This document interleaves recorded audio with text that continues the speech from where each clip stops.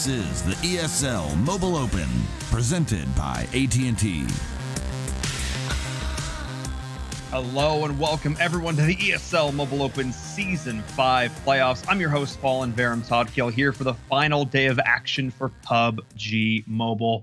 I cannot wait to get into these games. Day number 1, day number 2, they did not disappoint. Both of these teams have had some exceptional showings, but today will determine our final top 16. But I can't do this alone. So today I get the pleasure of introducing a couple of casters, plural, to the show today to help write in all the action. First and foremost, of course, is the one and only Daniel Degon Gonzalez. Welcome back, sir. Thank you, brother. It's always great to be back here. I look forward to every Monday, anytime the ESL Mobile Open is on. In Season 5, we're so close here in Week 3.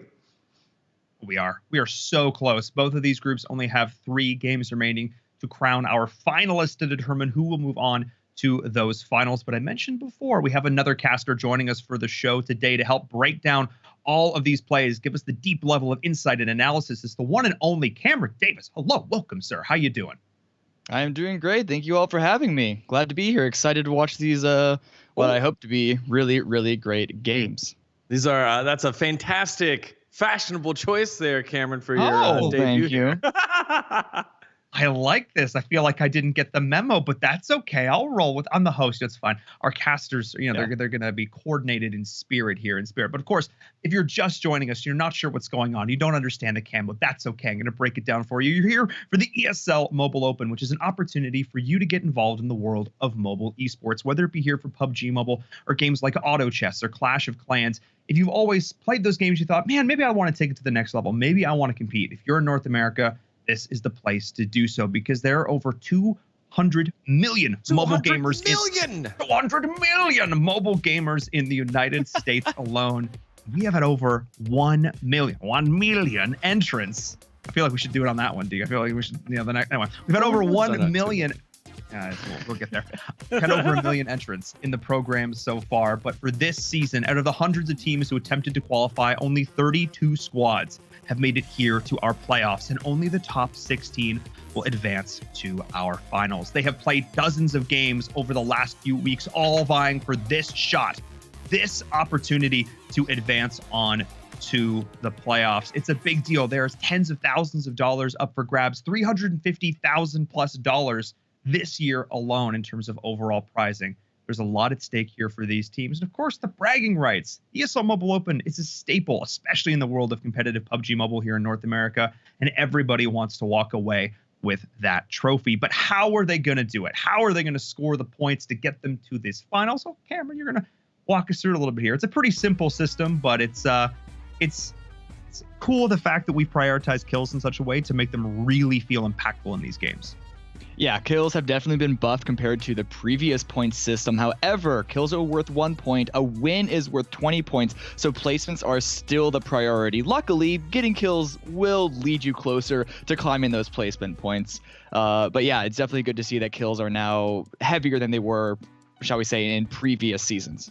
Yeah, for me, the big thing is that there's a drop-off in terms of the points. Before, we saw teams being happy getting 4th, 5th, 6th place and not having to worry about kills. Here, 5th and 6th place only nets you 6 total points, and you can go out and have a great day, get 12 kills, get 12 points, and still end up somewhere only getting 1 or 2 placement points, and that gets rewarded more. So that's why I'm so excited about this new change. And one of the things to remember, of course, is we've really been careful to integrate ourselves well with the broader competitive ecosystem here for PUBG Mobile. These are the same rulings, the same point systems that is used in other formats here for like PMCO, PMP, all that kind of good stuff. We wanted to make sure that the players competing in our tournament felt like it was holistic in terms of the broader ecosystem, which is, of course, very important. We want to make sure that they feel like they're getting practice in and feel like they're getting good experiences when they compete in our tournaments. And of course, just the joy of competing as well. And prize money and glory, like I mentioned before. But let's look at our groups. Let's look at the overall leaderboards here going into day number 3. You smile at the word glory, Degon, but it's true. It's impactful here. There's a lot on the line for these players. They show up to these events and they have a blast every single time. Everybody wants to walk away with that trophy. Yeah, definitely. And right now, Wildcard has gotten themselves in position for the finals. So we had played 5 games in Group 1, 5 games in Group 2. Both groups going to play 3 games each today. And our top 16 teams, no matter what group you're in, will be the ones moving on to the finals. So with Wildcard scoring 114 points, 13 points more than Omen Elite, who's also way ahead of the rest of the crowd. They look pretty comfortable in. And taking a look down this scoreboard, we have a lot of the usual suspects in form of Omen Elite, Cloud9, Tempo Storm, Simplicity also in there. Tribe Gaming is a little bit further down, but they've also made it. And we also have some new faces. Team Venerated, the mainly Latin American Mexican team. They found themselves at 79. Hype, which is the sister team of the South Asian squad. Hype playing in South Asia's Pro League, finding themselves in 4th.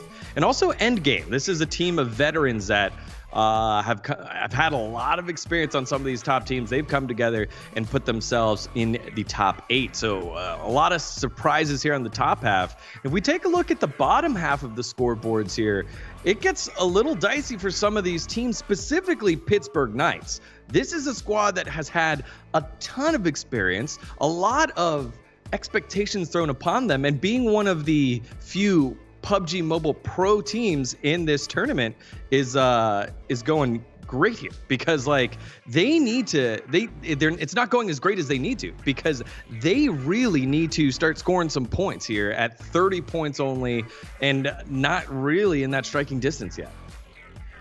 Yeah, I think that's one of the things we're going to have to keep an eye on here, is sort of what that point threshold is going to be. And I know this is something we were talking about before the show went live, sort of what our expectations of what that number would look like. Of course, this is it's not a perfect science. We're still sort of figuring this out, and the balance of each group is going to impact this differently. But 65 points, I think that was the number that you were saying before, Degon, as we take a look at group number 1, our first group of the day. 65 points. Doesn't seem like a whole lot, especially given seasons past when hundreds of points were being doled out for wins. But now it's really going to be close. It's really going to be tight, especially because most of the teams on this list don't even have that yet.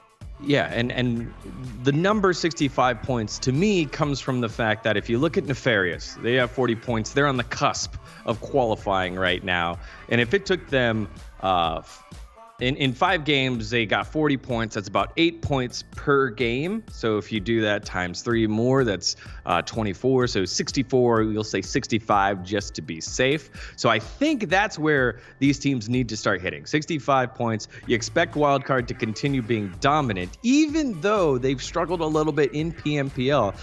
The last dominant performance Wildcard has had in the North American region across all tournaments was actually our Mobile Open week 1, where they really ran away with it. But since then, in the scrims that they've had and some of the other leagues that they play in, they haven't looked as dominant. So there are points here that could be had in group 1. And I think that's an interesting note about group number 1, is the fact that we don't want to use the term stack, but there's a lot of well-known, well-established teams here that are all vying for this spot. I mean, I just got on the list: Wildcard, Omen Elite, Simplicity, just even in the top 3, they're household names in the world of PUBG Mobile. Actually, speaking of Simplicity, they're a team I really wanted to talk about, because they're one of these squads that have hot and cold moments. They're a little Katy Perry out there, if you know what I mean. Sometimes they look exceptional. Sometimes they look a little lackluster. And one of the things is they seem to be kind of aware of that, which is pretty cool. We actually got a chance to sit down and chat with them a little bit more, learn a little bit more about this squad. Let's take a look. On 5 kills, got ice in his veins, ice in his jeans. Irish gonna need some ice. Contingency plan. The send it call has been made by Simplicity. I'm Russell from Simplicity. I feel like our team's gonna win because we have a lot of synergy. We've been playing together for so long, especially with this new addition of Minwoo. He's a really good player. I've been feeling pretty, our team's been doing bursts of good. Some days we'll have really good days. We'll be top of the leaderboards, and other days we'll be towards the bottom. But that's fine, because I feel like we're setting out. This last qualifier, we got 29th or something, so we barely made it into the semifinals, which is not like us, and I really hope we do better and have a good rest of the tournament. Well, you heard it there. It's one of those situations where they seem to be kind of cognizant of what's happening. And I think one of the terms we used about this is the idea of maturity.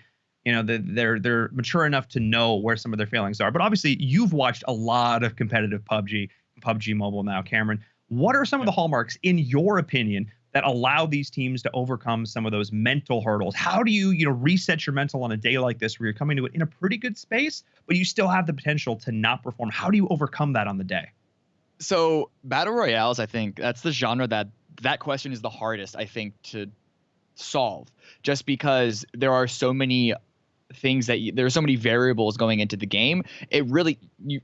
It's said all the time, though, you really just got to take it one game at a time, and you got to have trust in not just your teammates, but also your shot caller to commit on the plan. And PUBG Mobile especially, this is one of the battle royales that, like, speed is incredibly important, dedication to the call is incredibly important, and playing as a full squad. And so as long as you have that in play, that's, I think, like the single most important factor that you can hopefully be able to call on. Whether you're performing well, whether you're trying to get over a tilting phase that you find yourself in, that's the goal. Yeah, and I think simplicity is such a cool model for this, because they've slowly started growing from being a bottom of the pack team to now middle of the pack, and then here in this group, they're in the top three, top five, somewhere near the top, and they're starting to get used to what that's like. And the biggest show of a team that's almost there is their consistency. Are they able to do it time in and time out? And I thought it was very mature of Russell here, who's one of the younger players in PUBG on the PUBG Mobile circuit, saying, "Hey, we're inconsistent. Some days we look like world beaters, some days we beat ourselves, and we're trying to work on that." And the fact that they've identified that, it's like not like, "Hey, look, we can always be the best." A lot of guys say that, but the fact that Russell's saying we can be the best, but more importantly, we're the ones that stop ourselves, and that's what we're trying to fix, I think is a fantastic thing.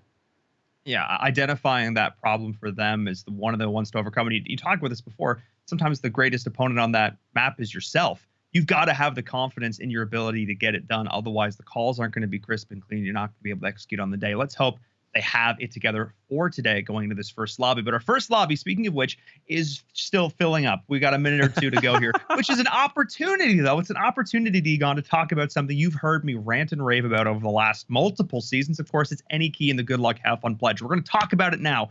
We're going to talk about it at the start of the show. If you're not familiar with Any Key, and it's an amazing organization promoting diversity and inclusion in gaming and esports, it's an opportunity to say, hey, especially with the Good Luck Have Fun Pledge, it's an opportunity to say, hey, when I load into a lobby, when I drop in whatever game I'm playing, I'm committing to be a good person, essentially, at the end of the day. Fighting against toxicity in these games. I got a chance to sit down and talk to some folks in the industry a little bit more about the Good Luck Have Fun Pledge. So let's take a look at that.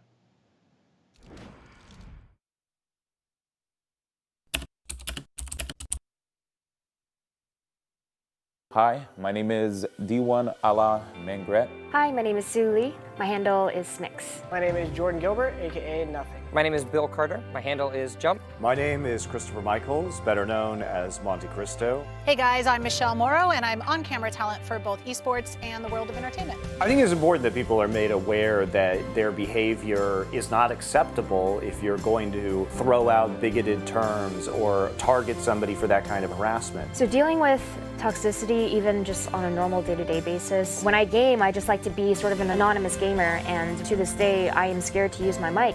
I think that anytime you can sit someone down that has a negative mindset or has a sense of toxicity, think about who you're affecting. If I had the ability to confront a troll face to face, they would not be the keyboard warrior that they are inside of the game. The GLHF pledge is super important. Anything that's encouraging people to promote positivity, to promote understanding, to promote sympathy. It's cool to see that people are going above and beyond to be a voice for those from a community that may not be as well represented in gaming. You do matter. GLHF.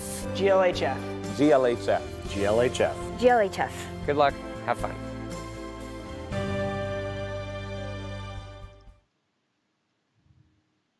Well, if you want to be one of over 500,000 people who've already taken the pledge, !GLHF in the chat, anykey.org. That's the place to get involved. We're trying to get over 1 million signatures by the end of 2020. The lobby is almost ready to go. Oh my goodness, only 3 games. And what's fun about these 3 games, and Degon, we've been here before. We know how this goes. If you're in this group and you play your 3 games, you've done all you can do. You then just have to sit back and watch as group number 2 goes to, and they're watching their scores creep up, and you're watching the points, and that's it. You've done all you can do. What do you think it's like for some of these players. They're probably chilling in Discord or whatever. What do you think it's like in some of the communication channels as these players are watching group number 2 play?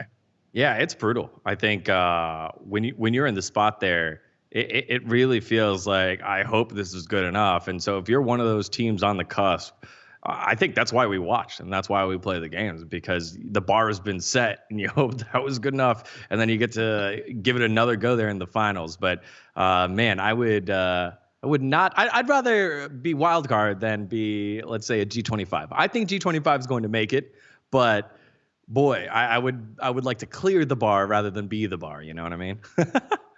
I think I could not agree more, especially because we have 2 teams sitting at 40 points right now. That is the bar is being straddled by a couple teams who are staring each other down, like who's gonna jump over the other side first? Who's it gonna be? And Cameron, you've witnessed this too. I mean, this is kind of a staple, this point-based scoring systems. When it comes down to this final game, I've talked to a couple different teams and I've gotten a couple different opinions on this. Some of the teams who know they're out and know they really can't do it, sometimes they tend to do some wacky and wild things. They like to disrupt some of the teams who are on the occasionally. What is your sort of opinion on this? The idea that teams hot drop or whatnot. What is your I mean, obviously it's entertaining as spectators, but as a team, what's your kind of thought, or as a player, what's your thought? So it sounds to me that you're alluding to the idea that people have their established drop points, and sometimes those established drop points can be disrupted by what we call a hot drop. The idea of these established hot points has always been about safety. It's never been about good games. Never been about like manners in the game. So you should be prepared at any moment to have someone contest your position. It's the same reasoning of you should be prepared at any moment for someone to contest the compound that you're currently holding down. The motivations behind whether that happens or not can vary, and you can, have your own opinion on why. But you should always be prepared for it. Never assume that no one is going to come for your position. Well, you heard it there. Never assume you're safe. And, well, the safety is all about gone just now. It's the plane. We can see the lights behind me. It's time to go. We're not in the studio, but we're doing it anyway. This is a lot of fun. Let's get into game number 1. Let's get things going on Aaron Gallen. Ooh, what a pretty plane path to start this off. Pretty much nothing is out of bounds. What a way to start our last day of the playoffs. Yeah, and remember, this is our, what we would say, bigger team lobby here. You've got a lot of teams that have spots that they almost always go to. The only big team that I think is missing from this one is Cloud9 and Pittsburgh Knights, the PMPL squads. But you got Cool2 BGBG, the Mexican representative that is part of the PMPL Americas, Omen Elite, Tribe, Simplicity, Wild Card, and of course, Tempo Storm, I think, is in this lobby as well. Yeah, there's Tempo Storm. So all these teams have designated spots that everyone knows, and everyone's going to have the opportunity to go to them.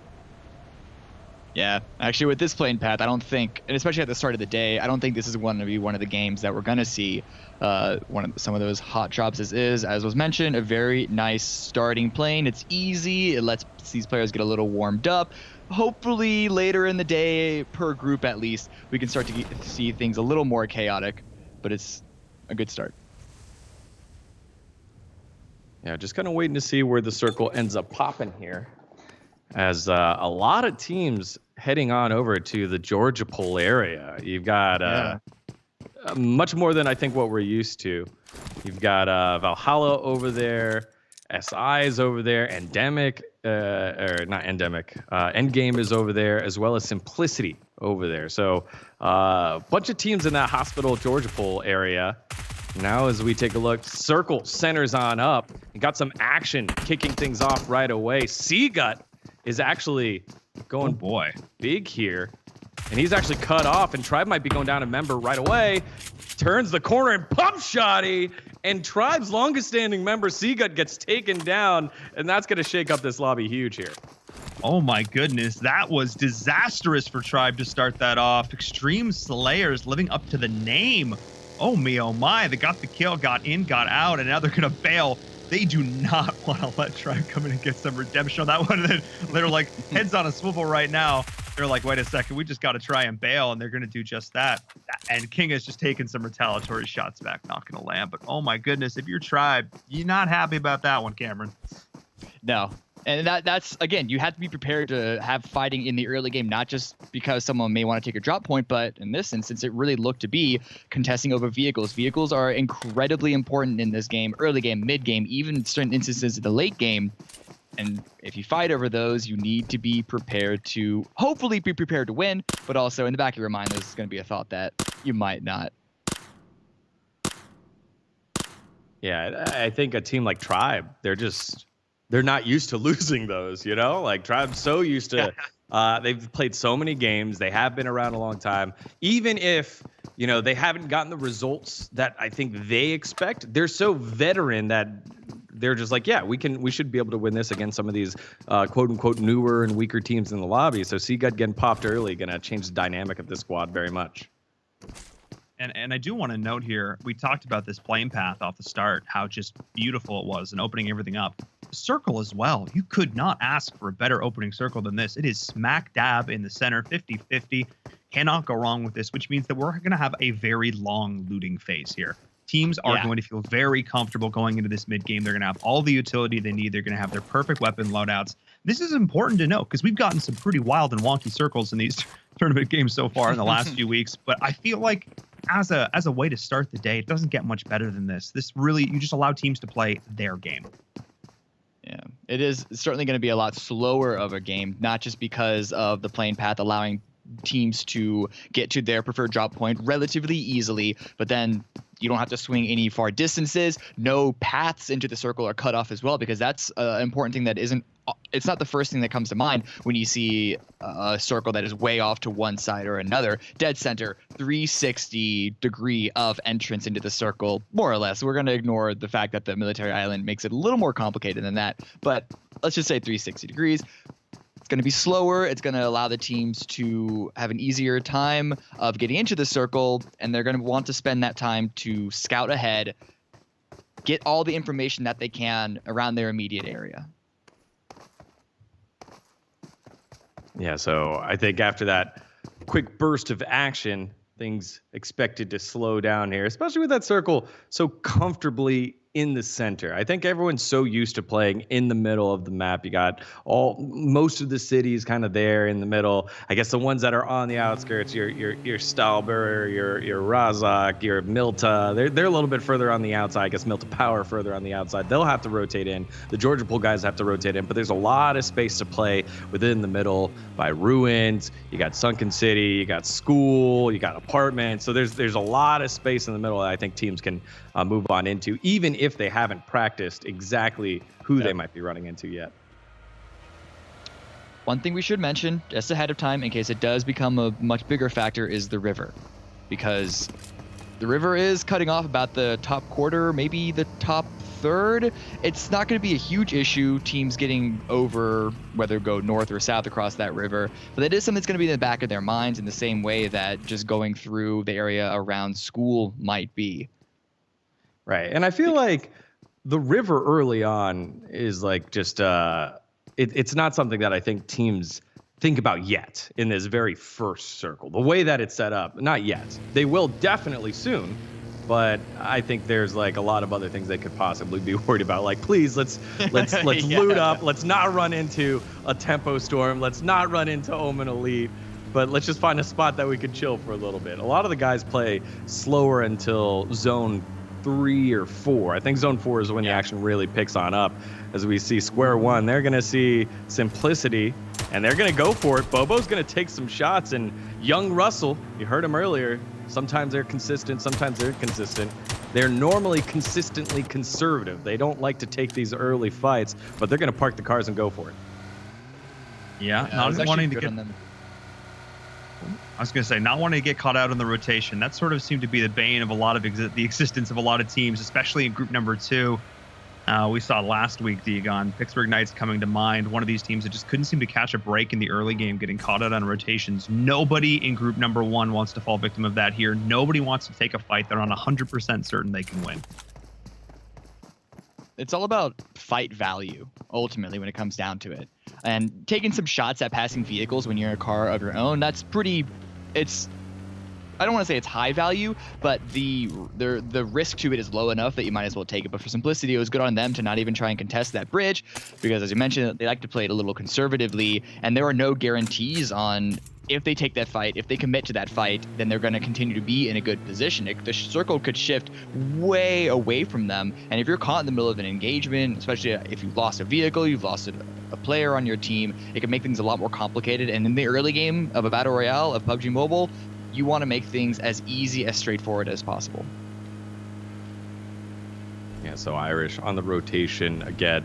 This roster has grown a bit, and in his interview, Russell talked about Minwoo, and I wanted to take a second to talk about this player because Minwoo's bounced around with a couple of teams for a little while. Last seen on 9th Circle, and I think Minwoo's a guy that's just been looking for a home. He's had a lot of different homes to try and find, and right now, I'll save that story for later because Omen Elite finding a home here with Tempo Storm. Nico heading right on in. Not exactly sure if they know how close Rain is. Rain is in the same building. He's on the roof of this building, and Nico's going to go right on in. Nade thrown, and Nico doesn't get hit by the nade. That is so lucky. The stairs blocked it off, and now the Siege heading on through. Rain now assessing his options. Members inside his house. Juicy covering the outside. Shots raining on through, and Rain getting jump shot and taken down. Easy pickup here, and Tempo Storm going down one. Spec was able to shoot one back, but Nico only knocked, will be picked up, should be safe. That was really unfortunate timing. Laying down originally, trying to get up that first shot there was Rain. Gets caught right out in the animation as they come through the doorway. That timing, oh, you hate to see it. And that's actually huge now because Tempo Storm, they're one of these teams that are so cohesive, and when they work together as a squad, it is truly a sight to behold. But already being down one member is really going to impact. Don't get me wrong, they're all stellar individual fraggers, but this team is one of the best examples of pure communication that we have here in this group, and probably in the ESL Mobile Open as a whole. And now they're facing up against one of the other top teams in the lobby. It's Omen Elite, who, if you're Omen, this might be a great opportunity to take out one of your top rivals right off the bat. Yeah. Ultimately, I think what swung that fight in Omen Elite's favor was actually the existence of Nefarious, I believe that is, way on the west side. Their arrival put so much pressure on Tempo Storm. I think that's what led that player to take his eyes off of that roof access that ultimately allowed. I mean, you can't plan on that timing. There was a little bit of a coincidence. Yeah. But now Nefarious aiming down on Omen, trying to get some damage onto Angry. Just keep the pressure up. You got to just establish your area. Yeah, Nefarious was one of these squads that surprised us. They got themselves, I think, a 2nd place finish over in Miramar with a couple of kills, and they've been quieter since then. They need to have a little bit more consistency if they want to try and prop on up, but it's important for them at the cusp right now, 40 points, to score points. So yes, you'll get a lot more space on the map if you kill Omen Elite, but if it costs you multiple teammates to do that, maybe you won't be able to get some of those other teams that you're currently ahead of. So decision time here for Nefarious. They know these are the two teams that knocked each other, so you know it's Omen, you know it's Tempo Storm. So props to them if they want to take the fight to them. I'm just not exactly sure from a overall score standpoint if that makes the most sense here. I mean, these shots are free. The risk of these shots coming out from Rain is pretty low. He's able to prone down on that plateau.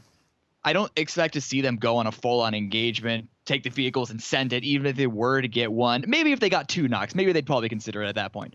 But this is really just all about dealing damage to your opponent. It's a war of attrition in the early game. You want to take out meds, you want to take out armor, all the goodies. And we'll get to see what happens here is Spectre now. This is not a usual spot here for Tempo Storm. They're not usually the team that loses a member early on. We've seen a couple times in the Pro League scrims, they've all gone and died in a team fight early on, but we haven't seen a lot of the time where only one of them gets knocked and they have to adjust to that. So this is a big difference here for this Tempo Storm squad. And I think this is a great opportunity for us to see how Tempo reacts at an early adverse situation. Because normally they're the team doing this to everybody else. Right. Very rarely do we ever see this done to them. So I feel like this is a great opportunity for us to see what they deal like, or how they deal with the situation under pressure. And there's not a whole lot more pressure in the lobby than Omen Elite. So we'll keep an eye on this now. Angry and the crew are staring down, looking for this first opening frag. Car 98 in hand. Telly might, if they can find an opening knock here, I would not put it past Omen to just hard send this. Okay, adjusting the vehicles a little bit. Yeah, There's I was like, the tempo from the school as well. Yeah, I don't know. I thought maybe you were Nostradamus there for a second, Ball. Grenades are coming out, so they might be considering it. And you already saw pressure coming out from school onto Tempo. There's damage onto Spec. He's forced to heal that up, and I think Tempo might be on their way out of this position. Yeah, I think Tempo's had enough of this with the third party coming from Nefarious, and now you could see even Nefarious seeing Cool 2 BG starting to drive on by here. Teams want to move early in zone 2. They want to get their spot and hopefully just get to sit and hold it. But apparently, Cool 2 BG running into Simplicity. Lolo getting into the action. And back to Open Elite. What just happened? The car's going upside down and people are dropping left and right. Tempo Storm did not leave. They get the jump onto Omen Elite. And I think it's just Telly left. No, Telly is still up and alive, trying to get the shots over it. And Tempo Storm in a 3v4 against Omen Elite take them down. This is what this team is capable of. I asked how Tempo Storm would deal with the pressure. We switch away for 2 seconds. Omen Elite decides they want to push, and Tempo Storm says, well, we just kill them. We just win those. Oh my goodness, Cameron, what little we saw of that looked like absolutely perfect pinching from Tempo Storm. The second that Omen came over that rise, they were just dead meat, but now they're facing up against one of their other top contenders in Tribe.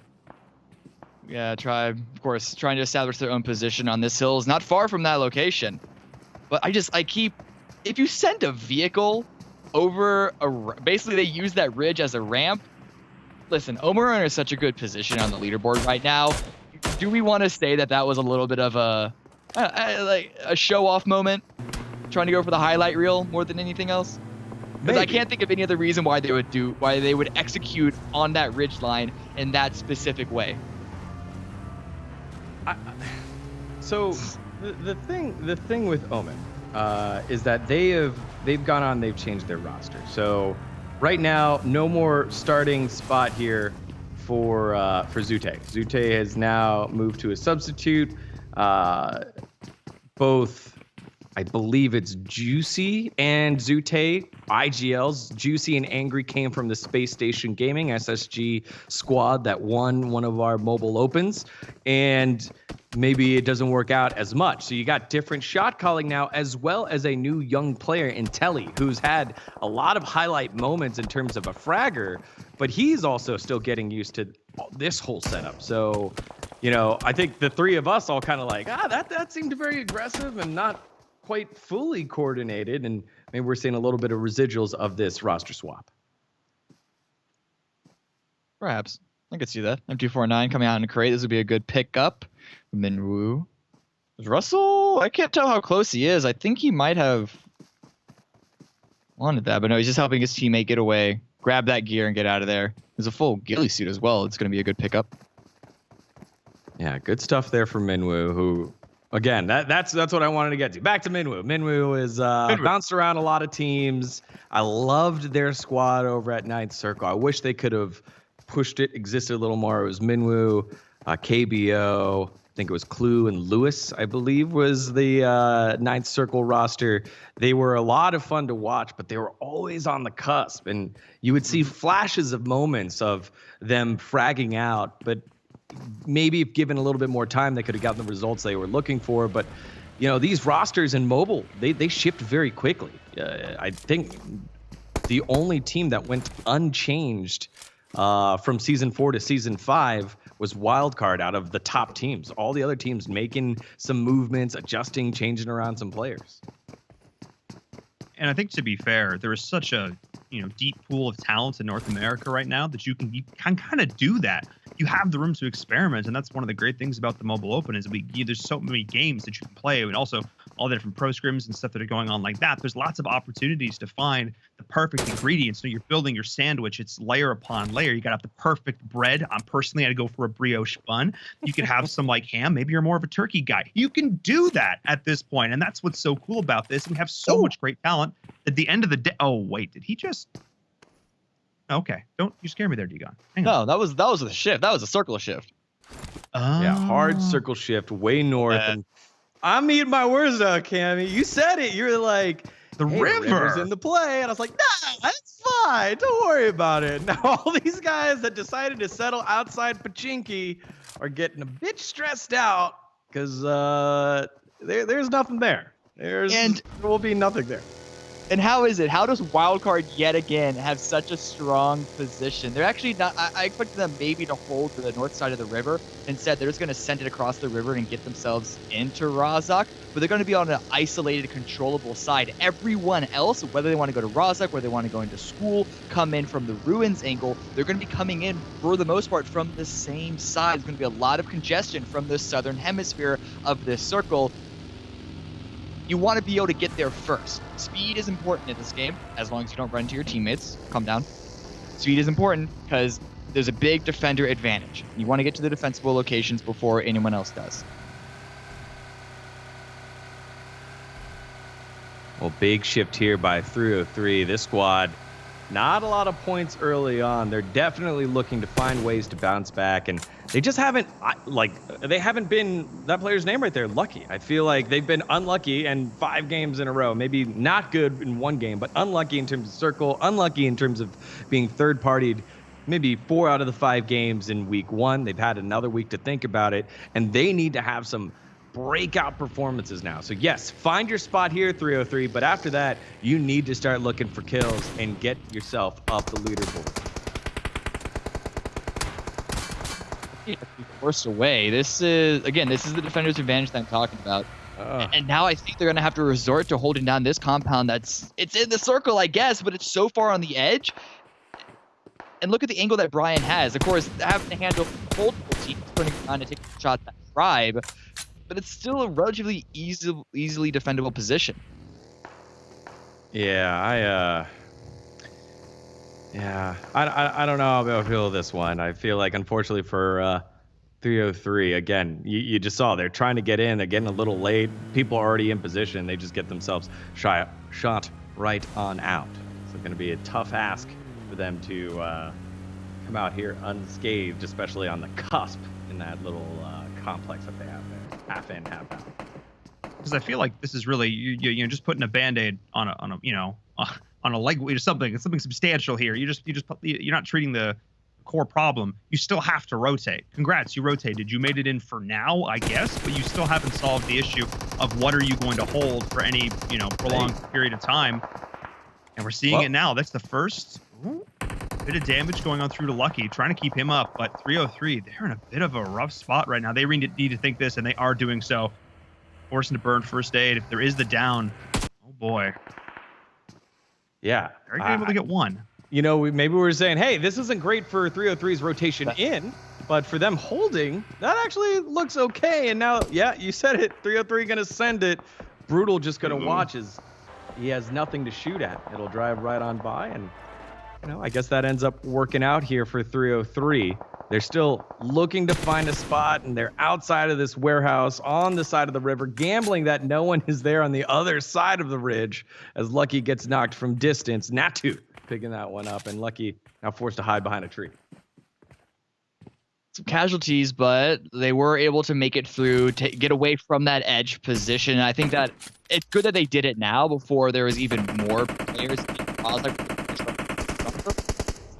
On the mini map, I think that ended up being a even better play because of it. Oh, actually, Lucky's not finished, so God's being sent back to get the revive. If he's able to accomplish this, this will make the send, this rotation, even better result for them. Yeah, actually able to get that off. That's actually a huge deal here. You're 100% right. They realize they are in basically an unwinnable position. They need to make the big play. Got to risk it at this point. You're in the last 3 games of your group. You've got to go. And you can see now the way the circle is rotated. You talked about this river off the bat, Cameron, and it is now going to be such a huge factor here because it is just limiting so much real estate. What is a small circle is now so much smaller because nobody wants to commit to rotating across the river, only to know they're very likely going to have to come right back, which means, like you said, this southern hemisphere, it's like the subway. It's not a place you want to be. Yeah. It's all about risk reward though, because at the same time, I see 1, maybe 2 members of 303 on the northern side. Sure, they're probably going to have to move, but is it better than their previous position that they were going to have to move at anyway? And now they can avoid all the congestion. They won't have an opportunity to pick up kills of their own, but perhaps this is a place that they can just wait out, find the placements naturally by just relaxing, maybe sipping a margarita here and there, before finally coming back into the end game. It's a vacation. I guess we'll find out as ESG now forced to work their way on in. Tribe sitting comfortably on the southern side of Razak. A lot of teams that made the gamble early on Razak getting to pay off. But again, look at this. Lining up the scoreboard. 303 taking down one of the members of our leaders in Wildcard. And now Wildcard in a tough spot right now. Down 1 member inside the warehouses. As God raining down the nades, and Enigma and the Acer forced to run away. They might have to back off this warehouse as 303 continue to push.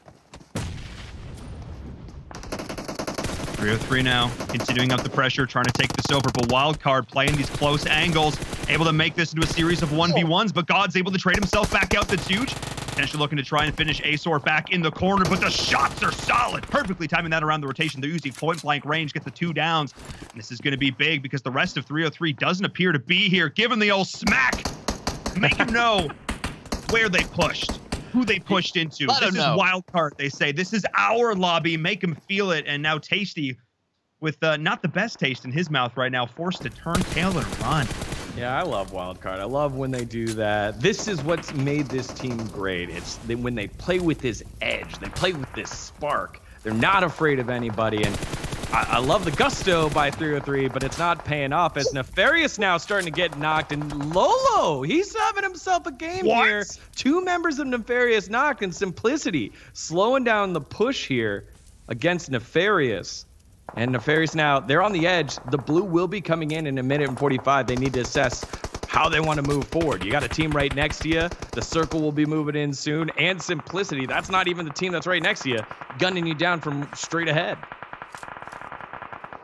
They weren't even able to finish those kills, which is always, that's very sad to see. Like, we got those knocks, those are points, but no, they can't go get it because, as you mentioned, the circle's about to start moving in. They have a long distance to go, and they have to push through Tempo Storm of all teams. They've already defeated multiple squads in this game so far. Yeah, and we thought Tempo was done. We're like, oh, look, Tempo got knocked early. It's Omen Elite. They're going to go aggressive. They're going to take him out. It wasn't the case. This is a souped-up Tempo Storm squad right now. Now, endgame. Oh, Everfury pushing a little bit too far up and getting chunked out. It's a big smoke party right now. Diablo X going on in. Members falling all over the place. And Cool2 BG do get ended by endgame. So endgame will survive for a little bit longer. They do lose 2 members in the process, though. I like this by Russell. A good flank. Tempo Storm might be a little bit on the back foot. Russell's always playing the flanker position here for Simplicity, as Lolo has been finished off by Spectre. Now Irish goes down, so maybe less of a flank and more of a survival movement here with Minwoo and Russell, the last 2 alive here for Simplicity. Well, you got to do what you got to do. Back on the line. Good smokes. I believe those actually came out from Simplicity to try and get into the circle safer. Pushing over this ridge is a little dangerous. Yeah, Russell's gonna get run over. There's a vehicle running right near him. Oh, we didn't catch it in the feed, but on the minimap, it was Nefarious sending it right on through. Russell's able to pick up 1 onto Nefarious, but he's surrounded by all corners. He's got teams to his left, teams to his back, teams to his right, but no one seems to be paying attention to him quite yet. Tensa as well on Tempo Storm, trying to work his way on in. And here we go, XS trying their best. Extreme Slayers trying to push him out, but it's just Russell by himself. I don't think they know it quite yet. He's going to continue to push, checking all corners. corners, as well as Nefarious that was below him that got finished off by Tempo Storm. So no more Nefarious. Russell still staying alive, buying time for Minwoo to get himself up the hill. Russell, we should probably rename him to John Wick. I'm going to be honest right now. He is the boogeyman at this point up here. He's just Baba Yaga on top of this rise right now. He has had opponents in every potential field of view. He is wide open, but somehow is able to live through it. He's lining himself up an opportunity to rotate through with the smokes. He's got Extreme Slayers on one side, he's got Tempo Storm on the other, and he has not stopped moving, not stopped shooting, not stopped keeping up the pressure. But this time it's a 2v3 situation. Degon, his run may come to an end right here. He needs to be careful. Here comes the push. Yeah, the storm is coming over the edge here, and he's just going to get in the vehicle and say, sorry, Minwoo, you're on your own. Or is he? He's going to turn around, pop on out. A lot of the information already given, and gets the knockdown on his Spectre. Great communication between Minwoo and Russell to say, hey, they're trying to finish me off. They're getting the revive, and now it's a 1v1. Russell against Tensa. Daddy Tensa normally wins these, but Russell, he's on quite a tear right now. I wouldn't put it past him to surprise everybody. The spray and the smoke as well, brutal. He's given himself a little bit of time to get the revive on his teammate, but can he finish though? Oh my goodness, the shots go to Tensa. Tensa is out, and Russell makes the hero play. Add 3 more points to Simplicity's total. And with Omen Elite going out early and Simplicity ahead of Tempo Storm in terms of the numbers already, Simplicity might have booked their ticket to the finals with that one single heroic play from Russell. That is insane. Chase still alive, running in from behind the blue. Trying to keep the 303 story alive, but the Russell story is not done yet because there's another team trying to take his position. This is a very, very hard position to defend because there's no cover on the hilltop, and that's why we saw Russell move around so much, but he is making it work. He is executing perfectly. That's not even the closest team to him, and he's trying to deal damage. Oh yeah, my goodness, the duo. Him and Minwoo coming in here as well. They see these smokes, and they've got the knowledge once again. Russell's spraying, no praying. Just taking him on down. That is Iron Sight dropped. One of the veterans here in the NA PUBG Mobile scene. Oh my goodness. Simplicity is being anything but simple right now. They are taking it to the next level. And I love this. Even going in for the additional utility, the loot, the meds. Oh my goodness. Their brains are not stopped moving. Yeah, and one of the things that I thought was great that we're able to capitalize on is the fact that you called it, Cameron. Maybe this ghillie suit's going to be useful later on for Minwoo. And Minwoo with the suit, they don't have a lot of cover. He's going to be able to move around and camouflage just for that half a second longer. Maybe confuse others. Follow along with Wildcard now. We got to see Enigma get taken down earlier as Minwoo starts to rain those shots down. And not a lot of space on that side of the map. It's Tribe, it's G25, and Extreme Slayers. And Memo able to pick one up onto Spring, but the kill point gets stolen away by Kill Switch. G25 still staying alive. And they're really pouring it on right now. 5 teams left, a lot of snakes in the grasp, and somehow Simplicity might be able to pull this one off. Russell taking down Memo, so that's Tribe out in 5th place. Good result for them, but amazing result right now for Simplicity. 12 kills as Minwoo able to heal on up. And things gonna just take a quick breather before the circle closes on in. Oh, just kidding. Wildcard looking to send it right here, right now. Here they go. Not exactly sure where they're going, but they're trying to find somewhere to rotate themselves around as Simplicity move on into the smoke, trying to use a little bit of the cover in terms of the hill. Not a lot of cover now. Wildcard, Extreme Slayers, and Simplicity going for the chicken dinner. See Russell with the grenade knock coming on in. I honestly just kind of want to watch Russell until he either goes down or wins the lobby, because he has been the hero for his team. 5 kills already to his name. We saw the interview earlier on. He said, look, we have the potential to win this whole thing, and the way they're playing right now, how could you ever doubt them? The headshot finish onto Karma, and now this is a 2v2v1. These final 3 teams on an open field. Not a whole lot of cover to work with, but my goodness, the shots that Russell and crew have been taking are oh so clean. However, Wildcard is still in contention, and as long as they are, you can never count them out. Yeah, you really can't right now. And Wildcard, although have been a little bit quieter than usual in the last several weeks, I just think that they're going to be able to turn it on when it counts, and here's an opportunity for them to do so. Russell and Minwoo.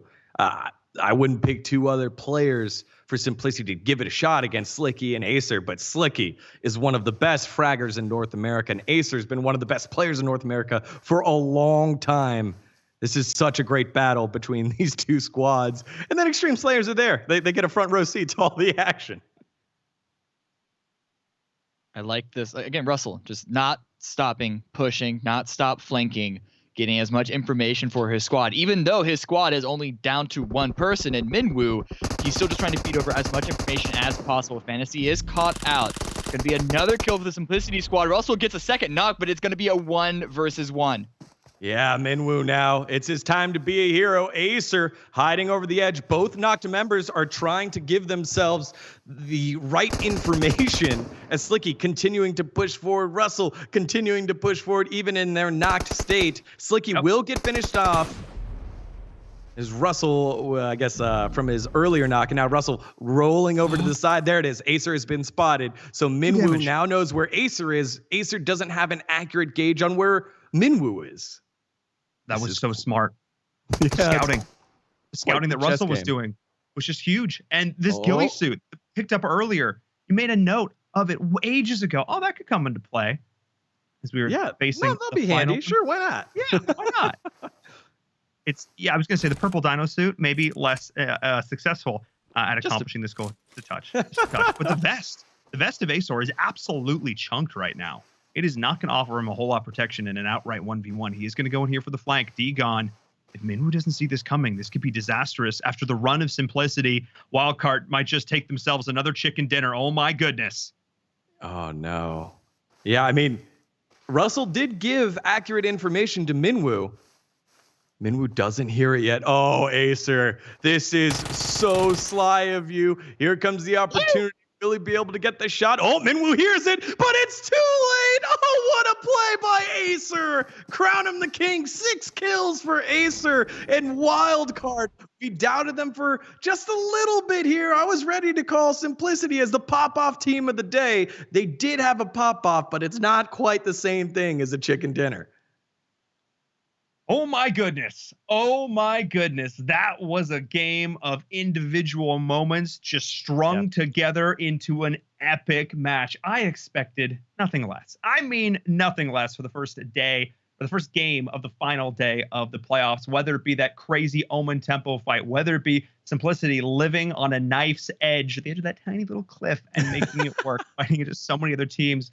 But Wildcard, there's a reason they came into today with 114 points to start things off. Let's add another, 28 to that tally as we go back and take a look at that game with our Xperia highlights. Cameron, D-Gon, let's take another look back because that game was wild. Listen, I feel a little bad for Wildcard because we were watching Russell so much, but again, how can you take your eyes off of them? But they came out of that Razak exit picking up 8 kills, so they had almost as big of a game. May not be as highlight worthy, but still just a very strong game for them. Look at this. Is that I'm gonna call it. That is not a game-winning play. That's a highlight. Fair play for them for making it. They're in second place with a solid lead. But it is what it is. They call a spade's a spade, right? Yeah, sure. Maybe not the cleanest call in Omen Elite's illustrious history so far. And we got to see 303 being proactive, unfortunately running into our chicken dinner winners and our lobby leaders in the form of Wildcard. And they got an earlier knock on him too, so they knew it was Wildcard. So I like the push there. But not working out for 303. More of the same type of stuff. And here's the hero play from Simplicity. Russell just nonstop checking corners and never getting punished here. The hero play, which one? He had about 5 in this game, I think. This one, that was a great one as well, just spraying blindly into the smoke. He does it again here once he sees the nade trajectory. Just such good play on Russell. Constantly moving, not letting himself get locked down by any one team. Yeah, again, a lot of fun watching individual heroic efforts pop off like this. And I just, again, you kind of wish it pays off in the chicken dinner, but when it came down to 1v1 here, Acer just with the big brain play. knowing that Minwoo was going to hold that area. He had the M249, did not want to try to run around and pick a fight that way. And Acer on the flank, picking up the final kill and getting wild card, their 4th chicken dinner out of, 6 games? That is just an insane number.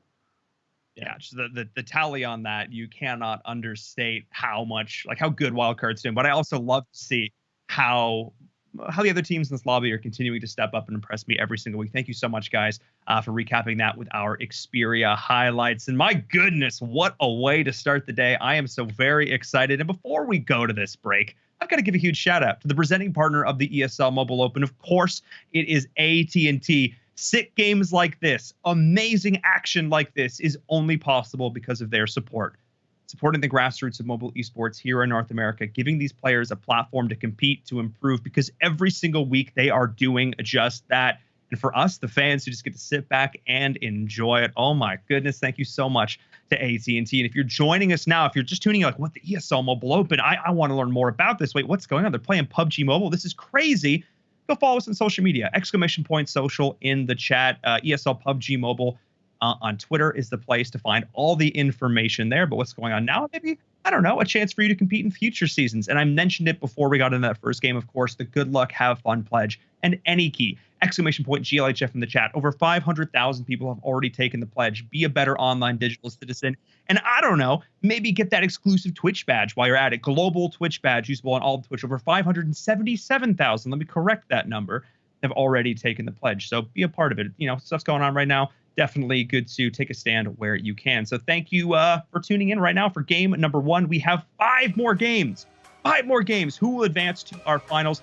We're going to find out. Don't go anywhere. We'll be right back.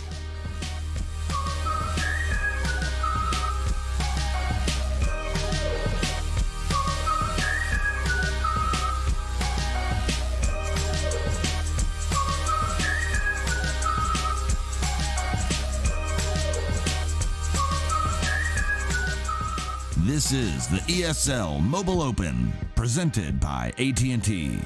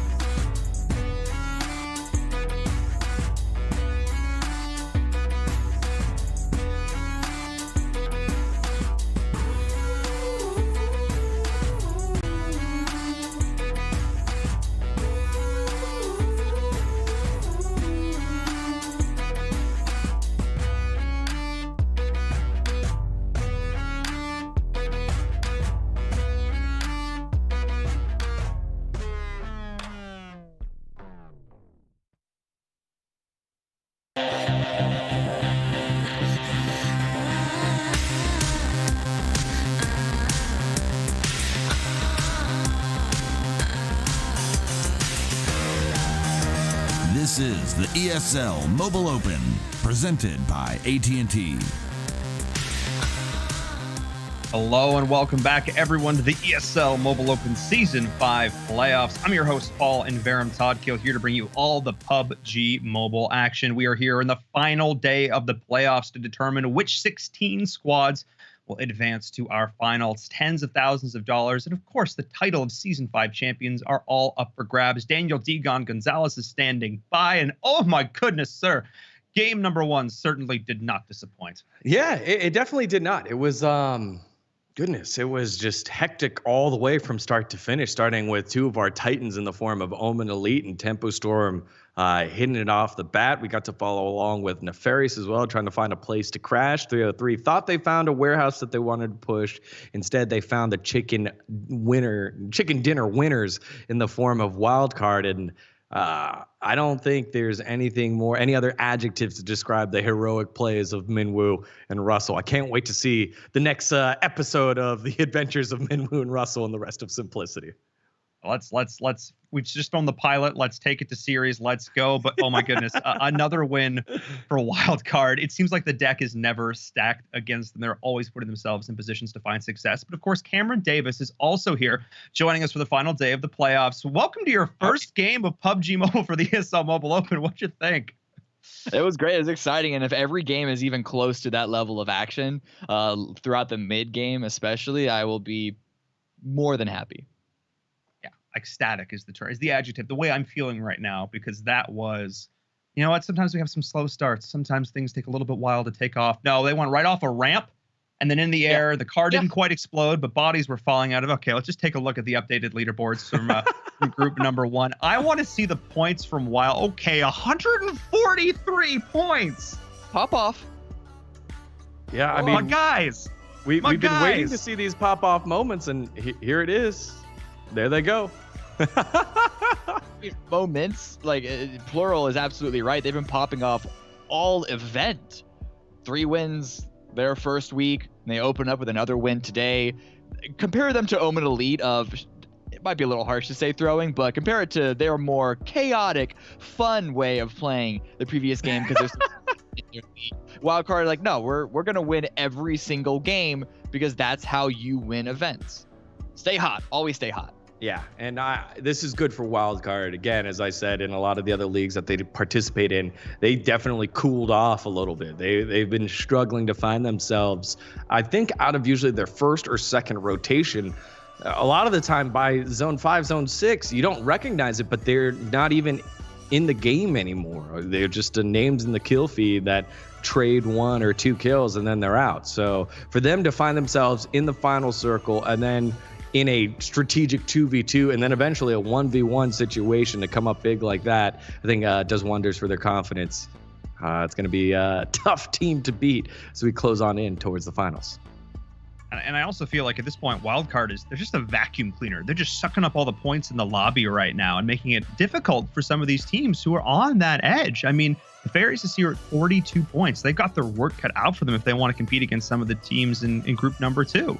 Yeah, and Nefarious is the one I wanted to talk about because I was using them as the bar, right? 40 points after 5 games, 8 points per game. If you're only scoring 2 here, now you got to score even more in the next couple of games. It's going to be a stressful time here for Nefarious to get themselves above the cut. Again, 65 is the projected number that you want to get to by today's end. And with only 2 games left for group number 1, Nefarious and the rest of the squads down on that side of the half need to really turn it on.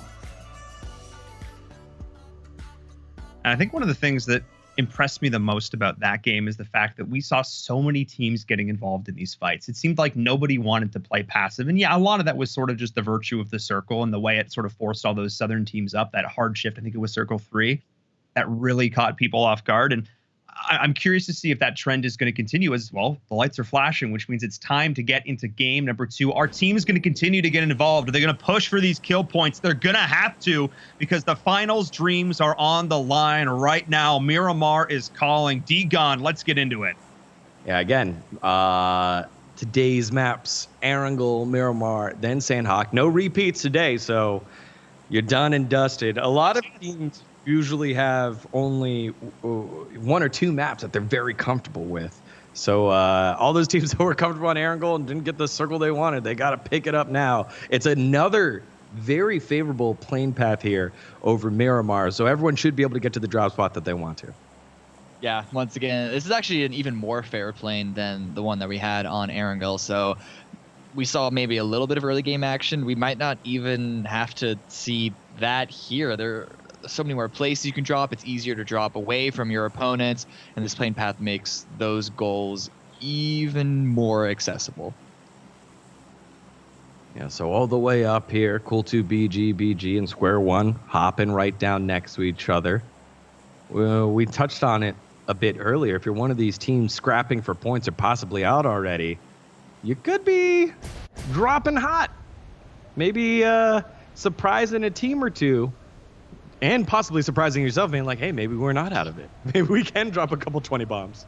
So, and this is something that, I don't know, maybe obviously commentators aren't players, we have a different perspective, but It's been said throughout Battle Royales so often of like, why don't these teams start to hot drop earlier? If you do ever see a hot drop for points, it's sometimes like even as far as the final game. But if you're a team that is really struggling, if you try and play the same game that hasn't been working so far in the competition, in the event, I mean, what's suddenly going to make it work out differently? Go for those aggressive plays and get the points, and so you can at least give yourself a shot to shoot up those leaderboards. I'm going to chime in here, boys, because A, I agree with that. I want to see teams taking more risks in these games. And B, oh boy, that circle is 50% blue. Yeah. It's a bit rough one. Yay, Puerto Pariso! Give me the island circles. Back in and Cameron knows this. Back in PC PUBG, there was like a couple of times where it would just land on that island all the way on the right side. And who was it? Was it Lazarus that just jumped early over to that island just to score points? Yeah. So this is possible, and it would start all the way in the blue if there was an island circle to close it out. Is it likely? Very much not likely. But, I wouldn't be bad if I'm looking at real estate over in Impala and Puerto Pariso, just in case. Yeah, beachfront property. It's hot this season. I guess, you want to get right down there early. No, I think this is huge because game number 1 saw the best opening plane path, opening circle you could want. It was a go do whatever you want situation. And now we get the complete and polar opposite. I love the fact that these circles are testing teams, testing their early game decision making, their late game decision making. This feels good. This feels like a challenge. This feels like a finals worthy situation. And what's great is that there's not a single team that is looting up on that East Coast just by default. The closest team to what you would call the center of that circle, that's an argument you can make because the water makes what is actually center a little different, but is in Los Leones. Yeah, so that would be Square One and Cool2. I was just saying, that was just Square One and Cool2, the 2 teams that are closest, and those are teams that are kind of vying for a spot. Maybe Cool2, I think that helps out a ton, but Square One, that's going to be hugely helpful for them. There are really no major contenders in that spot. Yeah, so if they can just get there early, set up shop, position strongly, control their area strongly.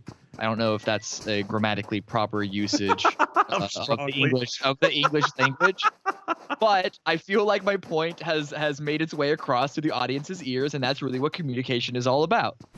Talk good, think less.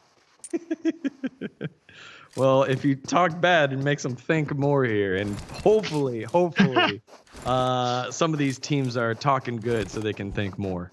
As Cool2, Square One, taking a peek on my mini map here.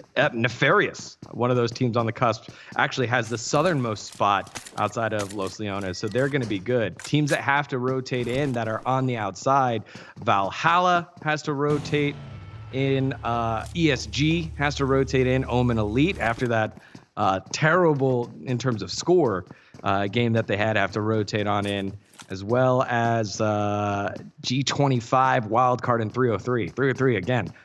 They keep dropping right next to Wildcard and making their life very, very difficult 303, successful esports organization, definitely in the PUBG scene, but still, with an opportunity in front of them, they've got themselves at least in double digits now in terms of points, but they're going to need a couple of pop-off games to get themselves even in the conversation.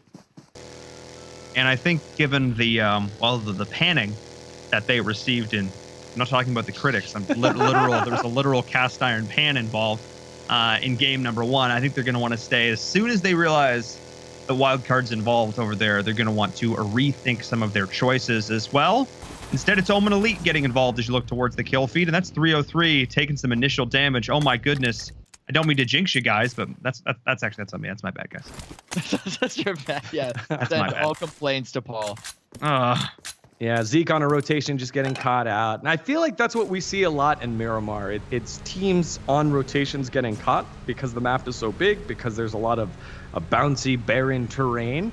And so you'll send your scout out by himself, and when he gets caught in a way and in a position that doesn't allow the rest of his team to cover. So every team sends out scouts, every team rotates not equally, but in a way where a teammate can cover or the rest of the team can come on in. So when mistakes are made, some of these less, I guess, experienced teams will rotate and just lose one and be like, well, now we know they're there. Can't help you with gunfights later on. Did their job. To be fair, they found where the enemy was. So ultimately, can you really criticize them that much? Oh, hey, look, Alicata has an open shot. Oh! Okay. All right, let's go. Yeah. Free kill. Nefarious. Thank you very much. I'll take that. That is not what Nefarious wants, but my name is Stevo, and welcome to Miramar. That was good. That was a good one. You made a good one. Yeah. First one of the day. Only one of the day. Woo! You got a few jokes left in there. I trust. We're going to try. I had that Katy Perry one earlier. That was pretty good. That was all right. That was all right. Don't egg him on too much. Sorry. You got to be careful for what you're asking for, Kim. Yeah, it's your first day. We'll give you a fair warning. Well, no, just to touch on that point of scouting real quick, it can be very, very difficult in this game. And what you're saying about how when you scout, you want to be so far ahead that if you get caught off, your teammates don't also go up in flames with you, but you don't want to be so far ahead that your teammates can't help you out and trade. But also some of the easiest ways of doing that are doing what I call pit stops, is where you stop on a hill, actually visually scan ahead of you. It could be a little difficult in third person with the way that defenders can be hiding, but there are all these different methods to be able to scout effectively. Can't always execute perfectly, but there are ways to increase the effectiveness. So we're following along with tempo. They've got to be happy with the way that they salvaged points in that last game. Again, maybe not happy with the way they lost a member early, but 3v4 against Omen Elite. You knew what you're getting yourself into and end up doing pretty good. I like the way that happens. And Tensa! Daddy Tensa has showed up and gave a spanking to King A. Stop shooting at me with this little dinky gun. I'll pop you with the M24. That's how you send a message. Ultimately, if there's a message that you want to send, that's the one that'll make everyone else shut up. And okay, all right, understood. I'll stop peeking now. Yeah, it's just Tribe over there picking a little bit of fight, but Cool 2 getting an early jump onto Rain. Again, yeah. Rain going down early. Cool 2 BGBG. Another one of these teams on the cusp get some much needed points to kick things off here. And we're seeing once again, Tempo Storm not having the luck, losing one member early once again. You mentioned it, Digon, the idea of salvaging points. But at this stage in the game, you don't want to be in salvage mode. You want to be at a point where you can dictate a pace, where you're comfortable enough on these rotations to know, like, look, we can take these. We don't have to constantly play defensive. I mean, it worked out for them in game number 1. To be fair, Omen Elite going for the very clearly, the highlight reel play, not paying off for them. Instead, one going into the, Tempo's pockets. But it always seems like Tempo is finding the other top teams in the lobby. I think a lot of this, and I touched on this last week, there are sometimes, objectively better places to be in these circles. There are objectively better pieces of terrain, of real estate that you want to control. And all these top teams have identified them, which is why we constantly see them butting heads around here, because they all know where the best place to be is, and they're all trying to fight for it. And Cameron, this is something that is sort of ubiquitous in all battle royales, the idea of premium real estate, and especially in a map like Miramar, you've got these high ground vantage points. They are very clearly marked for teams who know what to look for. Yeah, and that's why when I mentioned earlier on, speed is incredibly important because you want to be able to get to these positions first. But at the same time, those concepts are kind of inherently self-balancing because when everyone is going for the strong positions, well, you're going to have to fight for them. And sure, you might get some good kill points, but then when you're a team who's going for a weaker position, but you're just sitting pretty, you're climbing up the placement points without having to do a lot of work at all, which can be a strategy. Those positions will be weaker for certain reasons. It's not like it will suddenly become a better decision. But ultimately, it's like, do you want to go for kill points, or do you want to go play slow early game, go for placements, and then start getting those kills in the end? Yeah, Joey now with Glacier. This is a team that had a couple of good showings, I think, in week number 1, but definitely went a lot quieter and find themselves on the bottom half. Glacier need to turn it on here. Joey and the rest of this squad have been picking up the amount of scrims they've been playing, how many leagues they're in. And so I expect a little more out of this team. I think this is a team that should be on the cusp. I think it's either them or Nefarious that will be fighting for one of those final slots here when it's all said and done. And really, it depends on their play here. With such a wonky circle, Glacier already inside the zone, they better be doing their best to score these points as the circle still in the river. Lots are still in the ocean. About half of it, maybe like 40% of it's on the river. No island circle here, but this is a weird shift. Endgame are loving this too. But as our 303, who are pretty much center of the playable area right now, everyone also on the northeast side is going to get real hectic. And Joey, he finds that out firsthand. Does he even have a teammate to help revive him? Because I think Extreme Slayers might just be going to secure that kill. Nope, they're actually going after the circle. Never mind. Yeah, that was a little hectic. It was a little hectic to start things out. He peaked very quickly, and Extreme Slayer is like, nope, we know where you're at. Go away. So Joey, stop. Down early. Speaking of down, Juicy, I think, getting knocked there in the kill feed as well. Glacier playing the slow, makes sense for the name, is going to get their teammate up though. And now we're seeing Square One getting the knock on to Angry as well. Omen in a potentially rough situation is Ice is going to look to move on in and try and maybe convert on some of these downs they've been executing here. And this might be disastrous for Omen after a rough start in game number 1. They need to continue to do well here. They're looking really solid in terms of points, but they want to also be denying these points to other teams. And Degon, you can't do that if you're dead. Yeah, Spooky leading the way here, and you rarely see that. Nico losing a head-to-head gunfight. Great job by Spooky and the rest of Square One showing some aggression. And with Tribe up top, what a shot by Bobo! Was that the Winchester? That is crazy! That was sick! They've been asking for this in PMPL scrims, and Bobo saying, hey, sign me up for a PMPL squad. I'll go ahead and show it off here in Mobile Open, knocking down another member of Tribe. Again, Tribe just getting swatted away by all these sniper rifles. Oh, God. I was about to say, Tribe was actually going to be helping out Omen there by kind of being a little bit of a big brother from the high ground, but doesn't even matter. Does not even matter. They are going to push on in. They will pop the head off of anyone and everyone and anyone in front of them in order to get these kills, in order to get these placements. My goodness. I'm still just, what a shot by Bobo.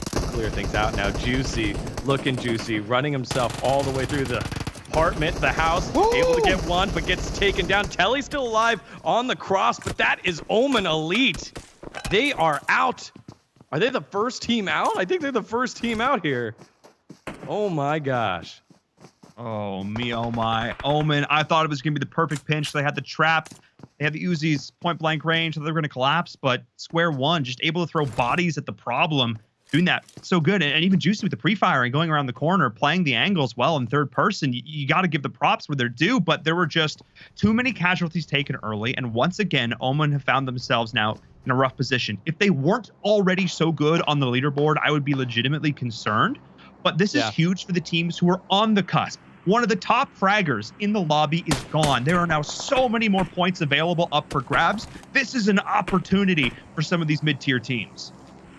if wildcard don't soak up all those points as well, because we want to talk about sponge. I think wildcard are probably the biggest sponges I've ever seen in the ocean.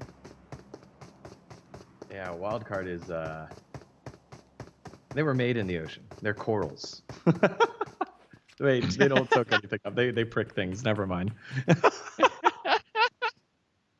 There's an analogy in there somewhere. We'll find it. Yeah, we'll find it later. Yeah. Ah, man, Square just this fight with Square One, taking it to Omen Elite, and again, just a 1v1 Nico peek in the corner. It was just crazy. Stop giving this man ghillie suits. Oh no, we saw what happened last time. No one was Actually, safe. they lost last time, They did. It was so close, but it was still he did a lot of work. All right, They give were this two man props. members with like 9 teams up. I think that ghillie suit was worth it. I know. It's true. Mario here, Extreme, Slayers team a little bit around him, but I think they're a bit close here to endgame. This is actually a pretty good split by Iron Sight there. The rest of his team, I think, we're all holed up in a compound, a pretty big compound as well. But he's going to be out there on the ridge trying to scout out for information. This is, if I'm not mistaken, closer towards the edge, not of the circle, but of the playable area of the land. And so he feels that there's a little more freedom for him to move around without getting popped. And I think that's a fair assessment, at least this early in the game. Yeah, Ironside trying to figure out where Endgame can really stamp their authority into the finals here. You just look down that roster of Ironside, Kato, Everfury, those 3 guys, ton of experience. Diablo X has been hanging around with a couple rosters as well. And so I'm still surprised that this team came together the way it came together, because there's been times where organizations expand and contract. Sometimes they're there, sometimes there's not. So there isn't always a home for a team for all of the top players. And I think this is a really interesting one. But you want to make sure that if you are Endgame, you continue not to be like, okay, we did well in week 1. You want to stick it to them. Go in there, beat Omen Elite, saying, hey, look, we have more points than you going into it. That feels good. No one's really going to catch Wildcard. Wildcard are the sponge coral of Group 1. But for Endgame, this is a squad where I think they can make a statement going into it, a higher position, not just barely qualify. Endgame is one of these teams that, just because they've been in the scene for so long, because they've been top players on all of these top teams, they've accumulated this fan base. They're just ravenous right now. And oh no, I saw Russell get knocked in the kill feed. The Baba Yaga round 2 dreams are maybe coming to an end here. At the central circle now. Oh, G25. Okay. Simplicity, keeping the team alive. This is important because we could see more action here on the northeast side of the circle, as about 5 teams are all vying for this real estate. Valhalla holding things strong in the south, but Endgame right in the middle. Going to keep this fun. Now we're jumping on board with some of these teams who are on the cusp. Like I mentioned before, this is their opportunity to step up. We're back with Minwoo, who after that performance in game number 1, I want to see what he can do. Yeah, again, Minwoo just so massive as the circle centers up. A lot of teams on the outside here, and this is where it gets uncomfortable. I feel like there aren't a lot of compounds to play on. It's a lot of just hills, ridges, maybe a bit of a cliff that you're playing on, and you got to build your own for it. It's kind of like what Simplicity are doing right now. Yeah, but this is also a good opportunity to take these engagements with opponents without as big of a threat of another team coming in and swooping in on you, third-partying on your position. You want to be able to take these now, clear out your immediate space, because you're going to have to fight them eventually, right? It's all about finding that opening. You don't just want to brainless barrel into them, and I think G25 see that risk. You already see them in the vehicles pulling out of it. Pretender is going to toss a couple of grenades out to perhaps stall any potential push, but Simplicity, they seem to be sneaking ever forward on this, trying to find the lineup, trying to find the line of sight onto these G25 players. Yeah, and G25, they've had a tough rotation. Didn't get to talk about it too much, but I think they had ESG on them the whole time as they were rotating north to south to get into this circle, and they were just constantly fighting them off. And now they finally get themselves in the circle, and they're welcomed by Simplicity, who caught lightning in a bottle. And G25, they were our top qualifiers across all of Mobile Open. And if they go out here into a fight with Simplicity, they might be outside of the qualifying race. Here we go, though. Pretender. Oh, he doesn't get the jump. You can't kill Russell today. He's untouchable. As I say that, he gets shot a couple times, but you can't finish him off. Russell is popping up even with the peeker's advantage that Pretender had. Ooh, this kill switch going to be able to get the shots before the first aid goes off. And that might be Russell finally going down. My goodness, somebody stopped this man, and it took 2 members to get it done from G25. But Simplicity still has Minu up. They still have all 3 members in pretty good standing. So we'll see if they're able to continue on his legacy, trying to get some redemption onto kill switch. He's now forced to hide in a shack. You see G25 actually being forced away despite getting that good kill onto Russell. This entire time, Simplicity has been pushing them into a tighter and tighter quarter. Good peek by PG, but look how close they get on the minimap to other squads who are already looking at their position, looking at their angle. It's actually going to be a knock. PG is going to try and go for the revive. My point is, nice kill on Russell, but they're in a really rough position. Yeah, Simplicity aiming down here. They can't stay too long. Both them and G25 will have to rotate. Circle will be pushing on in a minute and 40. And with only 2 teams out, now's not the time where you want to go out. So a lot of these fights that are distance fights, and you kind of dink and dunk just a little bit here. It feels like spend a little bit of time doing that, but after that, you got to go. You got to get yourself in. And if the team that you're shooting at isn't going to prohibit you from getting in, it feels like a waste, doesn't it, Cammy? I mean, it's all about getting those points. It's all about trying to get, as you mentioned, into the circle. You have to be able to execute on the engagements that you find. Sure, if you get a couple of knocks, but then you still can't get in the circle, well, you got to push more onto that. And that's why you want to be able to work as a team. And if you see an opportunity, just send it in and try and take that team fight.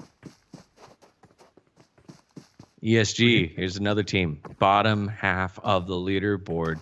Haven't gotten to say their names too much. Tiger, Brian, Natsu, and Brutal on the killing side of things. We've seen them a lot on the victim side of things, but they're 4 up, and they're in the circle. They got a nice little spot and are going with the 2-2 split.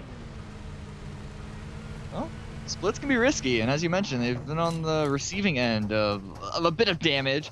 Maybe perhaps playing in as a more tight-knit group might be on the cards for them. Guess we'll find out as Simplicity and Lolo they move on forward, and Lolo with the AWM scanning around, seeing if he can find anything. Taking a couple of early shots here. I think that was at Nefarious. I don't remember who that was at, but yep. As we cut away early, you've seen King A get a couple of spankings early, but he's still alive. That helmet barely alive.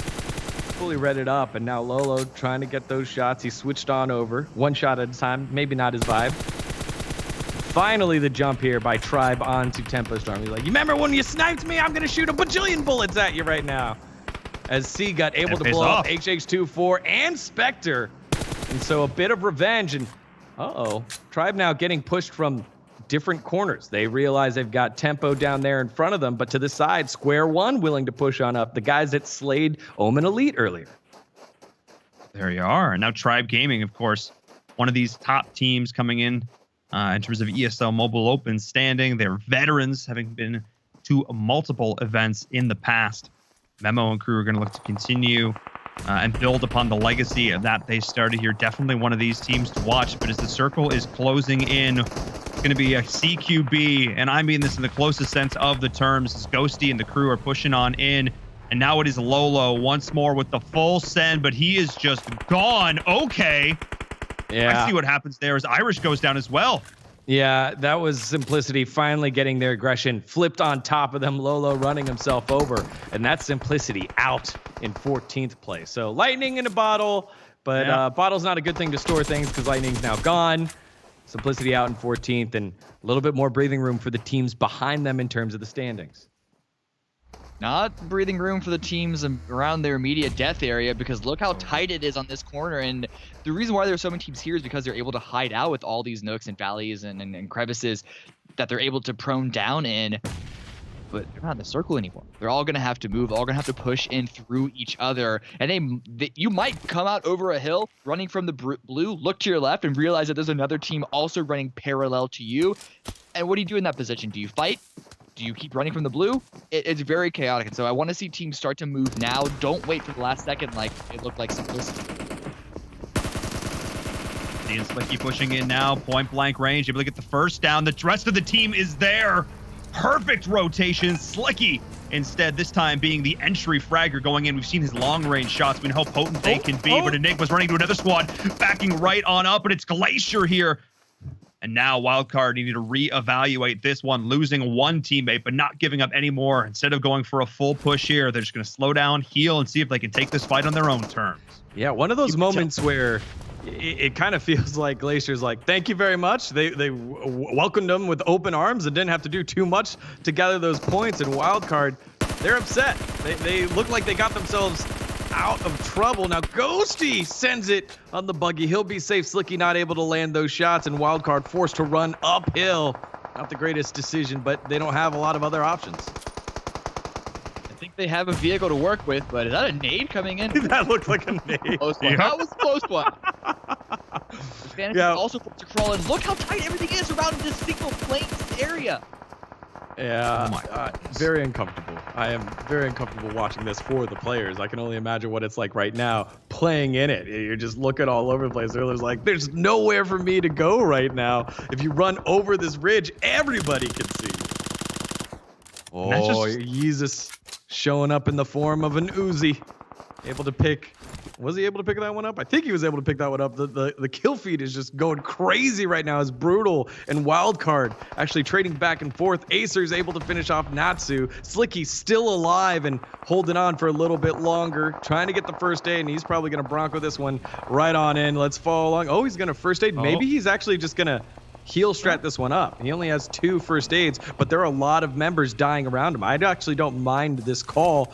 There was 30 people when he hopped into the truck. Now there's 25. That's at least one team they've passed, as Square One will be picking up a couple kills on Nefarious. Extreme Slayer's getting knocked out as well. Slicky going for the send, hitting a couple of bumps. He's able to get himself in, misses Alucard, parks right next to him, picks up the point. Slicky doing the crazy Wildcard things that we've come to know and love, still alive for a little bit longer, and no one has a jump on him. What the heck is going on? I don't know what to say there. There's no time not to in the blue. Once he ran out, he just, as we said, sent it in. I don't know how long he's going to be able to survive in that position, but he has a vehicle to hide behind. That could be used as hard cover. Here on the southwest side, 303 trying to hold Stung. Get that man a scope. Yeah, Lucky. Not quite Lucky. Able. Oh, yes, he is Lucky. Oh, no, it's Valhalla stealing away the points from Lucky. And 303 still alive. 0 kills. They have 0 points right now. But they've got themselves this nice ridge and are trying to push Valhalla off of it. There are a couple members of Col2 BGBG behind them. But right now, Valhalla just right now in the safe lane. You can see Extreme Slayer's in a vehicle shoving it on in. And now Valhalla has dropped. Valhalla has fallen. Who will be reclaiming the space on top of the hill? 303 is looking to make a claim to that one, but Col2 BGBG is here as well. Lucky not quite able to find these first shots, but the rest of the team needs to decide if they are going to take this push. They need to do it right now because Mo is here keeping his teammate alive. Lux is going in. Now the rest of the teams are there. Draven taking shots going on the flank. This actually be massive for Mo. He's hiding out of the corner, able to pick up another one here. Point blank range. Let's try to secure as many of these kills as physically possible. And now this is Valhalla holding strong through this, taking advantage of the damage of the team traditioning on out and picking up these kills. And King and crew are laying claim to their tower. They will not give it up so easily. And now we are down to only 5 teams, but Square One's in this. 303 is here as well. But this is like a game of the underdogs now. These mid-level teams are fighting for dominance, D-Gon. Yeah, that was a hectic set of events, and there it is. Tasty has a dream line up there on Square One. Not quite able to finish anyone off, but the rest of the team coming on in, seeing if they can finish a couple of members. Valhalla eliminating Extreme Slayers. Only 4 teams left alive right now. 303, Valhalla, Square One, and another team yet to be named. I'll see it in just a second. It's a team, I think, doing a heel strat on the outside, whoever team 9 is. It's Seagut. Seagut's still alive for Tribe.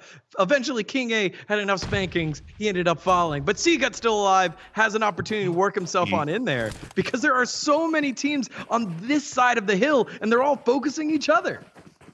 I mean, I think if Seagut plays this right, he can continue to just stay alive and try and live through this. The spraying and praying going on through, and God is trying to find the shots onto ice. Finally getting the ADS in, but 303 is a little battered and bruised. They need to rethink this one. Both of these teams just trading magazines back and forth. Yeah, this is Drop 5. It's been a bloody battle, as you said.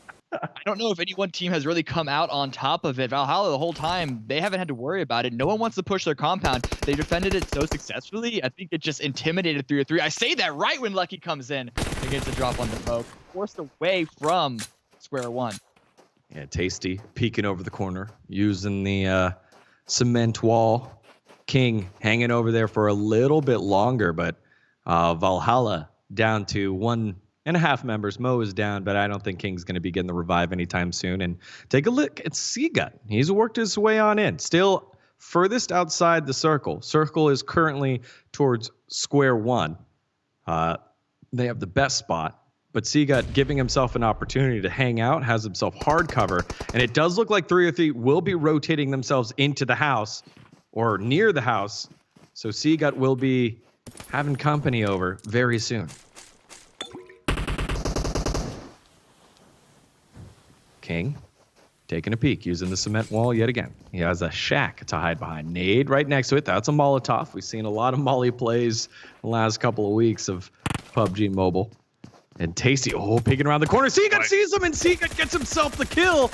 And now they realize, there's a third party in this house as the circle's coming in. This is the distraction that Valhalla could possibly be using to get themselves into the top 3. Look how close Lucky is with King. God now rotating on in. But what's a king to a god? We'll get to find out in just a second. Turning around the corner, and King gets the jump onto God. But then turning around, Lucky finally lives up to his name, and Seagut will just heal on up. Will he be able to heal on up to second place? Yes, he will. And Tribe climb their way to second place. Square One hold for such a long time. They're able to get themselves the chicken dinner after a hectic Miramar map where everybody was fighting everybody. Valhalla showing up, Square One showing up, getting some points here for Tribe that need to secure their spot. That was a lot of teams in the back jumping over some of the teams in the front in this match. What a game. Absolutely incredible. At the end, it was just the rising stars of Group 1 showing up in a big way, able to keep those key members alive, not taking necessarily some of those fights earlier on, saving their party members for those final engages and some decent rotations. Valhalla was down on the bottom of that. That's where they landed. They stayed there the whole time, and they played it slow and steady. They got themselves into a great spot. Fantastic game number 2. Degon, Cameron, take us through that last match with our Xperia highlights. Cameron, I'll start with you. That was a fantastic match. It really was. And even though, obviously, placement points, as Egon mentioned at the very beginning of the day, do drop off at a certain point, the kills were evenly spread around all of the teams that are in, basically top 5 of this game. So we could see a big mix-up and a big rising tide, as you mentioned, of these teams that are really trying to secure their spot in the top 16. I feel a little bad that Simplicity weren't able to continue their dominance. Russell tried so hard there, but it's a very bloody match in these hills. Yeah, this was man, these hills were very different. I think we've seen a lot of matches finish to the southwest, but this is the first time we've seen it finish to the southeast portion of Miramar, where there was nowhere for anyone to go. And if you did, it was going to have to be such a long send. You needed a vehicle like what Slicky did. And look how close Slicky was to falling. He first aided on up as long as he could. His send was at the perfect time. And it moved up wildcard a lot more points than what they originally would have gotten. And look how close God was in this gunfight with Ice. That's how this game was, constantly back and forth, both teams pushing themselves to the brink. It was a lot of fun to watch, a lot of fun. That, I do have to criticize one thing, that peak by 303 behind the shack. I feel like they knew that King was behind that shack. But the fact that they peaked one at a time, it could have easily gone King's way. It could have easily gotten a double kill, but fortunately, they were able to drop him out, get third place, not second like they were hoping because of the heal strat and attack behind them. But still, it was such a chaotic ending. You can't really fault them too much for that. Right, and I feel like the information that 303 got about Seagut, Tribe's final member, around the corner was throwing them off. They're like, he's in the house. We're in the house. In the window and down below. Could he be upstairs? Yeah. They so one of them had to peek. But you're right. I think the call needs to be more decisive. It's like, hey, we're gonna let him shoot us in the back because the circle is coming in. We're gonna gamble that he's just heel stratting it up. We know that King is right around the corner. That one we know for sure because he has nowhere else to be. And I think at the end, it just came down to, the winning team sitting back and saying, look, we'll let you guys fight it all out. We'll let you guys take each other out. We'll just claim this chicken dinner. In the end, they did so with style. Thank you so much, Degon and Cameron, for our Xperia highlights for game number 2. And speaking of Xperia, I've got it right here next to me. Thank you so much to Sony Mobile for returning once again as the official mobile partner for the ESL Mobile Open Season 5 playoffs with their Xperia 1. I've got the chance to use this phone quite a lot over the last few months. And if you're looking to get involved in the world of mobile esports and mobile gaming, I definitely recommend checking this phone out, because one of the things that I think is really cool about it that is certainly unique in terms of a lot of mobile phones these days is this 21:9 display. It's got a cinema-wide display, which means that if you're somebody like me who's got fat thumbs, I can get them out of the way more. You just got a wider screen to work with, which means you've got more screen real estate to see.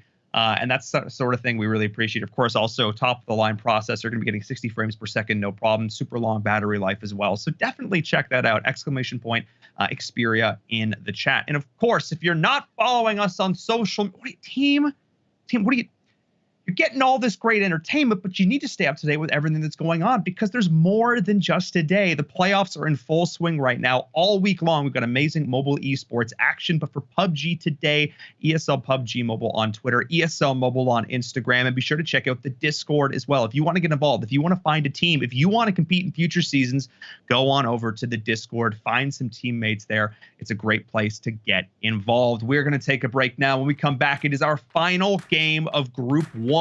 Who will move on to the playoffs? We are so close to finding out. We'll be right back.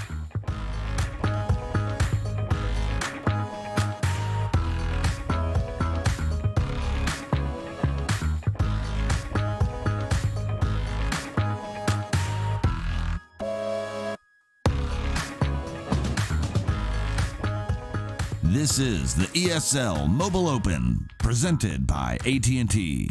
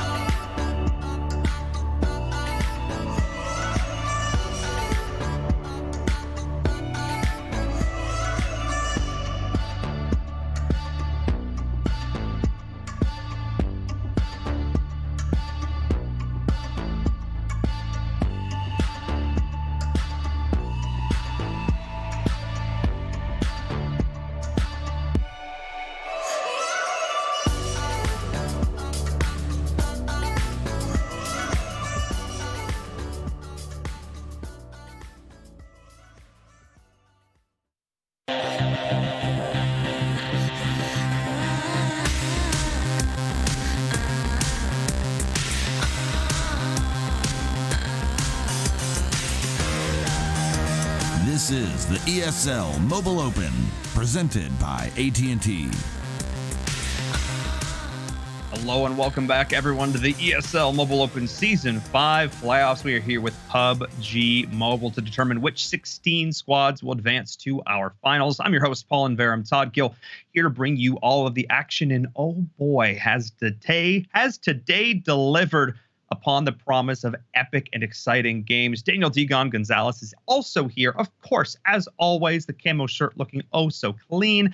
Taking a look at these games once again. Anything jumped out at you so far today? The inconsistency of some of the middle of the pack teams, I think, has been surprising to me. Because I felt like Omen Elite has been a big surprise on how poor their first two games went.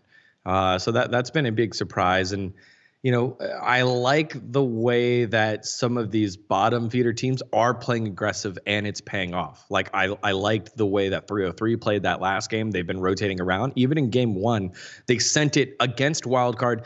After they realized it was Wildcard, they still went for it. So these teams are aware of their placement and what they need to do to change their fortunes. Yeah, and they're going to have to step up now because it is the final game of their group. Cameron Davis is also here helping to analyze these plays, deep dive into the thought process these players are having.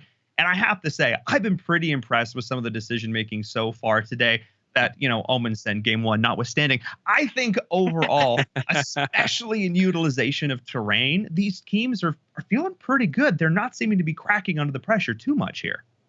I mean, if you're at this level in the competition, I surely hope that you don't crack under the pressure. But you're right. Even a team like 303, which starting the day off was the bottom of the leaderboard for this group, they go ahead and get themselves a nice solid third place the previous game. We got one game left. I really hope that they still don't crack. I don't know how close they are into the hypothetical 65-point mark that Degon had laid out, drew the line in the sand earlier today, or if they even are aware of that said line in the sand, because I hope they're not listening to the broadcast. But nonetheless, one game left. Yes, and speaking of lines in the sand, speaking of points, let's take a look at our updated group leaderboards here for group number 1. Wildcard Gaming, the first and probably, let's be honest, only team that's going to crack this 150-point mark. Almost double the next team, which is Omen Elite, 1 point still above Simplicity. These two have been neck and neck all day long. Tribe Gaming clawing their way up. Endgame still very much in contention, but square one with that finish last game, now very much within striking distance of even a top 3 finish here potentially in group number 1. Yeah, and look at teams that are right below that 65 number. Col2 BG, Tempo Storm, like G25. Wow. Those are 3 surprises to me because of how well those teams right there in the middle that you're taking a look at have done. Square one, that chicken dinner is going to do them huge because they did hit that 65 number. So maybe I'm wrong. Maybe it is actually higher that they need to get more than 65 points. But Tempo Storm cannot afford another false step. They're always ready to go to pop off with a 30 bomb game. And usually they're good for 7. They just need to be good for 7 this time. Like, that's all you need right now. Rain, stop getting knocked by yourself. Just move as a 4-man kill unit. You're the best fraggers in all of North America. But when you're getting 1v2'd, 1v3'd, it does get a little difficult. So Tempo Storm not having the day that we're used to, and a la Season 3 Mobile Open, on the cusp of possibly not even making it. And that is a scary bit of potential here, because a lot of these top teams have had some moments of brilliance and some moments of what's happening here. And I mentioned it earlier, Omen Elite, of course, being one of these squads. They've been a staple, a mainstay all the way back in the early days of #SignCon. You know, we've been rooting from this team since Season 1. And Omen Elite now, if you ask any, player from NA who's one of the top teams to keep an eye out for, they are involved and they are there in that conversation. And, one of the players who, of course, has been involved since the outset is Zute, not necessarily playing today, but still heavily involved with the team. I actually got a chance to sit down and chat with him about him and Omen Elite. Let's take a look. Oh my goodness, Zute staring down 3. This could be the big nade. They are standing their ground, but only 2 members left alive, and it... Hey guys, my name is Zute and I play for Omen Elite. Omen has been around for a while. I've been one of the longest standing members of Omen Elite. I strongly believe we're going to get first place here for the ESL Mobile Open, just because our team is probably one of the more aggressive teams, and we're definitely going to exploit the weaker teams and pick up a bunch of kill points along the way. My favorite teammate, it would be Juicy. He just brings a certain vibe to the team. He's always, really funny, but he gets super serious when it needs to. I would say our biggest competition will probably be Tempo Storm. Their play style is very similar, I would say. They are also a very strong, aggressive team. Just know, if you see us in the kill feed and you hear us close by, you guys should be on your guard. I love that threat. I love that threat by Zute. He can say it because he hasn't been part of some of the disastrous starts that Omen Elite have had today, right? Omen Elite. He said us. He said us, but when he's IGLing, that's a different us than when I think Juicy's the IGL now. That's a different IGL that's happening when Telly's in the roster at that point right now. I guess. All right. Look, I love it. I love it. And both of these teams, we have 2 interviews so far from these teams. Both of them have said they're going to walk away in first place. And that's the kind of confidence you have to have. You have to have if you are actually legitimately going to walk away as that number 1 finisher, as that champion here for Season 5. Because hesitation, questioning yourself, questioning your shot caller, questioning your rotations, questioning your shots is a great way to lose. It is a great way to walk away in not first place, and heck, probably closer to that 16th place, because the teams that know what they're doing, who have internalized dozens, if not hundreds of scrims and games and rotations and circles, to be able to put it all together, amalgamate it, forge it in the iron hot crucible of battle. Those are the teams that are going to walk away on top. Degon, you're smiling. You know I'm right. Okay, I'm smiling because you're setting up this massive, epic moment here for our players, especially in Group 1 since they're on the final game. And I'm loaded into the game right now. They're in the loading screen, and they're just crawling snakes. We got a line of snakes here where Enigma is leading all of these snakes, and Square One is following. Glacier is following him. So you've got a bunch of 12 bodies just crawling around Sandhawk right now as you're saying it. Look, man, all I know is the lights are flashing red. That means the plane is ready to hit the map. Sandhawk map number 3, the final map for group number 1. This is your chance to lay it all on the line. This is the chance to leave nothing unsaid. Cameron, let's get into this first game. What do you think of this opening path?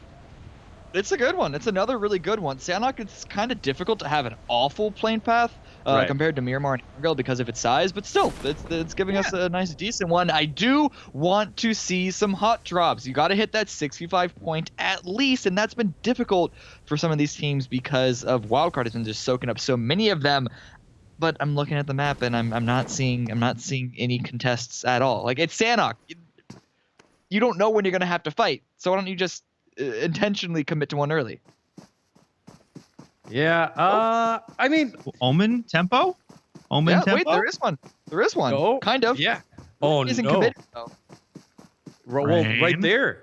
Kill feed lining up with Tribe. Tribe and E-Star Gaming is going back and forth, and they're just knocking one at a time. No one, I think, only one member has been killed right now.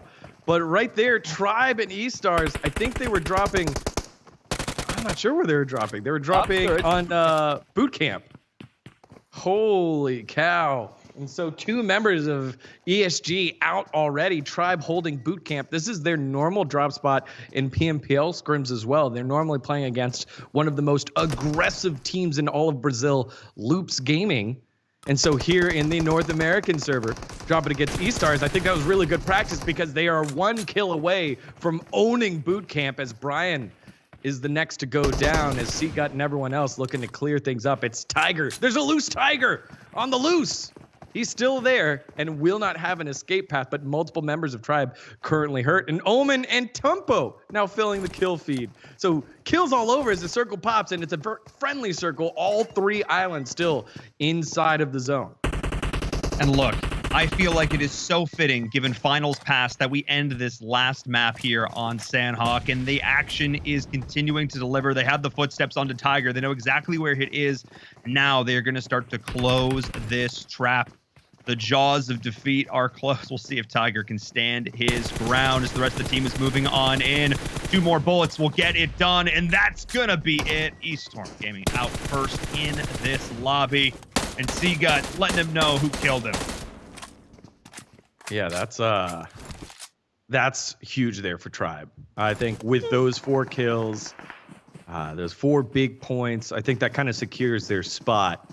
I'd love to see the rest of that Omen and Tempo fight because, again, Tempo, if they go out here, they only have 58 points, maybe 58 points. Yeah.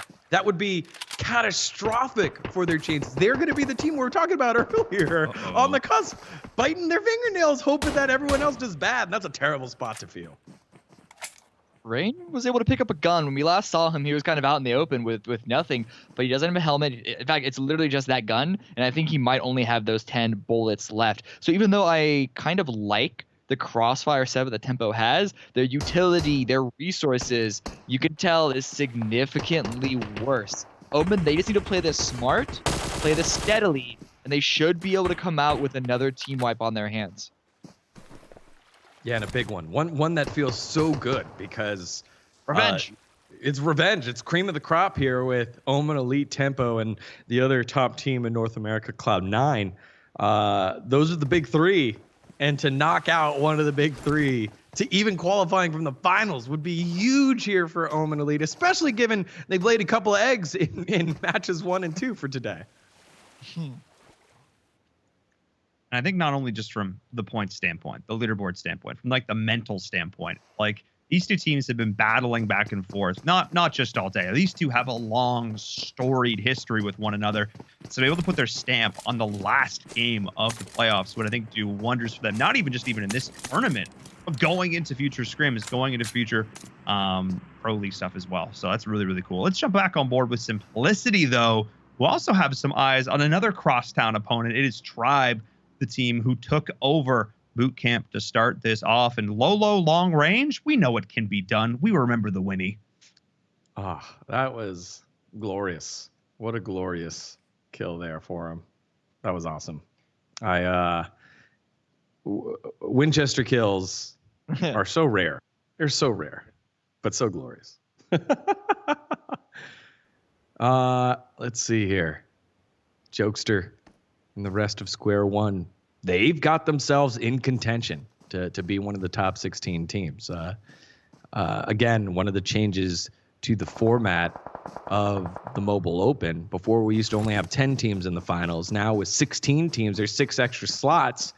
And so we get to see the likes of a late Season 5 push in the form of Square One getting that win, and get to see if they're going to be able to represent themselves in the finals. They would love it. They'd be ecstatic. And I think that's one of the magic of this tournament.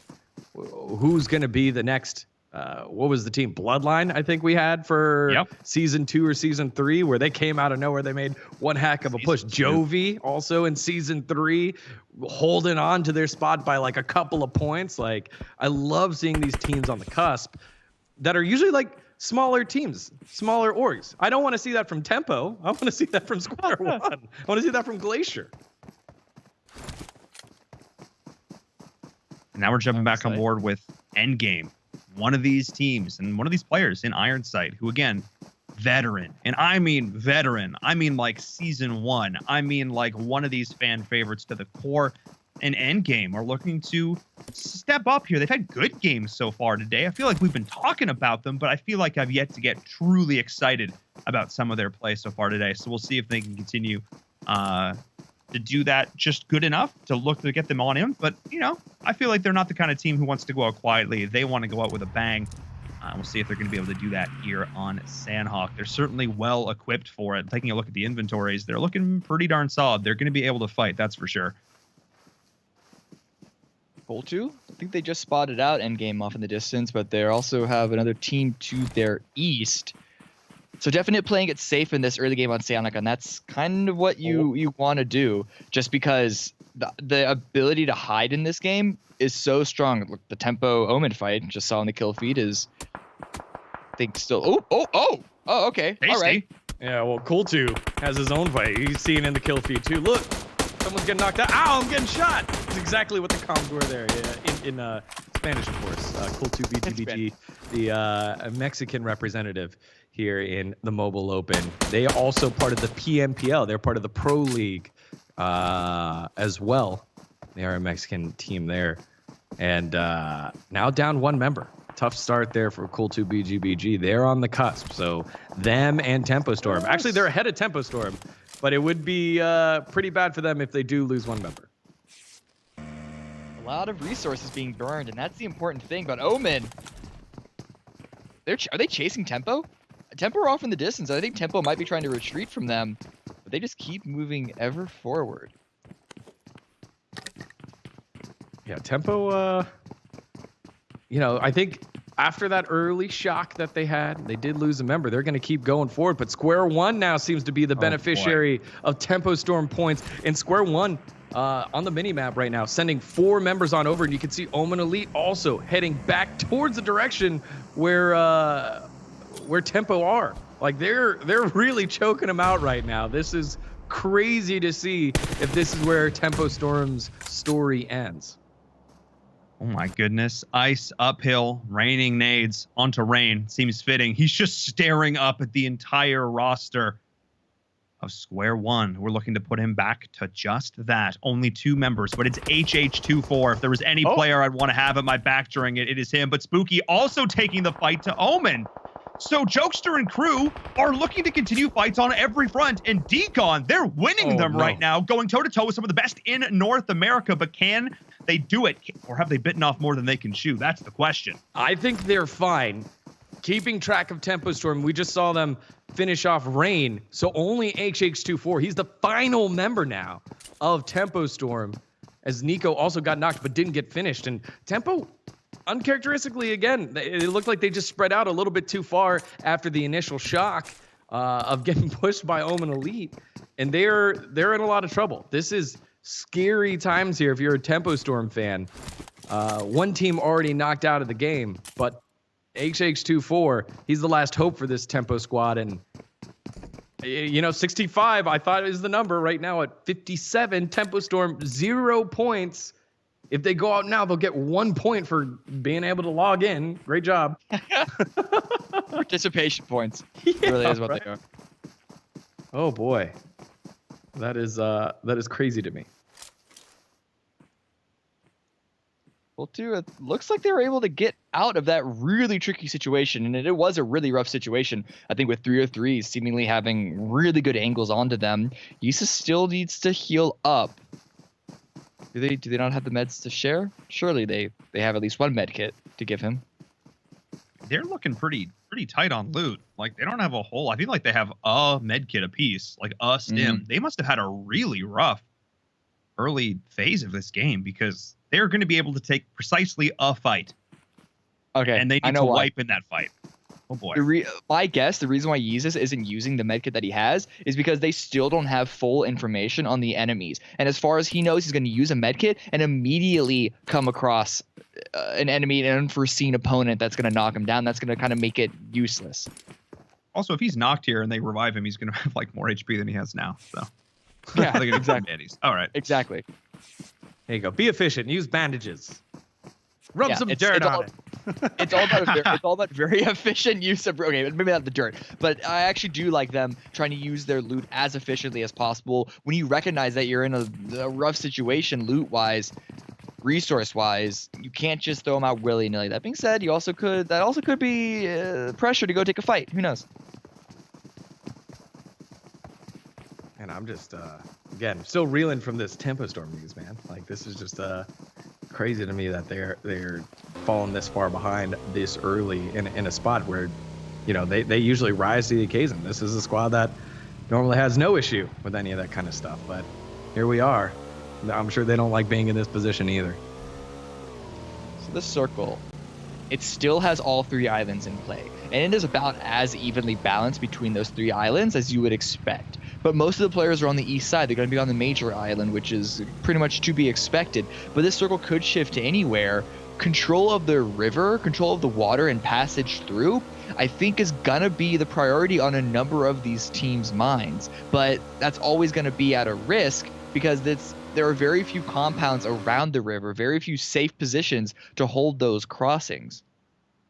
And that's why I love the positioning of Extreme Slayers here. They are right at that critical junction between those 3 islands, but they're owning their own island here.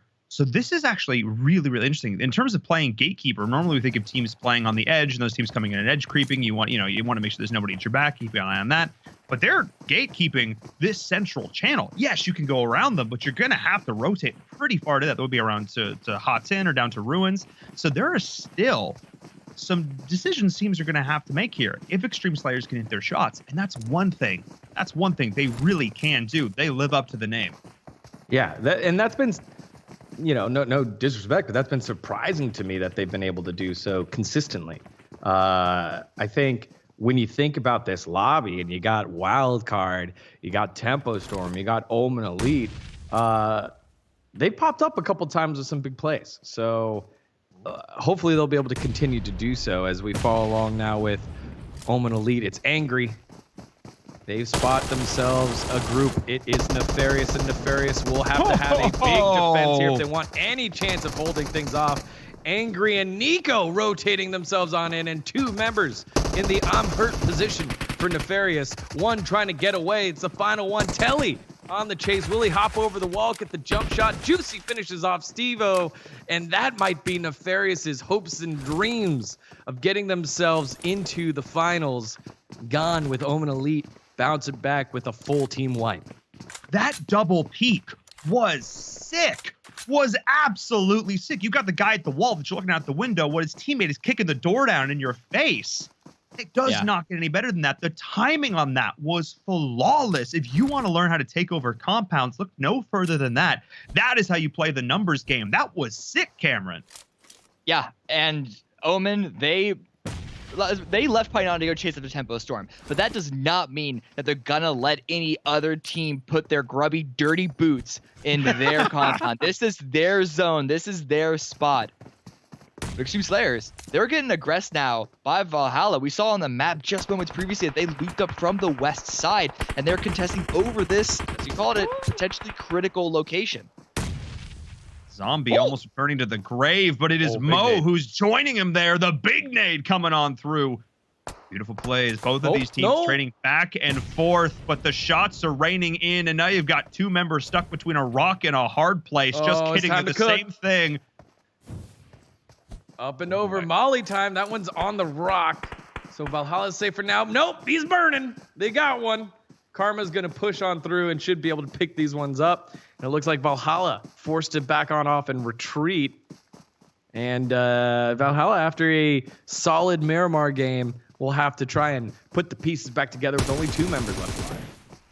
One of the biggest reasons why Extreme Slayers were able to win that fight is because no one else was around them. They could send one of their players off into the hills to find that important angle over this rock. If all they were able to do is try and throw nades, which sure, some of them did land, but if that's all they had, it might not have been as effective. But sending a player off towards the hills, a free hill because everyone else is on the east side, that's what allowed them to win it so handedly.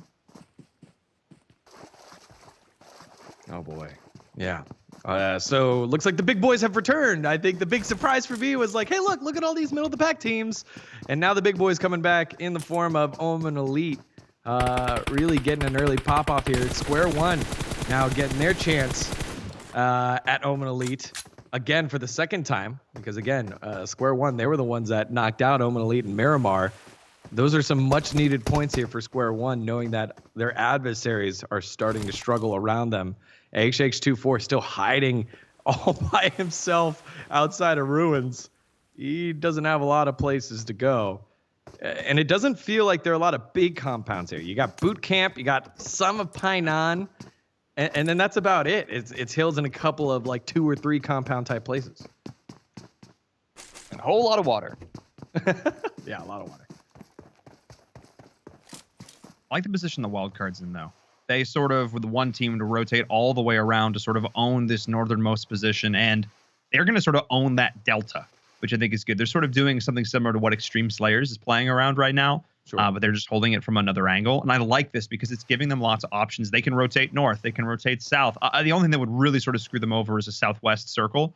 That would probably cause them some problems. But now, Tribe Gaming, they've got vision on endgame here. And these are two teams who are sort of fighting for the same piece of land. And I'm not just talking about the map. I'm talking about the place on the scoreboard.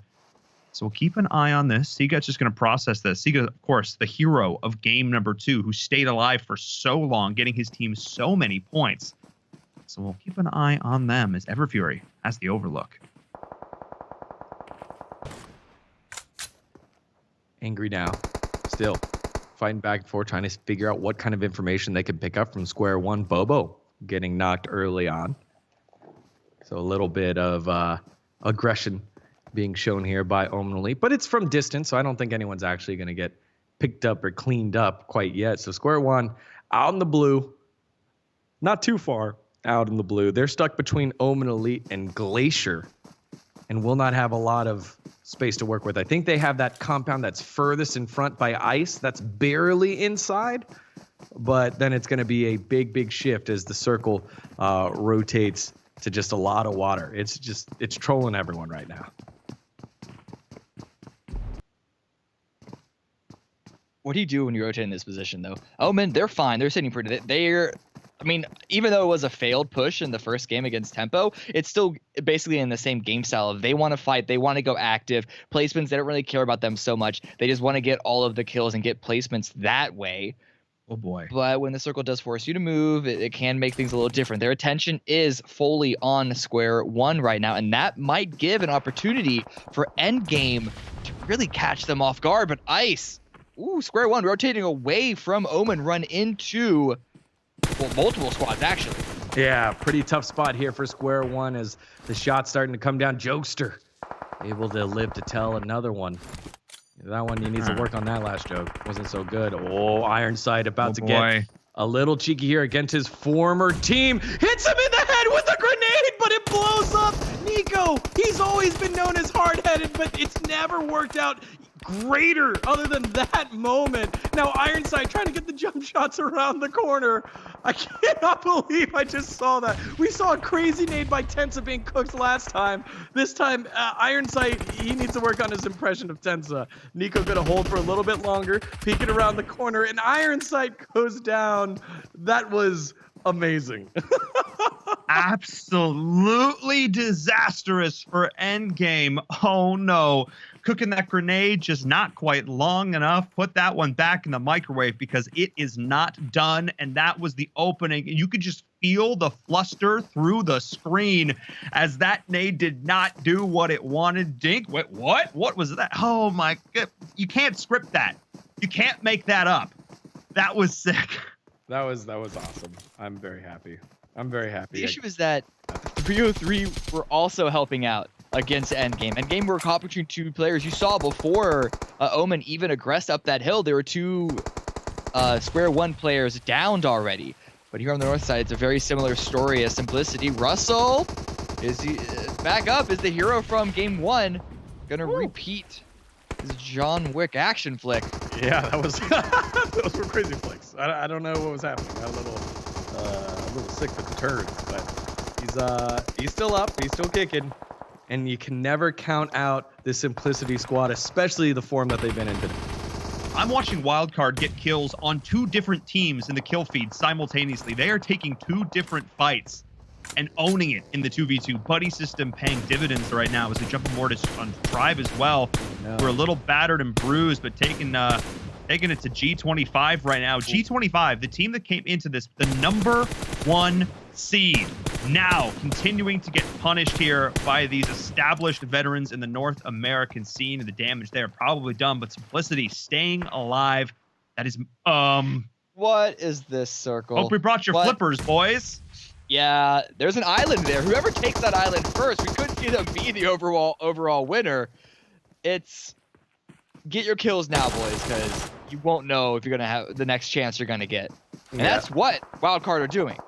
Yeah, actually onto Simplicity there as well. You got Russell closest to the island, but you have all of Wildcard. You got Extreme Slayers all on that side, and take a peek there on the left. Able to survive so far. HH24 still alive, trying to scrape up as many placement points as he can. But a lot of teams starting to feel the pinch here. Valhalla as well feeling the pinch as Wildcard continue to roam on through teams. And here it is, opening knock here by Extreme Slayers to slow down Wildcard. Ooh. But a lot of teams now starting to get popped here. Spring and Enigma down. Russell as well for Simplicity down. Look at Seagut getting himself a little bit in pop-off play. And that's Simplicity going out in 11th just a second ago. They were looking good. Things were going according to plan. But now, not so good. Omen Elite 303 all on top of each other. Wildcard stuck between Valhalla and Extreme Slayers. And Cool 2 BG's Yeezus going for a swim right now. You can see Nico laying down the shots here. Lucky trying his chance here. Zeke, he's burning. Hop in the water, young man. The Molly's water burns too. Everything's lava. Don't go anywhere right now. Yeah. Omen actually got themselves in front of 303. 303, despite being on the northern half of the pinch against Square One, they just let Omen walk past. And now they have to come in from the low ground. I don't see a way out for them unless Omen get distracted by the circle or distracted by another squad. But the nades, they're going to keep coming in from Omen. Angry, prepping a frag. This one cool be good. Cool guys don't look at explosions. Just turns around. Not even waiting to see if it lands. God and Zeke are here. I already know and it's Omen good. are fully aware. They know. Oh my goodness. I've done this a billion times in my sleep. And it's bad. Alucard. He's gonna stim on up, see what he can get. Ooh. Okay. All right. A little too aggressive by Nico there. He's gonna get He's gonna get punished a little bit for that. Should still be a free revive. And I like how they are sending Telly out into the water because you got to have some swimmers in this game. You have to. That's got to be the strategy with a circle like this. But he's also feeding information back for the 2 players on land to continue the pressure. But Alucard from Tribe, I think they've heard this action and they might want to pick up some points before they too are forced into the water. I can't believe Zeke has actually lived this long. Alucard sitting in a good spot. He's pretty exposed though. Across the way, sees Juicy, finds the shots right on down. Now Nico and crew, they hear the bullets, but the Uzi comes out. He gets that down as well. Alucard going off, the devil of Sandhawk, but he's going to drop the shots across the way. You cannot make that much noise, make that much of an impact, and not get punished for it as Telly is sitting right in the middle. And that island, well, it's not really much of an island per se, and this is going to get really awkward. Yeah, look at HH24. So I was following along in my game. He's slowly inching ever so close to that corner, and he found himself a nice corner here. I don't think anybody can see him. He cannot get up, though. Like, he's touching the green. He cannot get up without showing himself by turning around the corner. Going to be very difficult, but Memo doing him a huge favor. Col2BG goes down. And you know what? I think somehow Tempo Storm are going to hit the 65-point mark somehow, some way off of HH24's sneaky tactics. And the positioning of Extreme Slayers that I complimented so long ago, their position at the Delta to be able to rotate wherever they need to, their ability to hold it off from all challengers, sending Valhalla back to the Allfather. It's looking pretty good for them now because they're the only one with, I don't know, land? Land, yeah. Might be important. I mean, you already see two players from opposing teams just having a conversation because you can't shoot in the water. They're just chatting. Zeke and Telly. They're hanging out. Yeah, that's so funny. Much needed points by 303, though. So this is Extreme Slayers' game to win and lose and to play God. They get to decide through random roulette because they don't know whose name tags are who will be surviving. I want to see HH24. I want to see where he had to move to stay on in. Circle. But look at this circle. Extreme, they cannot stay here. Those players on the other side of that rock, they don't have to move. Is this so now everyone's going to have to be in water. It's going to be it's going to be decided by who gets tagged by the blue first and who has the most HP. HH24, as long as he doesn't get shot by Extreme Slayers, he might actually have the biggest advantage. This is disgusting. I think so. The game is processing, like the circle can't end not on land. It's not reading this as land that you can't actually get onto, which means that we're going to have... I hope you bought your pool floaties. Is that a ramp? Seriously. Is that a ramp? Is that a ramp that Zeke can get on? He can't right now because Extreme Slayers, but maybe once Extreme Slayers get into the water, he can then climb up and then start just spraying wildly. Maybe. Wait, but right below him, HH24... There's a little bit of space. I think Karma's going to stay for a little bit. They do spot him out. HH, he's able to pick up a kill, but then he gets finished by Karma. There's a little ridge below him. Oh, man. I don't know if that's the play. I think that's the play for HH24, but that could have been top 3. There's a big jump between 3rd place and 4th place. I think it's a 2-point jump, but he gets 1 point in terms of the kill. And now everyone's just gonna chill on out. Zombies got how many first aids? 6 first aids. They gave him I don't all know the if meds. that's enough. Oh, he played it. This is gonna be Angry's game to win. I think Angry has the highest health bar. The most HP. They've got to play this. I have watched a lot of games of PUBG Mobile. I have never seen a finish like this. What better way to finalize group number 1 here for the playoffs? Oh my goodness, of season 5. Every season we try and make it bigger and better, and I guess this is what we meant, Degon. This is awesome. That's what this is. Holy moly. I think Omen does it. Wait, I heard a gun. Who could shoot? No. I think it was on that corner, maybe. Maybe they're jumping on top of each other. Yep, they figured it out. There's a pixel. Oh! He's jumping! He can get the jump shots! He got a last shot! And now Karma's trying to find the spot! But Angry has found it! He's boxing him in! And Angry's in! Oh, is he gonna win? Yes! Omen Elite sneak this one! The craziest I've ever seen! And just some quick ingenuity there by Angry. Omen Elite take themselves a chicken dinner. What a finish! What a finish! I don't know what to say. And I don't know what to say. I don't have I'm words. taking a peek at the scores real quick. It's Extreme Slayers, right? That 20-point chicken dinner, and now a drop to second place, which is I think 14 points, is massive. It's massive. That's 6 points there. A massive drop. Unfortunate drop for them. Omen Elite might have just kept out Extreme Slayers and kept Tempo alive. Like, that is awesome. That's actually insane. Zombie with that slight misplay, not healing that up. That might have been the difference maker. That might have been the difference maker because him sitting up there. Did he try and take a shot? I don't. Oh, all I know is we have to take a look back at that game with our Xperia highlights. Cameron, let's take another look. That one was a ride from start to finish. It really was. It started out with a hot drop. Well, actually started off with the snake that Digon called out. Everyone, it's sandlock. So there's going to be, well, you think there's going to be snakes everywhere, but in this time they were water eels. But yeah, multiple hot drops here. Tribe with a really good start. And after this, they actually didn't have to move much at all. But Omen on a rampage the entire game. Yeah, just good to see Omen get back to form, and that was awesome. Slow motion that, capture that. Nico, see, Mom, I told you, I'm a hardhead for a reason.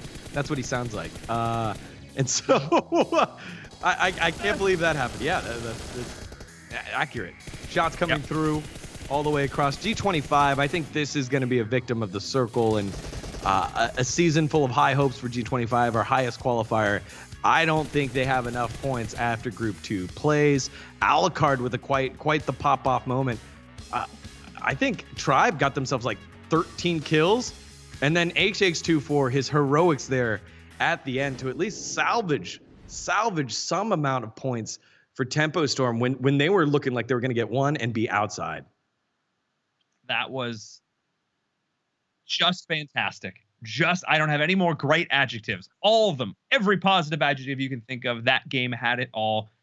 Wow. What a finish for group number 1. Thank you so much, guys, for those Xperia highlights there from game number 3. Actually, game number 8 for our first group here. They are done for the day. We'll take a look at the points after the break to see where those teams shook out. But before we get to that break, I need to give a huge shout out to the presenting partner of the ESL Mobile Open. Of course, it is AT&T. These games, these matches, none of this action will be possible without their support. So thank you so much to AT&T supporting the grassroots of mobile esports with us since season 1, watching the competitive scene grow over the last year and a half. It has been an honor to have you part of our team here for the ESL Mobile Open. So thank you so much. And to all of you watching, if you are enjoying these games and you want to see more, !social on Twitter. Whatever, if you're on Twitter or in the Twitch chat. Well, you know what I mean. You can find the Twitter link there. I was on such a roll too. You can't. They're all making fun of me. Okay, it's fine. That's where you can find all the links. Twitter, ESL PUBG Mobile, ESL Mobile on Instagram. I think Digon did some stories for that earlier there if you want to take a look. And of course, join the Discord to get involved. We're going to go to a break now, but when we come back, our standings from Group 1 and the first match of Group number 2. Who's going to go to the finals? Let's find out together.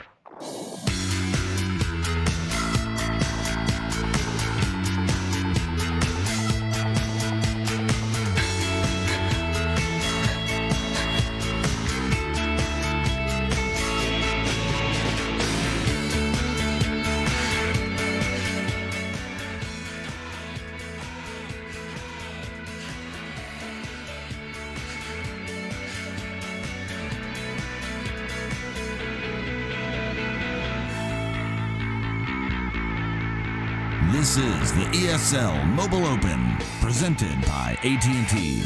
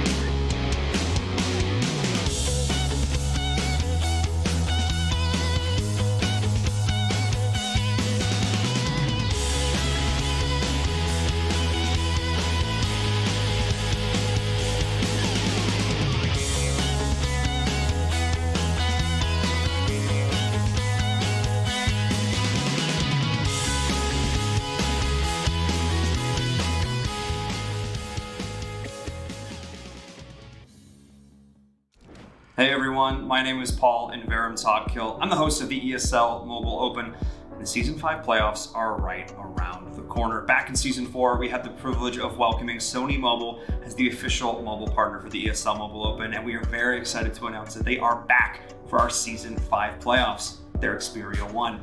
It's been a few months now, and I've got plenty of opportunities to use this phone, and I have to say, if you're looking for a phone to get involved in the world of mobile gaming, definitely check this one out. If you're looking for a phone that can maintain a crisp, clean 60 frames per second, not overheat for those long gaming sessions, and of course has a long battery life, this is definitely the phone for you. I think one of the things I love about it the most is the 21:9 aspect ratio. It's the cinema-wide display, it's got the 4K screen.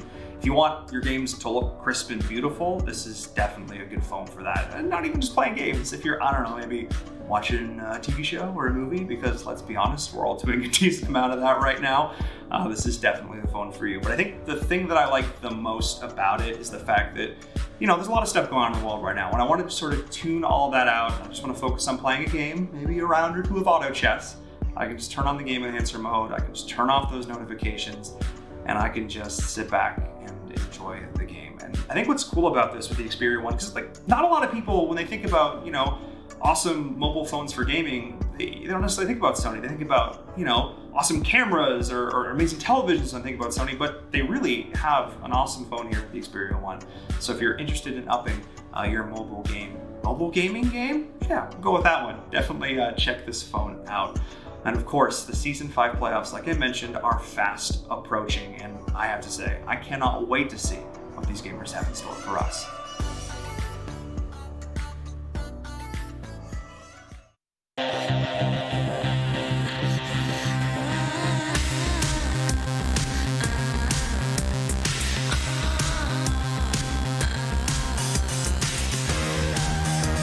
This is the ESL Mobile Open, presented by AT&T.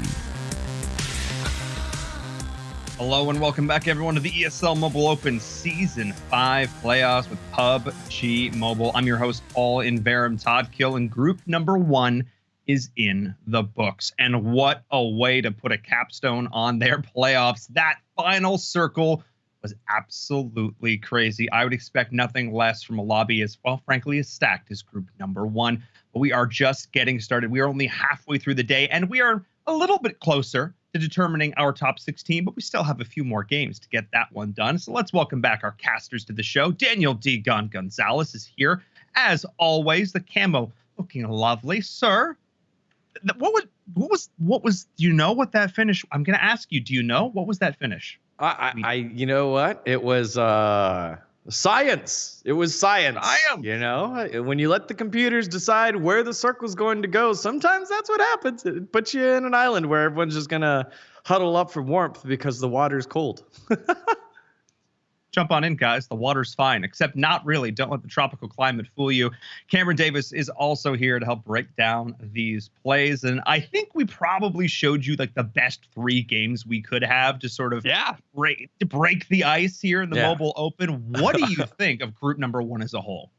It was great. And honestly, I think you guys messed up with that because you have set the bar so high, so high. And now in my own personal expectations for group 2, you guys, this game might not be able to reach those, but we're going to see. We're going to see.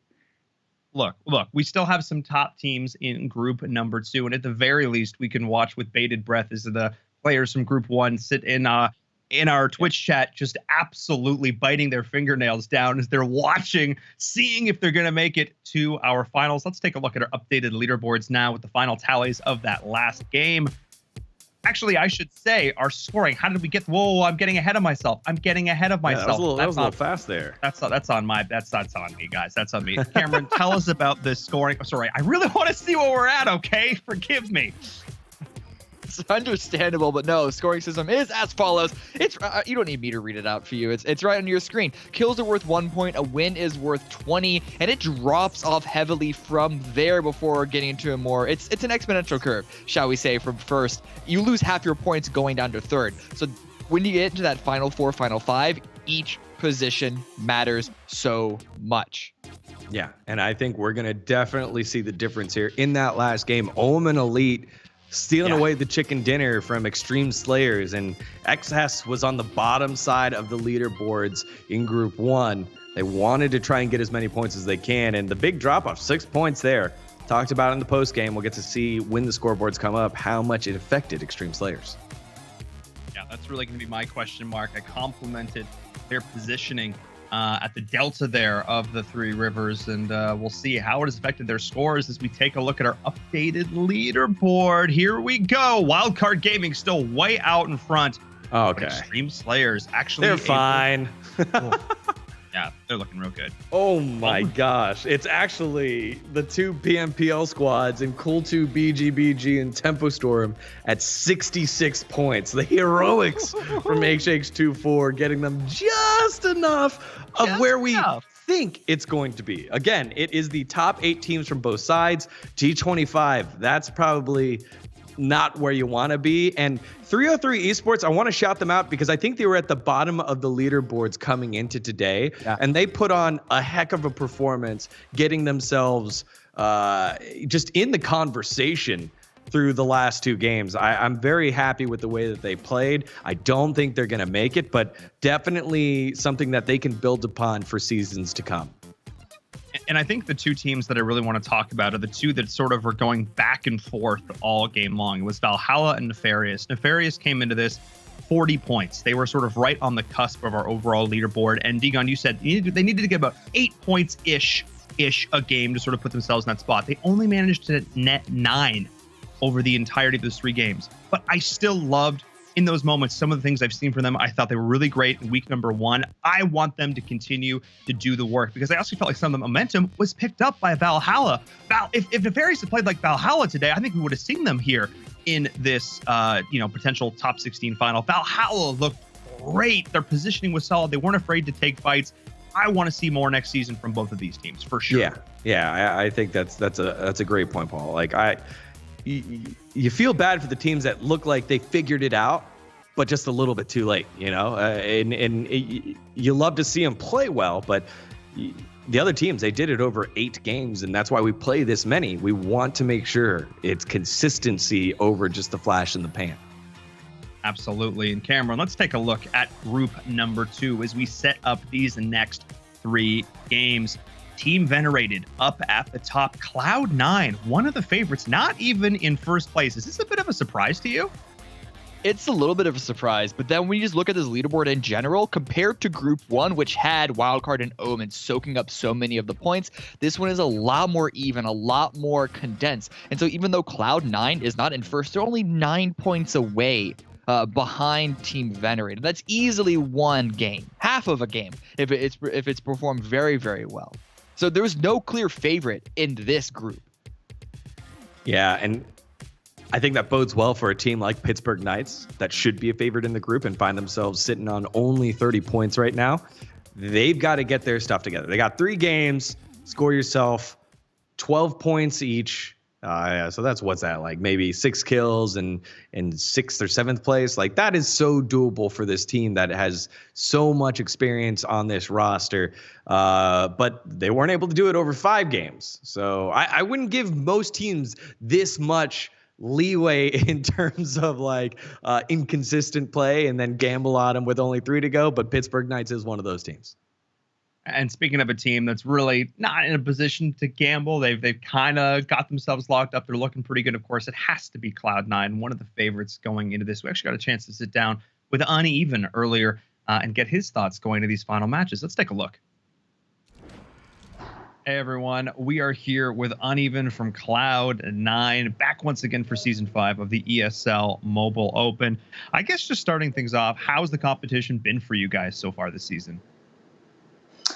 The competition's, been good. Just as every year there's new teams that come in and they kind of spice it up, change the meta in small ways, and force you to adapt on the spot. So always good. You guys have been one of the top teams in North America for such a long time. What keeps you guys going, and what are you guys working on now to get better? I mean, in my eyes, there's always bigger and always better teams, and we may have taken the top of North America, and we're really proud of that, but we've got our eyes set on the global stage and bringing home one of those trophies. So you guys want to get better. You want to keep growing. Is there a team that is propped up here in 2020 that has surprised you as a new challenger for the crown of Best in North America? I mean, a really surprising new team that just recently formed that's still in ESL is End. I think their name is End. Their team tag is End, at least. And it's comprised of, like, ex-top players, you know, Ironsight from Team Confound, and Everfury from my teammates' old team, Gangstars, and Diablo. Yeah. And they've come out and they've come really strong in certain scrims in ESL with a lot of fragging power on their iPads and stuff. And they're a team to look at for ESL for sure. Yeah, I mean, Endgame, definitely one of those teams we saw the fans getting hyped for in the chat.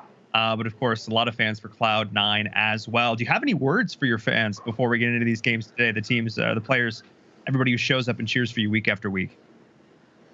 Well, thank you for the support. You know, there's always a natural up and down in a team's performance. And if you stick with us throughout the whole time, you know, we love you. Thank you. Awesome. That's great to hear. I'm sure great for the fans as well. Good luck in all your games today. Thank you. Well, you heard it there. Some respect for Endgame across the way. No real surprises given how many veteran players they've got on this squad. They seem to feel pretty confident in their ability to continue to walk away with it, though not finishing first in their group in our first day, well, I guess the second day, their first day of competition. So they've definitely got a little ways to go. Wildcard is still out and away. I think the team to beat right now. C9, I don't think it's mathematically possible for them to catch up with them at this point, but they can certainly make a dent. And I think it's certainly maybe possible to catch up with a team even like Omen Elite, or maybe they're even still too far. The math is escaping me at this moment. Yeah, well, Cloud9, cream of the crop organization, and Tybalt himself, so funny. He is a very funny character. I was surprised when we sat down and chatted with him how much more reserved he was, how thoughtful he was about other teams that were possibly there, and shown some respect to some of the older heads that have forged the way. Endgame, definitely one of those teams, and we got to see it earlier on how they just have a lot of experience. They know what to do. They aren't always able to do it at a high, consistent level, but they are able to position themselves in a way that they get themselves in the final, get themselves into the dance, and then see what they can do possibly when we close things out. For sure. And I think positioning is such an important thing to talk about because, Cameron, you've now got a chance to watch these teams firsthand. You've seen how they rotate. Yeah. You've seen how they move. Obviously, group one is one thing. Group number two, do you feel like there is an opportunity for these more aggressive teams to continue to do well in this lobby, particularly because it's so close? There, like you said, there aren't many clear favorites here. Do you feel like this is an opportunity for like one team sort of in the middle of the pack to just break this game wide open if they suddenly start fragging out? Absolutely. We saw that last group, not even like last game, of course, with Omen Elite, but then even on game one with Simplicity.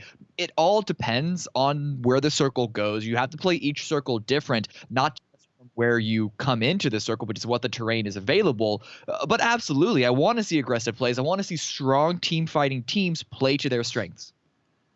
Absolutely. And we're going to see it right now as we get into our fourth game of the day. First game here for group number two.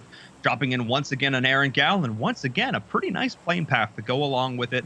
Lots of things, or lots of cities, I should say. Lots of areas still available to be dropped to D-Gun. Let's get this started. Yeah. Again, this lobby a lot closer in terms of score, which was surprising because it felt like we didn't have as many big-time orgs, right? You had Cloud9, you had Pittsburgh Knights, and those were your PMPL representatives, your PUBG Mobile Pro League Americas representatives here. So this is a lobby where teams like Hype can step up and make a name for themselves. Team like Knoll can step up and make a name for themselves. Execute as well, another team. And then Venerated, they came out of nowhere.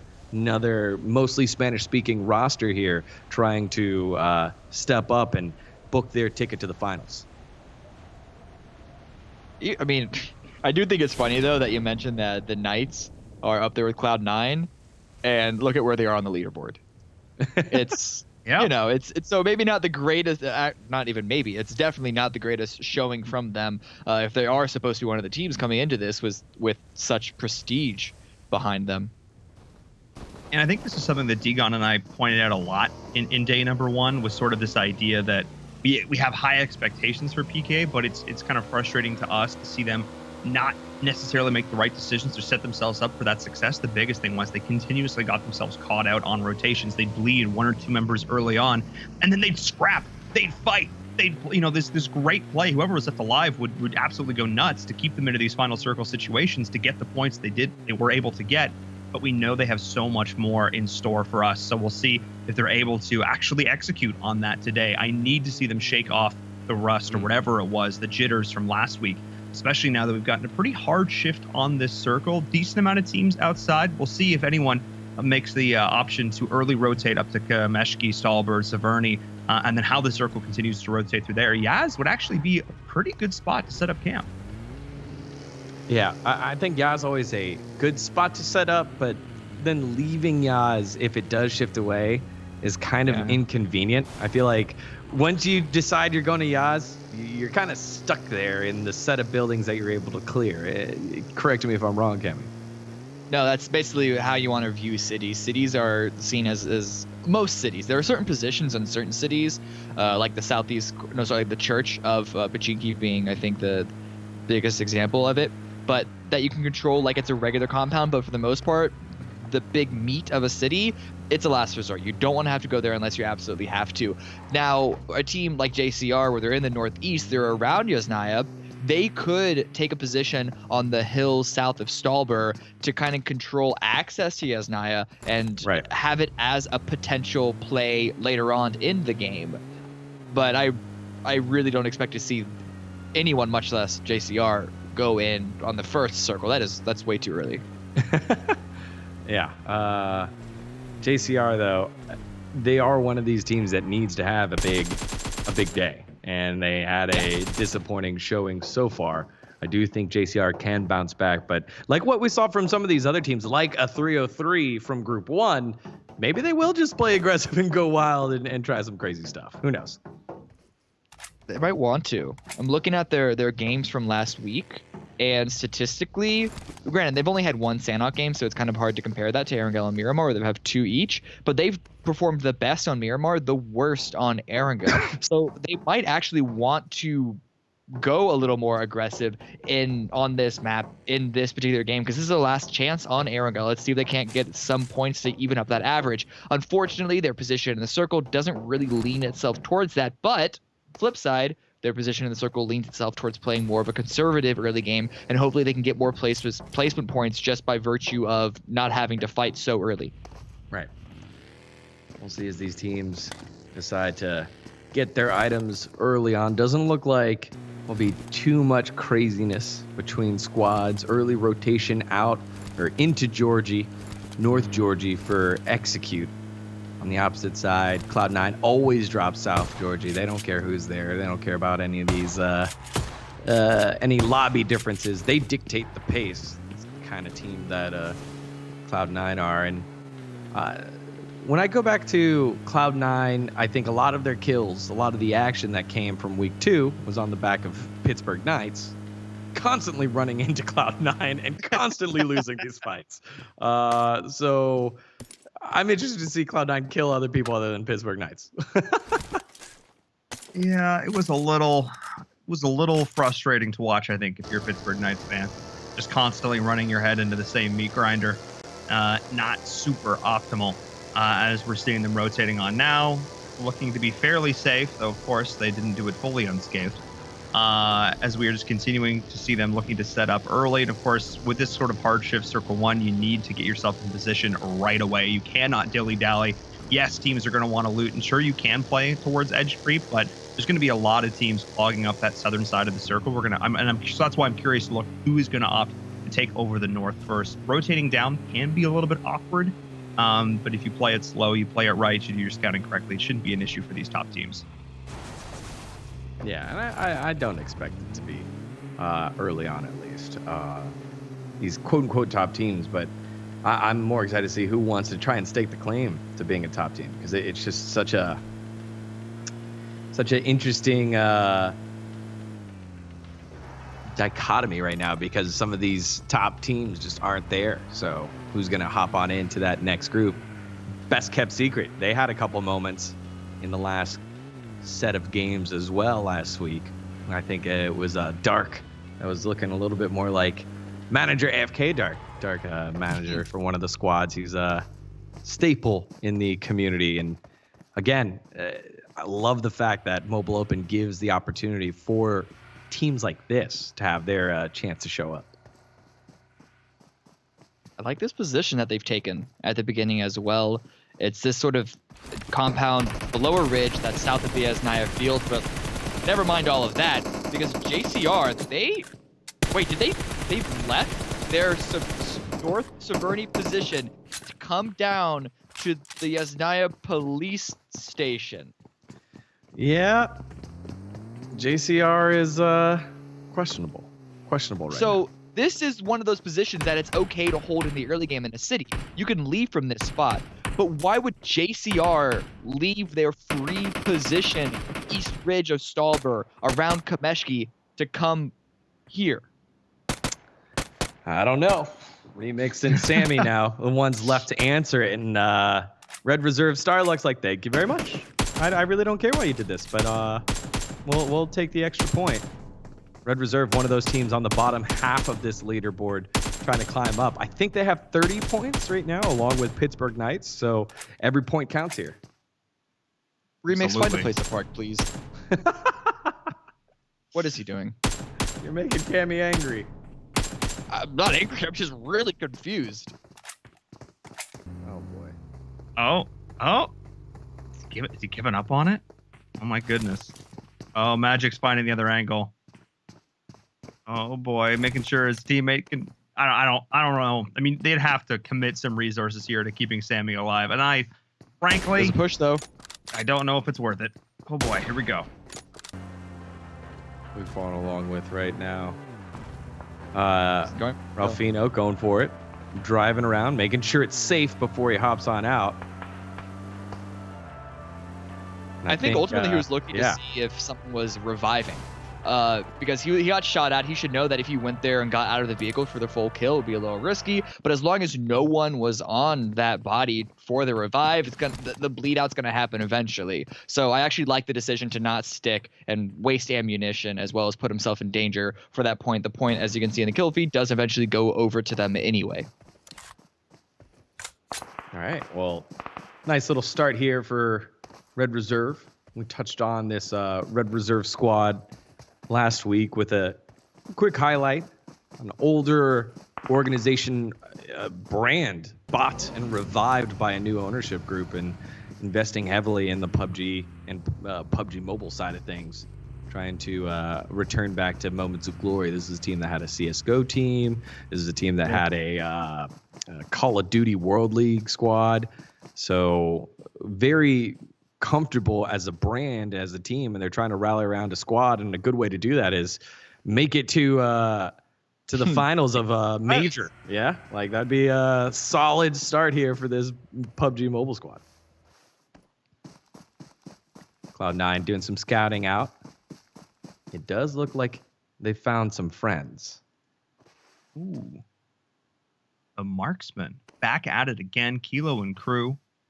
This is a team that impressed me last week. Well, I wanted to say they impressed me. They had a couple moments that were like, ooh, really nice. But then when I looked at the leaderboard at the end of the game, they didn't actually put up the most impressive numbers. So I want to see if they can actually convert some of those individually stellar plays and chain them together into sort of long-term game excellence and actually get themselves some points. Game excellence. I like that one. I don't know. Truly, I started the sentence and I had no idea where it was going, and that's where we ended up, Dagon, which, as we all know, as commentators, is often just what happens. That is what happens. And here we all are. We're on a journey together. Yeah. I don't mind game excellence. I was just like, where are we going here? We're Cloud9. So Cloud9, the last week, have been playing so loose. They they realize, hey, in some of these lobbies, they don't get punished because teams aren't as aggressive in terms of their rotations. And then they don't get punished in terms of teams wanting to take shots from distance. And then they don't get punished because teams aren't as great as some of the teams on the world level. Yeah, Bayo's able to dodge that one out to punish with their shots. So Cloud9 does a lot of this where they scout around, they're in the open, and then they just rotate in to a spot because they've gotten that information. They do a lot of that. In PMPL, they do get punished every now and then when Bayo separates off, does his scouting by his lonesome, and then gets caught, and Cloud9's not in position to punish. But in a lobby like this, where even last week, the matches were very slow and very deliberate, I felt like, until probably Zone 5, Zone 6. They feel a lot more comfortable to gather more information. Looking at this circle, there's a lot of water starting to be added.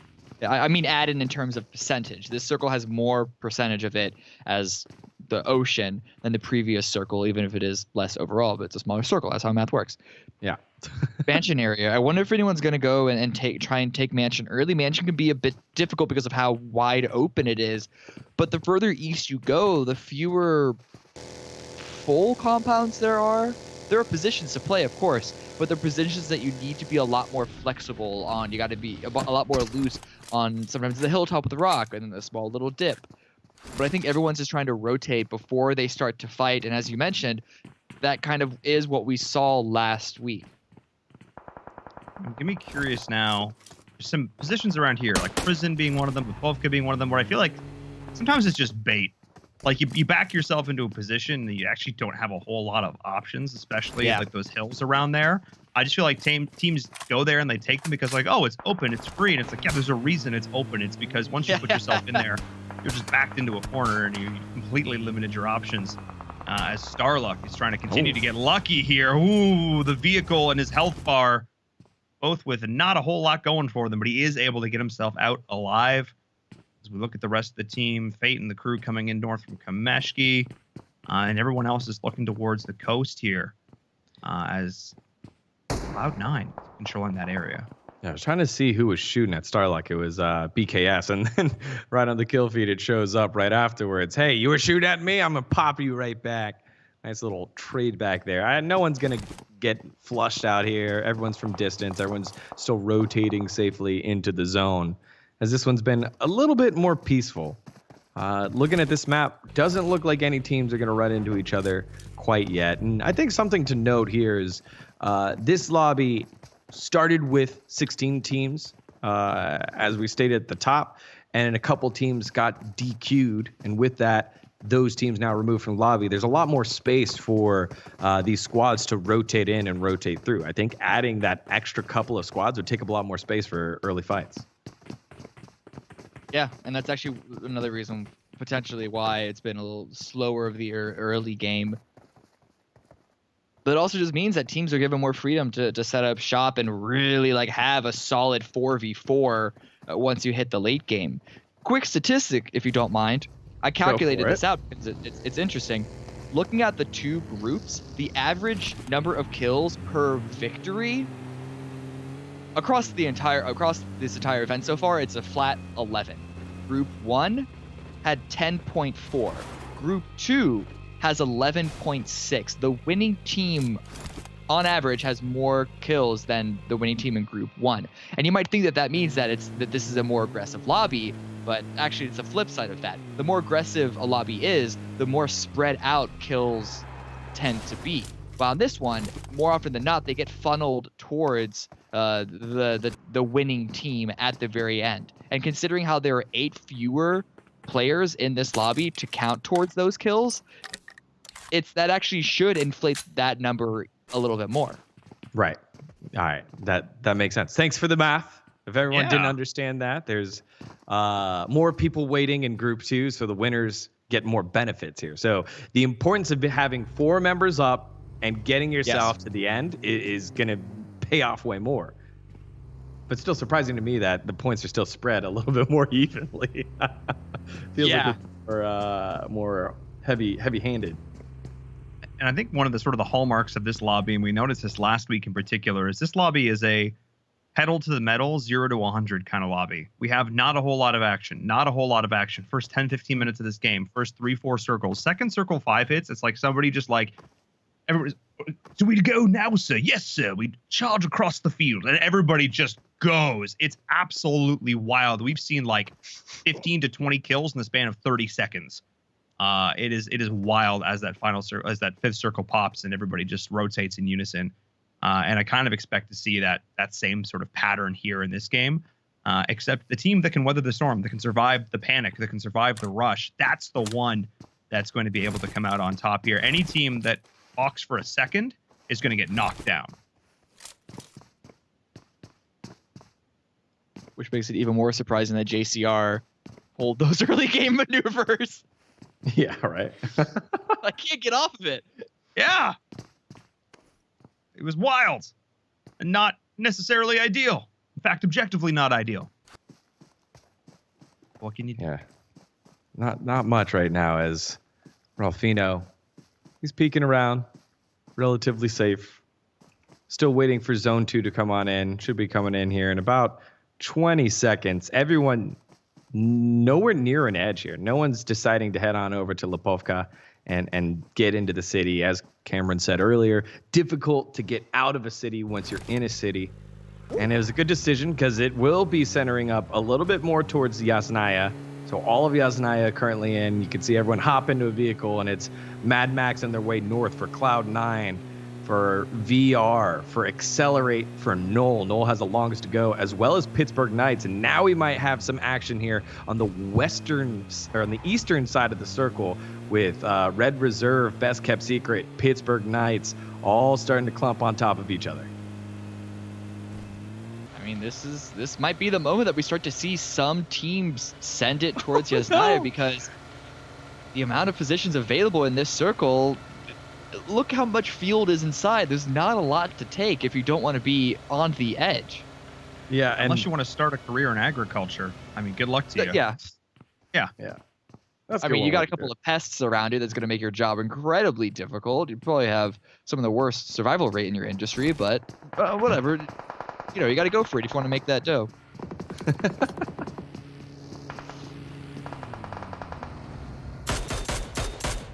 Early shots ringing on through here. Accelerate. Just letting everyone know, hey, this is taken. Don't come over here. South part of Yasnaya is ours. As Fearless going to be in the fields south of Yasnaya. Not the greatest spot to be in. Not very comfortable, but it'll do. I think this position is the best position in this circle right now, because while we might see more and more teams go in towards Yasnaya, and if the circle does end up ending in Yasnaya, this squad's not going to be that great in terms of hype, because pushing into the city from this spot isn't the greatest, but there's a greater chance of teams having to leave, and they just have a nice clear tower to just open fire on all of them that do. And the high ground to get all the information is great. BKS over here, I believe they're actually, is that southeast of Yasnaya? Close towards the edge, but there's a reasonably safe spot. Yeah, not exactly sure as BKS just find themselves, as you said, yeah. Southeast, you got VR on that side. You got JCR kind of close here. But Prism actually going to send it pretty hard across the northern fields, and I think they'll get away. Ralphino's going to take some hopeful shots. Oh, Ralphino! From distance, what a shot. And I think they should be okay. PK might vulture around, but they have Knoll behind them. It's a big clump up there. The orange squad you see on the minimap is Knoll, and they can play a factor here on this revive portion. Oh, no. While he may have been able to get the shots, he may have given away a lot of information there. Pyra almost able to get those, but that is bullets raining in once more. Beowulf looking towards Pittsburgh Knights. Tale as old as time. And this is the action I was starting to talk about. When we get into circle 4 and 5, that's when things start to spice up here, especially on a map like Erangel that everybody knows so well. They know all the ins and outs, every single angle, which means that these long-range fights come down to pretty much just pure gun skill. Yeah, this is the we just got to see a little taste of the classic Cloud9 aggression on the Pittsburgh Knights. Pittsburgh Knights can never catch a break against Cloud9. They're always there in their dreams. They're everywhere. Cloud9, the Freddy Krueger of Erangel right now. Seems about right. Yeah. I would very much stress out playing against this Cloud9 squad. There's not a lot of places for them to, for Pittsburgh Knights to hide from right now. That was an interesting maneuver that the Knights just pulled. They were scouting the field, the hill just north of the position they pulled into. One of the players hopped out of the vehicle, and the other player strafed in the vehicle a little bit to give some temporary cover in case there was a peek from the hilltop. Very, very interesting. I've never seen vehicles used like that before. But I like the use of resources while scouting out a new area. Oh, and look at this circle. Okay. Knights are loving their spot. In fact, they saw that the area north of them was free, so they're going to send it up there. You can already see one of the members just on the zenith of the circle, because everyone else is going to be coming in from the south across those fields, past Cloud9, through Knoll. This is where the bloodbath starts. Oh boy, best kept secret and Cloud9 staring each other down just over the ridge here on the eastern point. There's also going to be a lot of fun happening in the center. I think Prism is going to be a part of that one. Those Rebellion. Oh boy, Des and crew very smartly pulling the 180. And this is the other fight I was talking about with Prism getting involved. But oh my goodness, nowhere to go.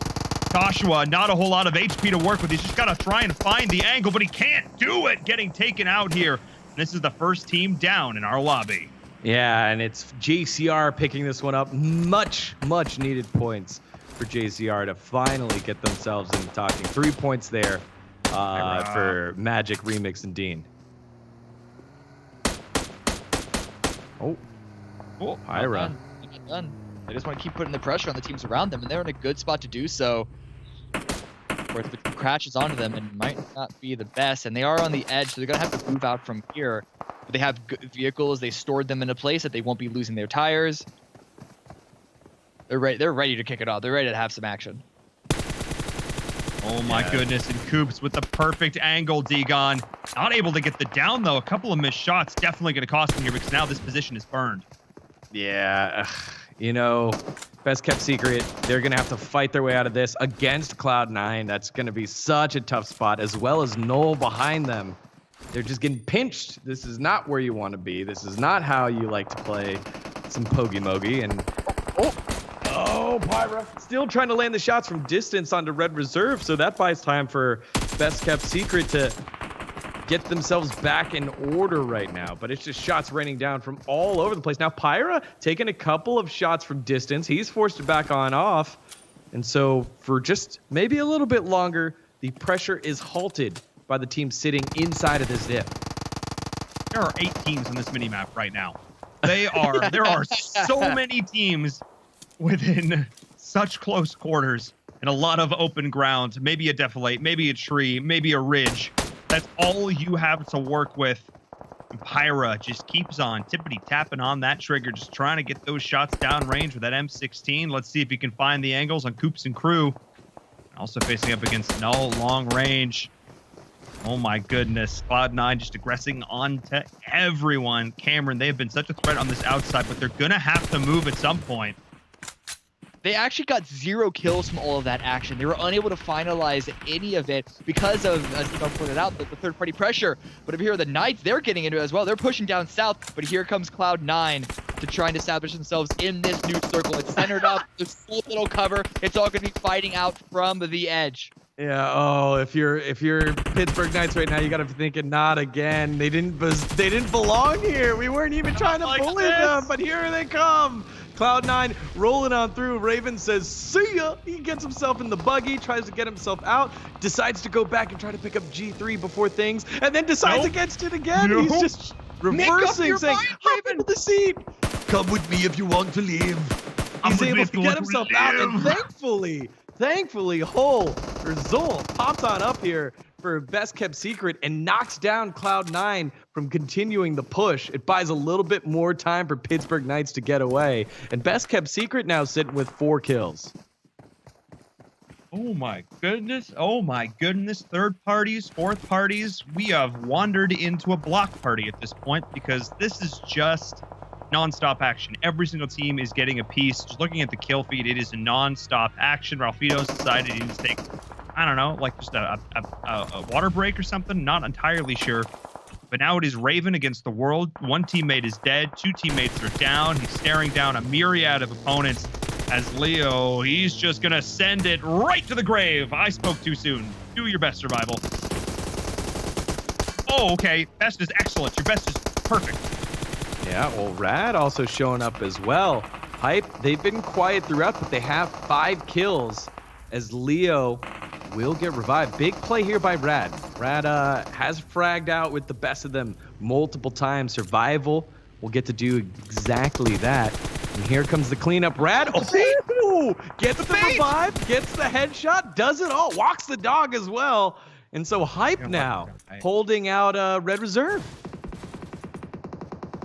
The time when that revive was critical because you saw the down player on Hype calling out, like, guys, there's more people are coming. Please stand up and defend your compound. But that's what Survival and Rad were actually able to do by the skin of their teeth, but they're not out of it just yet because the circle continues to shift away from any cover, away from any compound. And in this party, how can you not third party anything? Look how open everything is. It's like a buffet. As you say that, Beowulf getting shot in the back. No real surprise. Berksauce, the only one left up here for the team. He's going to be on doctor duty to bring the team back into it, but they should be okay here. They have this little dip to play around with. They still have to move for this next circle. They've only got 50 seconds. Perk. Yeah, he's smoking it out to make sure they can buy enough time.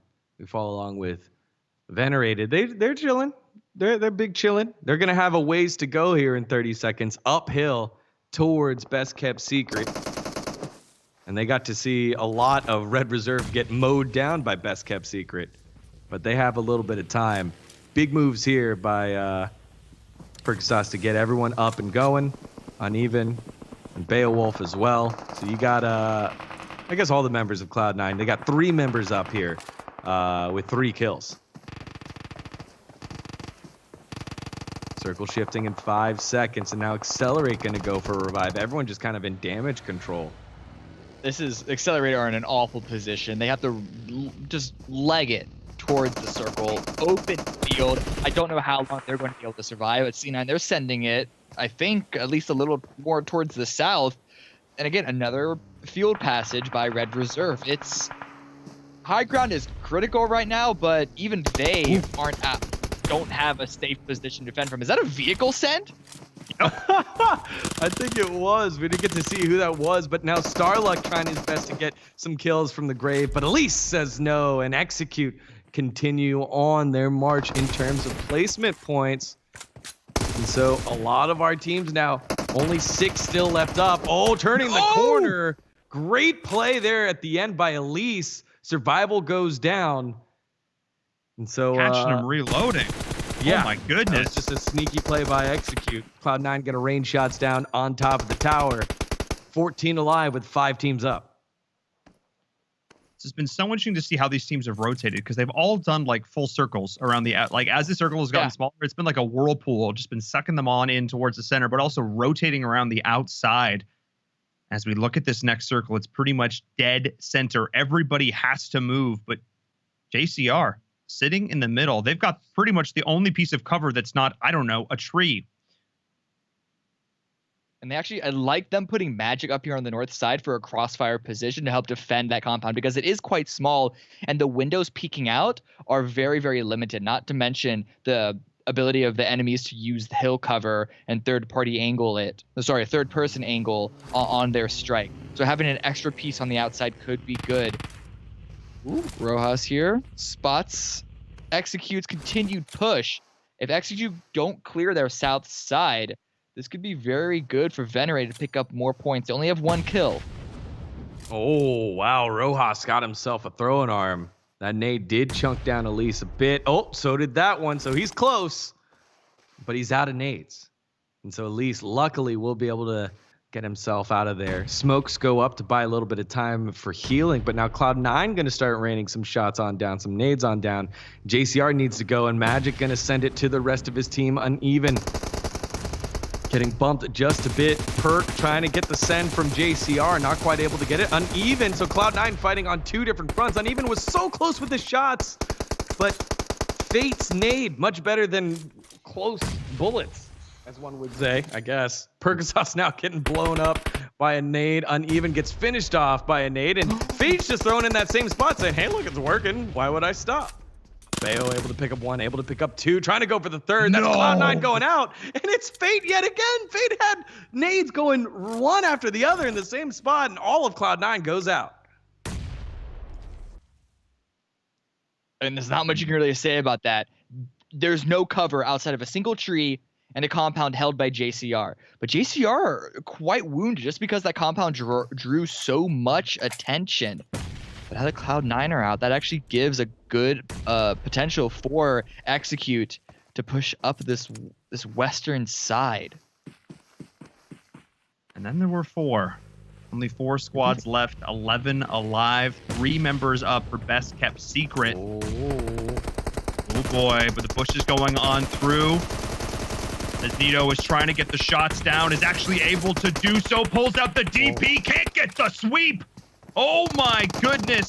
At least with more nades raining things down, it is Zol against the world. 2 teammates out of commission for now. That was a fight if I've ever seen one, D-Gon.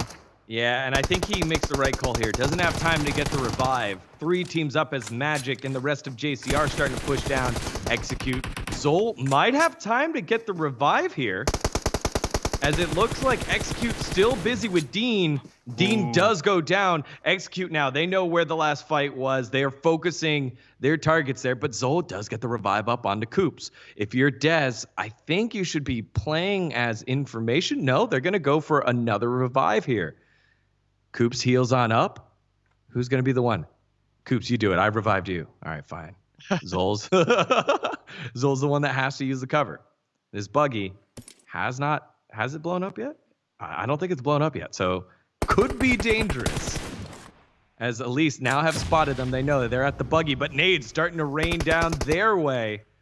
Fate, he didn't like that one too much. He liked it more when he was the one throwing the nades. That's a good throw by Zol. Cooks it a little bit, and Elise gets chunked. Fate using his stims, getting his HP back on up, and Zol going to continue throwing, aiming a little bit further to the right, and Fate trying to pull the same move that Acer did in game number 1 of the beginning of the day in Group 1. Fate has the opportunity. He even dropped his backpack, so he has a smaller profile. He might actually be able to pull this off. He's gonna go for it. He gets one. He gets one. Will he be able to get the rest? No. Coops. Yes, he's still up. He drop shot. I thought he got knocked. No, Coops still alive. Trying to shoot through the grass. Able to land a couple. Death still alive, and Elise so low. Coops now still alive. They're all on 1. This is one of the few times where he's like, I promise he's on 1 HP. And they're not lying. Elise now getting wrapped around upon Des going to the left side. Fate already knocked. Fate should be giving the information over. Coops has enough time to heal on up. Des has enough time to heal on up. Elise heals on up. Everyone back to more than just one shot here. But it's a 2v1 with Fate just kind of crawling around. Elise gets aggressive, stands up, and it gets blown right back into his face. Big, big win here by Best Kept Secret, staying cool under pressure. And they take the chicken dinner in their 6th game out of 8, getting closer and closer to figuring out who's going to be at our finals. Played that so beautifully. One player is down, causes a distraction at other time, runs uphill, continues that threat. The shots were so close through the grass. 1 bullet, 762 at that point would have made the difference on any player still left standing, spraying and praying. But in the end, it worked out well there for Best Kept Secret. They were able to utilize their numbers advantage and execute on that final series of fights, and they played it beautifully. Not overextending, making sure they were getting those revives, being cognizant of their meds, being cognizant of their utility, using vehicles as cover even when they weren't necessarily the best options, because hey, they could still explode and kill you. But at the end of the day, they were able to get it done. Let's take a look back at our Xperia highlights from that first game for Group 2. Cameron, let's take a look. I like how this game completely contradicts the kill per win stat that I loaded in, because the team that won wasn't even the team that had the most kills. So this compound here, this was the compound that the whole engagement ended on. And C9 as well, they just unfortunately weren't able to get a lot from that position. But I just want to point out, Execute, while they got second, 15 kills. 15.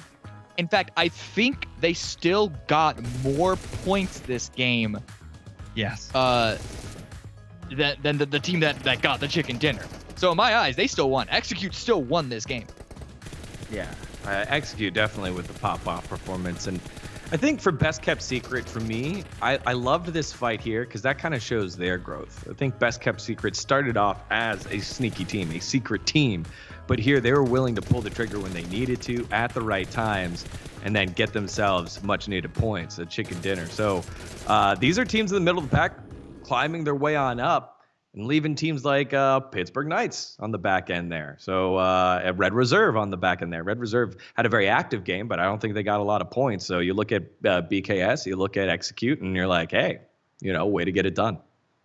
Yeah, no, really solid performances there from both of those squads, playing patient, going aggressive when they needed to. Some interesting sends and some great nade usage from both sides. I think the nades sort of reigned supreme in those final few circles there, trusting in your gut, able to get those down. So congratulations to all of those teams putting in the work here. But this is only game number 1 of our second group. We still have 2 more in store for all of you watching at home. But before we get to that, I need to give a huge shout out to the official mobile partner of the ESL Mobile Open. Of course, it is the Sony Xperia 1. Thank you so much, Xperia, for joining us here as the official mobile partner. Got a chance to use this phone quite a lot over the last few months. And I have to say, guys, it has been a ton of fun to use this device, whether it be the 21:9 cinema-wide display, the 4K OLED screen, making things crisp and beautiful, whether it be things like the game enhancer mode, turn off notifications, or whether it just be the fact that it's got a great processor, because as PUBG players know, the thing you care about the most is 60 frames per second. Give it to me. I don't want my phone to overheat. I want to have a long battery life. Those are the things that you guys enjoy. And actually, speaking of things that we enjoy, you guys actually got a chance, Degon, Cameron, you actually got a chance to play around with this phone a bit. Degon, what are some of the things that you enjoyed with this? Yeah, I love the extra widescreen. You can see how wide it is compared to other phones. And I also love the fact that, with the visual cues, you can see exactly, I look exactly like my guy in the game. Like me and him, we're splitting image. You see this? If I held my game and I was in my boxers, and with the Xperia, I'm able to see exactly every single pixel of similarity. No, I will take your word for it. Yeah. Yeah. The ability that the phone gives to record your games, I think is also really cool, because highlight reels for me are few and far between. And so when they do happen, I like to make real efficient use of them. But just the sound as well. Also, whether it's playing games, listening to music, it's all very, very. It's exciting stuff to have been given the opportunity to play around with. For sure. And I think that's something we kind of undervalue watching this as spectators, but is so important in games, or audio cues. My goodness, are hearing those key footsteps so important, especially in some of those late game fights. Part of the reason that went so well, as it did for Best Kept Secret, was the player rotating on the other side, keeping the other person back. And that's kind of what it comes down to. So thank you so much to Xperia for joining us here as the official mobile partner. Thanks a lot, guys. Go take a break. You earned it, because we still have 2 more games in store for all of you at home. Before we go to that break, !social in the chat. !social in the chat. Be sure to do that and follow along with all those things on social media, Twitter, Instagram, Discord. And now we'll go to our break. We'll be right back in just a few with our next game.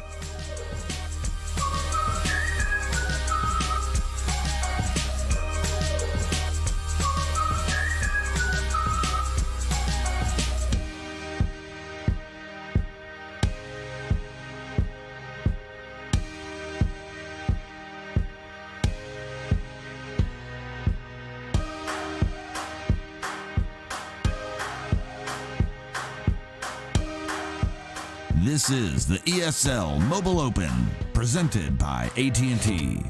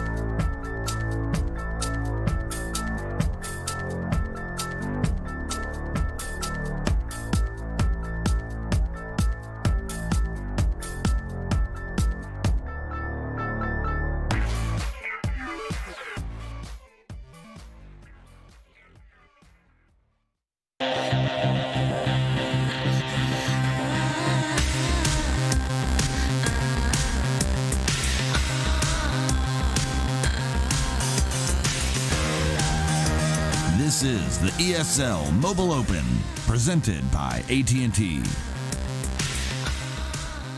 Hello and welcome back, everyone, to the ESL Mobile Open Season 5 playoffs here for the final day of PUBG Mobile. Only 2 games remaining for group number 2, and we will determine our finalists for Season 5. As always, I'm your host, Paul and Verum Toddkill, here to help bring you all of the action, but I can't do it alone. And I know I want to get right back into these games. So Daniel Digon Gonzalez, welcome back, sir. How you feeling? Good. I wish these lobbies would work a little bit faster in Group 2. You know, the teams are very much slow paced. They don't want to make mistakes, except for Cloud9 and PK. They're willing to take fights. And unfortunately for PK, they keep being up on the losing side of things. But I want to see a team that is willing to go out and get it. You know, get your early loot and try to get a jump on someone with, you know, tier 1, tier 2 armor helm, but use your gun skill and go get yourself 4 points plus a placement point. I think that is a thing that I want to see here. Yeah, because we're getting down to the wire. These teams need every single point they can muster, especially given that they're competing against the teams in group number 1 as well. Cameron Davis, welcome back to the show as well. It's your first day here with us on the cast. Your first time is watching these teams live as a commentator. Have you been has Group 2 kind of lived up your expectations? I know you did research, but how was Group number 2 looking compared to how you thought they would? I mean, they definitely fit the bill of starting slow and ending strong. That circle, it sucks that like the only Erangel game of the day is one where it's all kind of out there like that. Those fields are not as easy as you think. In fact, they're probably some of the most difficult dynamic fields to play in. But no, it's thinking back to game 1, like that's basically what happened, right? I think Venerated got a ton of their points against Cloud9 right outside of Yasnaya, north of Yasnaya. Yeah, there's that little hut, the compound they played around.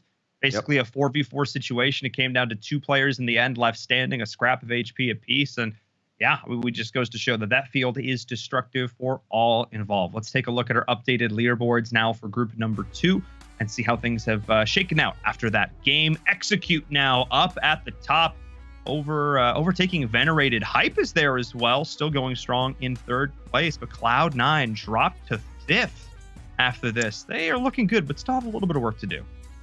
Yeah, a little bit of work, but again, I'm looking more towards the cusp right now. We know that Tempo Storm, Col2, BG, both sitting at 66 points, and that's 9 teams, right? So we're taking the top 16 regardless. If there's 9 teams in Group A, that means in Group B, that would leave only 7, which is where Accelerate is right now. That means they only need, out of 2 games, they need 5 points each, to total of 10.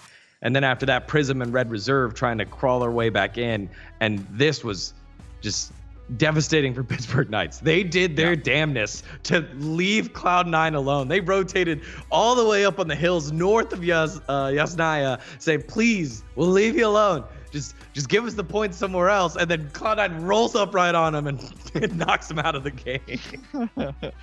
I mean, PK functionally needs 2 chicken dinners at this point. Or very, very close with, like, you know, top 3 finishes with 7 to 9 kills apiece.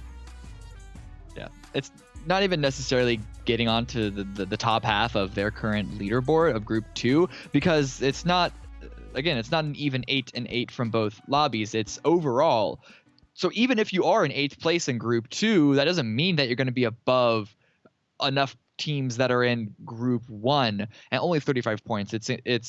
It's rough. It's rough for the Knights right now. 66. 66 is kind of the number that we're looking for. You mentioned this, Digon, so we're going to keep an eye on that. Again, 2 teams within 10 points of that right now. And well, by 1. I will.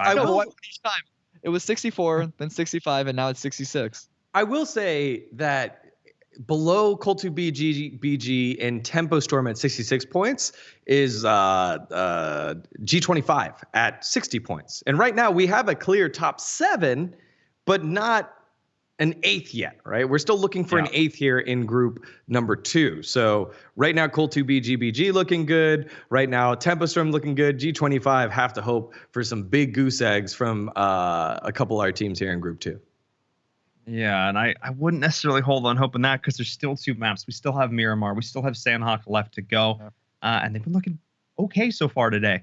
Again, you just need to play consistently. That's why we play 8 games apiece. That's why we give these teams multiple opportunities to show what they can do. Because again, there is an RNG factor in any battle royale, how the circle shifts, how the loop plays out.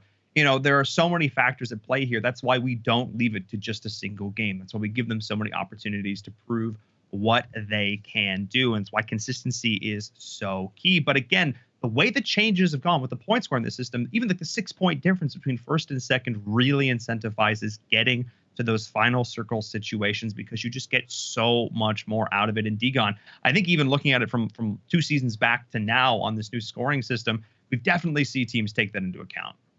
Yeah, definitely. I want to see, we talked about consistency. I really want to see BKS put up the same type of game that they just did. You know, working together, being patient, choosing when to pick their fights. They did a lot of the ticky-tacky shooting from range, probably not getting the kill, but just annoying the rest of the teams. Hopefully, they'll be able to carry that same momentum here in Miramar, where you don't normally get a lot of big fights until you're near the end.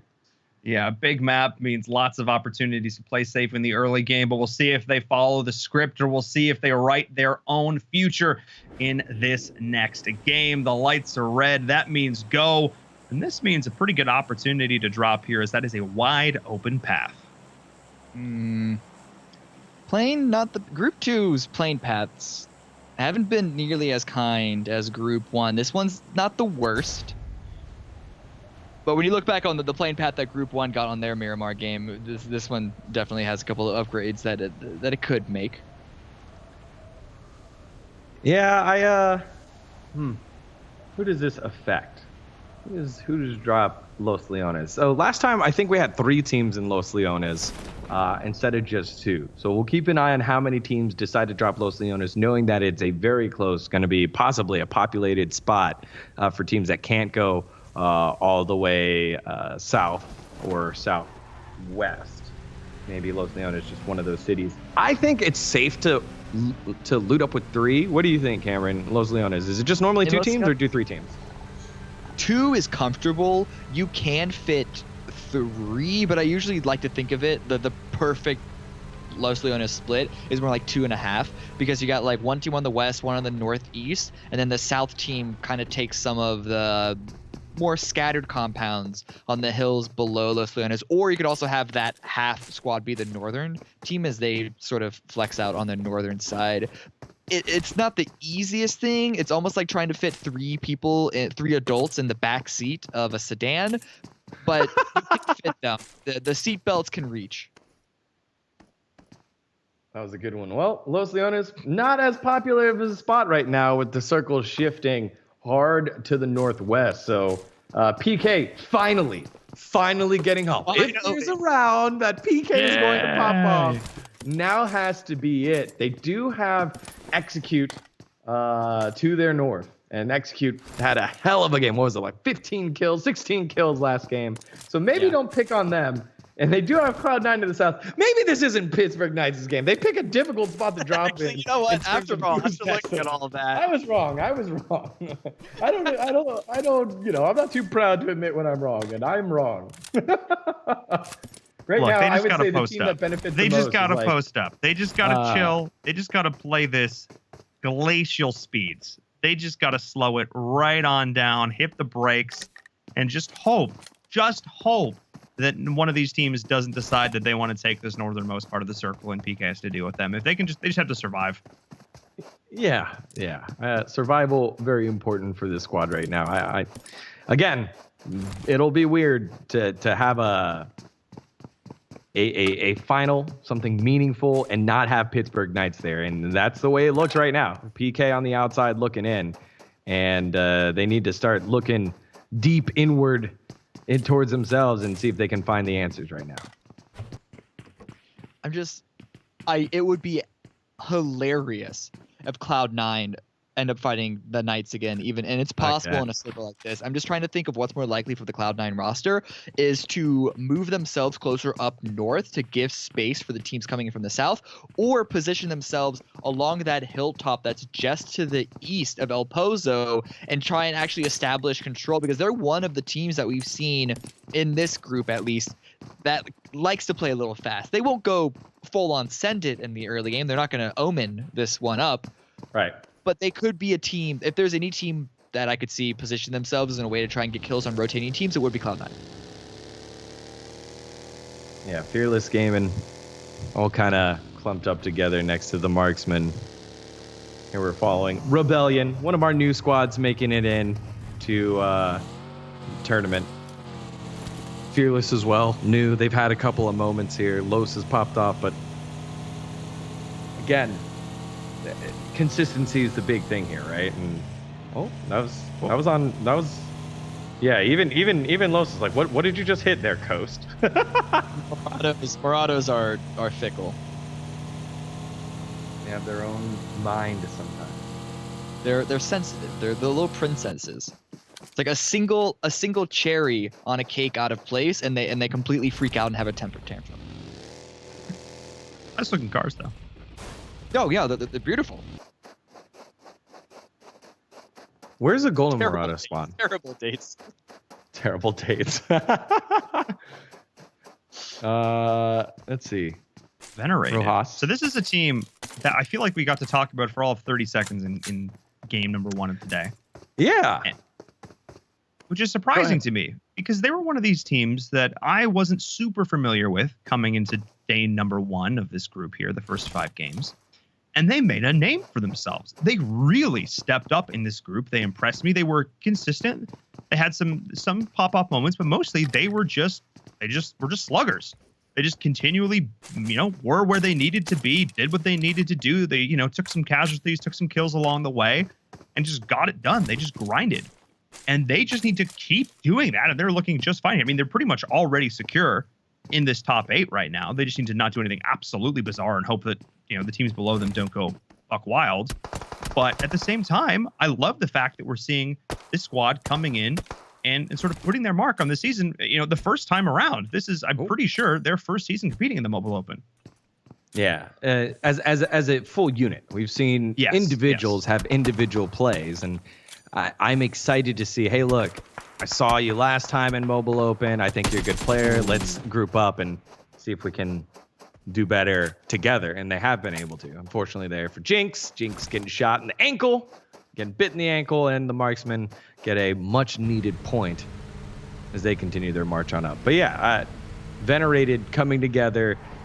It's been great to watch, but I will say that in that first week, I did feel like a hint of luck here for Venerated. They when they were put in position to capitalize on points, they did, but they weren't a team that went out and made points for themselves. If that makes sense. Yeah. Now we're seeing Red Reserve for Alfino, whose long-range shots surprisingly off this time, considering the shots we saw coming out from him last time around. Catching some wind of some of these rotations here, and this is oftentimes a game, one of these hilarious games. It's a combination of chicken and also cat and mouse, because you're kind of chasing your opponents. You want to keep an eye on where they are. You don't want to let them out of your sight, but then it's also like who pushes more first, and that's where the game of chicken sort of comes in. It's a whole footsie game. Yeah. And it's all about positioning yourselves in the terrain, even if you're not in a place that's like center of the circle. The terrain will completely change priority positions, and then where other teams are can also oh god, that gave me a heart attack. Can also change priority positions. Yeah, the running over the vehicle collision here, much more forgiving. Yes, and it freaked me out the first time too when I started. Well, it freaked me out the first time too, because it's like, if you play enough PC PUBG, you're like, yeah, your teammates' vehicles can kill you, which is obviously not the case in PUBG Mobile. They don't do damage. So it was just like, the first time it always gave me a heart attack. Not gonna lie, it took a while to unlearn that particular habit. I'm gonna be honest.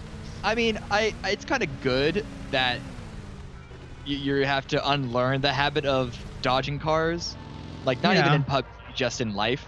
Like you should probably keep that one there in the back of your lizard brain. It's a good skill. Yes. Yeah. Dodge a wrench, you can dodge a car. Yeah. I mean, like technically. I feel like our chat's too young for dodgeball references, if I'm being honest. Listen, they were too young for the meme that ESL Mobile tweeted out. They're too young for dodgeball. I think at this point we just got to start making jokes about like what Johnny Test, and then they'll get it. Or like Avatar, exactly. Avatar. That one I get. Yeah, rewatching that right now. Great stuff. Thanks, Netflix. But even then, the chat will probably be like, "Those are my grandfather's TV shows. That's my grandfather's cartoon." Tar. Big Fickle zoomer chat. energy. I know. Never I can know. make you guys happy. Always big bullies. You don't know how hard Paul tries. I really do, guys. Because like trying to keep up to date with like pop culture, oof. That's like a big ask, yo. There's esports to be had. I cast 3 different games a week, guys. I got stuff to do. My question for the Zoomers in chat is, I understand it's not your fault that Vine died. Vine took a perfectly amazing thing and shot itself in the foot. But why'd we have to go and replace it with TikTok? Like, surely there are better options out there. Uses of our time. Yeah. Give us your opinions, Switch chat. We're curious as we slow play this mid game on Miramar. Has this devolving into social media commerce, which actually I feel like is perfectly acceptable. You know, more action than what's happening in game right now. Absolutely. Which is on purpose. This is not a slight towards the teams. This is exactly how they want to play this out, and it is a perfectly valid way to play the game. There we Doesn't go. give us a lot to talk about. Oh, here we go. Oh no, I saw it. It's because Echo's tag is different. Oh no. What? This is the most action we've seen all game. Them losing a Quick, lift it. There's No, we can't immediately a lift it. trike. I would never have this luck. Never in a million years. I wouldn't see a vehicle the rest of the game. All right? Yeah. I would be on foot forever. Like, I would never again. I would see a single tire be on a burnt out Jeep or a Humvee, and that would be it. And I would cry all the way on foot as the blue chases me down like it's inexorable death. Anyway, back to this. No, I haven't got a chance to talk with them a ton. Twinkles has been one of these players who I was like, well, Twinkles comes in, and then he just shoots real good, D-Gon, and he was a lot of fun to watch last week. Yeah, Twinkles, fan favorite, Donut. I think these are the two that have kind of led the way. Fears as well has had a couple of big plays. Haven't heard too much from Ruli yet, but Noel, I think we expect a little more. We've seen them now. This is their second or third playoffs that they qualified for the Mobile Open. And I wanted them to take that next step. They're close. They're close. They just haven't quite been able to just yet.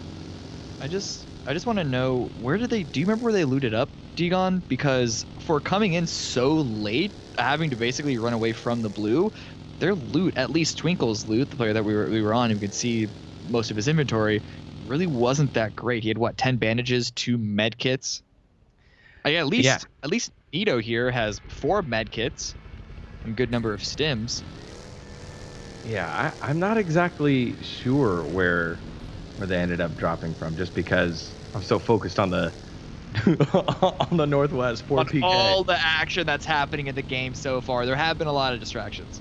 Yeah, I mean, it was PK. I was like, oh, PK, they got the circle. Everything's going to be great. And I was like, oh, wait, execute's right next to them. They did sneak by him, though. Yeah, let's use that as a quick pivot, because PK have taken the spot that I was thinking that Cloud9 might want to go into. But PK are the ones that have actually tried to take center control. They didn't want to just play easy on the edge. And I like that from them, because they're going proactive. They don't just want to try and play safe, because they have 2 games left and they are so far out of the top half of their lobby, much less the previous lobby. They're the ones that need to go active right now. Yeah, they're the ones that need the points. They need the points, and sitting back and waiting for Cloud9 to rotate into you is not the way to go gather them. We could see Noel now trying to take some shots at rotating Prism, and this is what most of this first couple of zones are going to be. Trying to dodge out these teams trying to take you down on a rotation.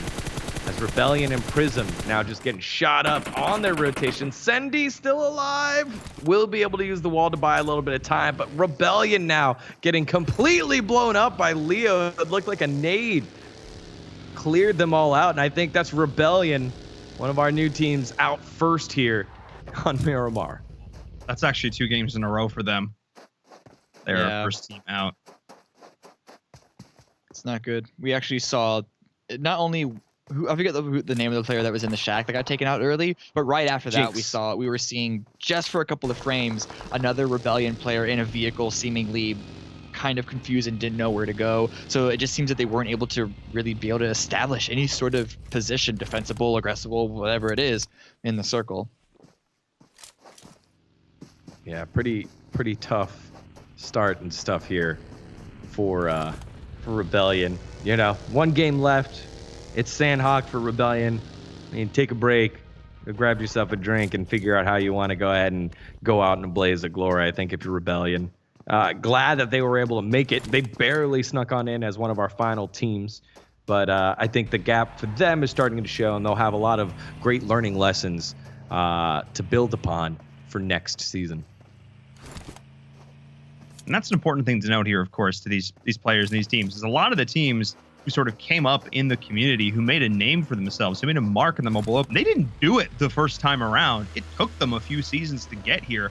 So if you even made it to the playoffs, period, you know, with your first iteration of a roster, that is still something to be proud of. And you're still walking away with prize money and learning, playing against some of the best teams in North America. There's really not a lot of other opportunities to get that kind of experience. And that's what the Mobile Open is all about. The mantra of the program is where everybody can be somebody, giving you the opportunity to not only show off in front of a crowd of thousands, but also to learn from the best in NA. And you are playing truly against the best in NA in these groups.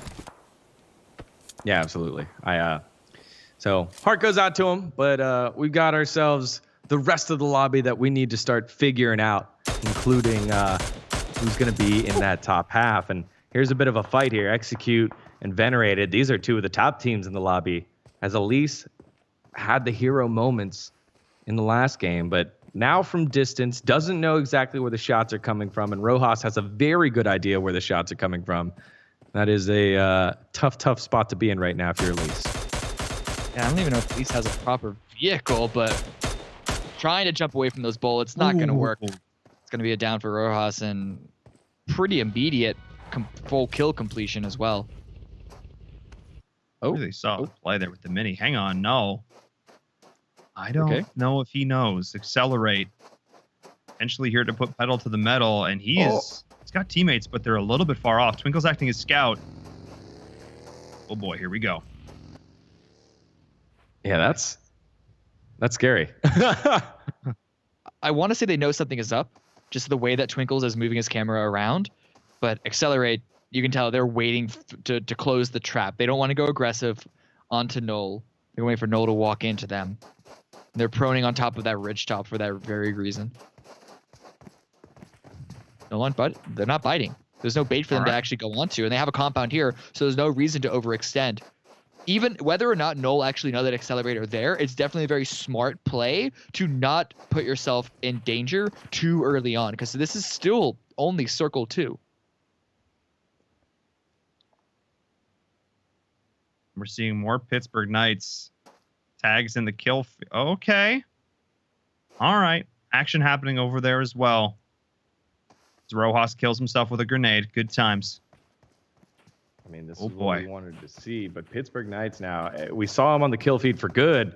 Now it's for evil, as Jagger is the only one left alive, and they have 0 kills. G3 going to fall here in just a second. BKS surrounding him, and they'll finish him off.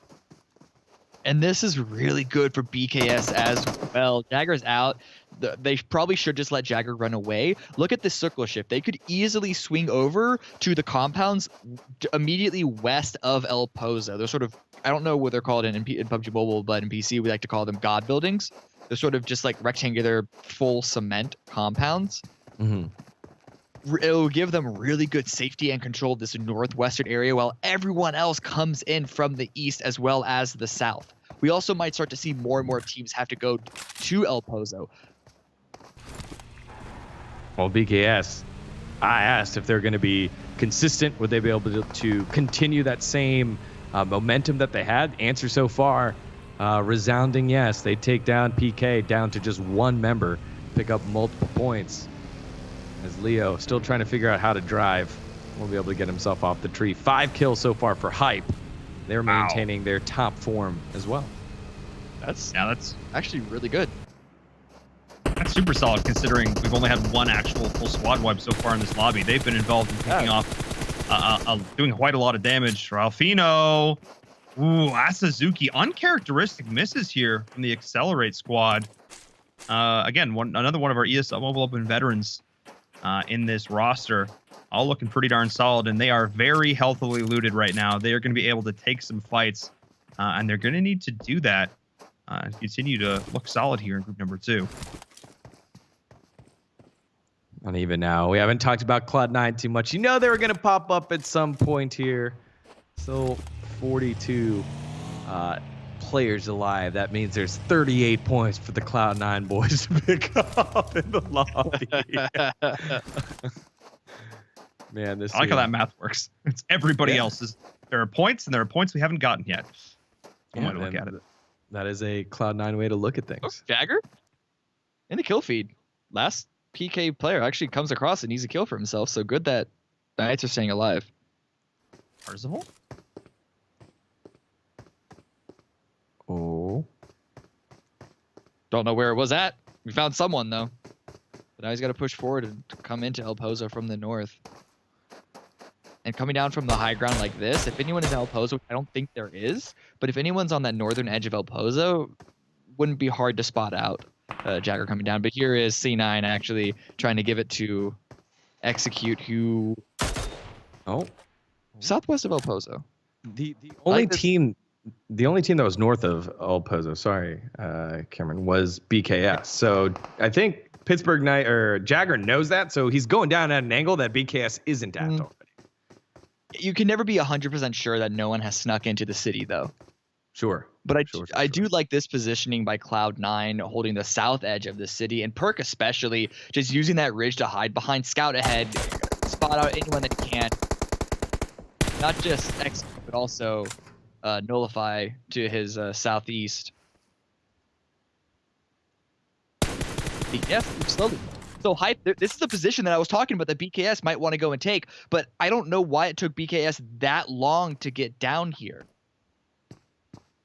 They've got to rotate around themselves, and Coops is just caught out there. Leon did that damage, so they did not get out unscathed. Going to just continually decrease the likelihood they're going to have a repeat from game number 1. That was a really solid performance from them.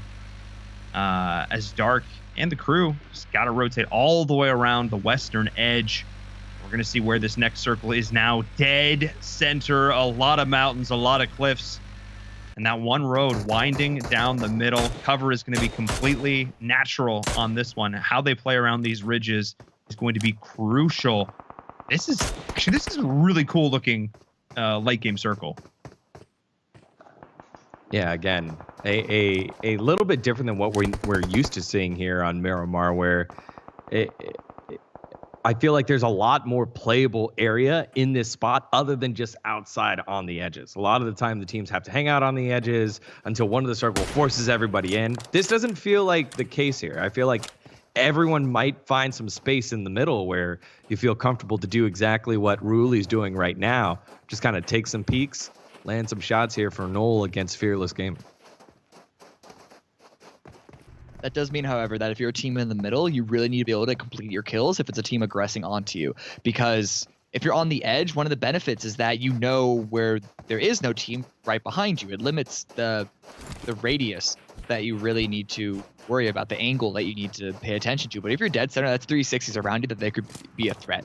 So it's a good place where you can pick up kills from, because you can see everyone, but that also means that everyone can see you.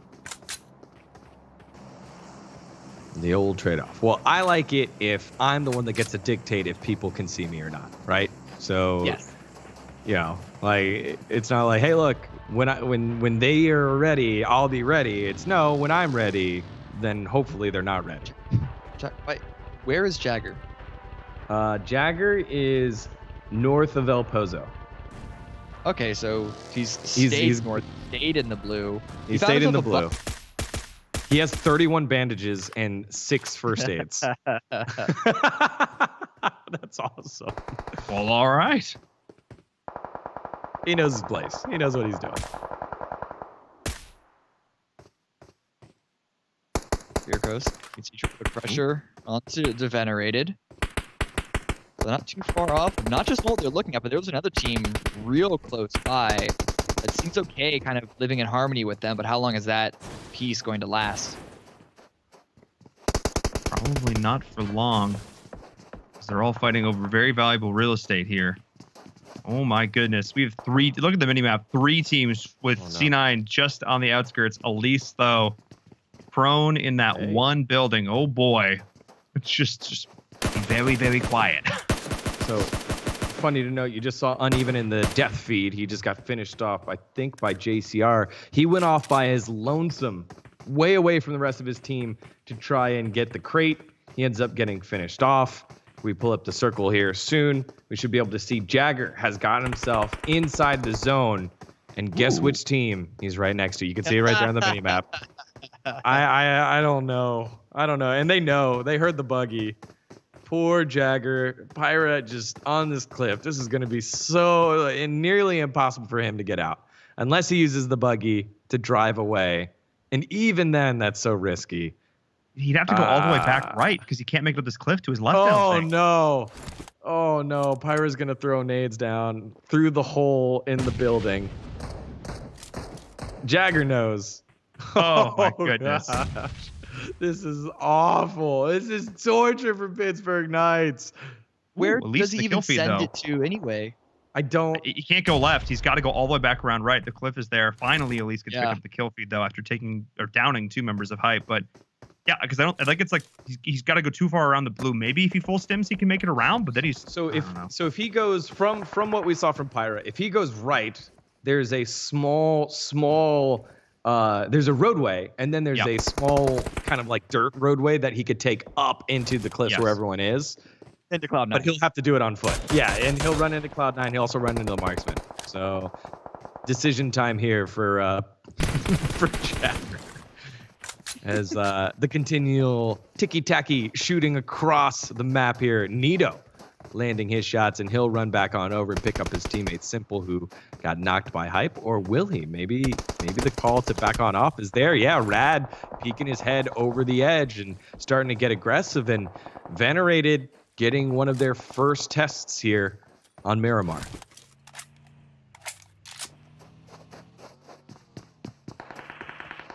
JCR still in this with all 4 members. Crucial at this point now.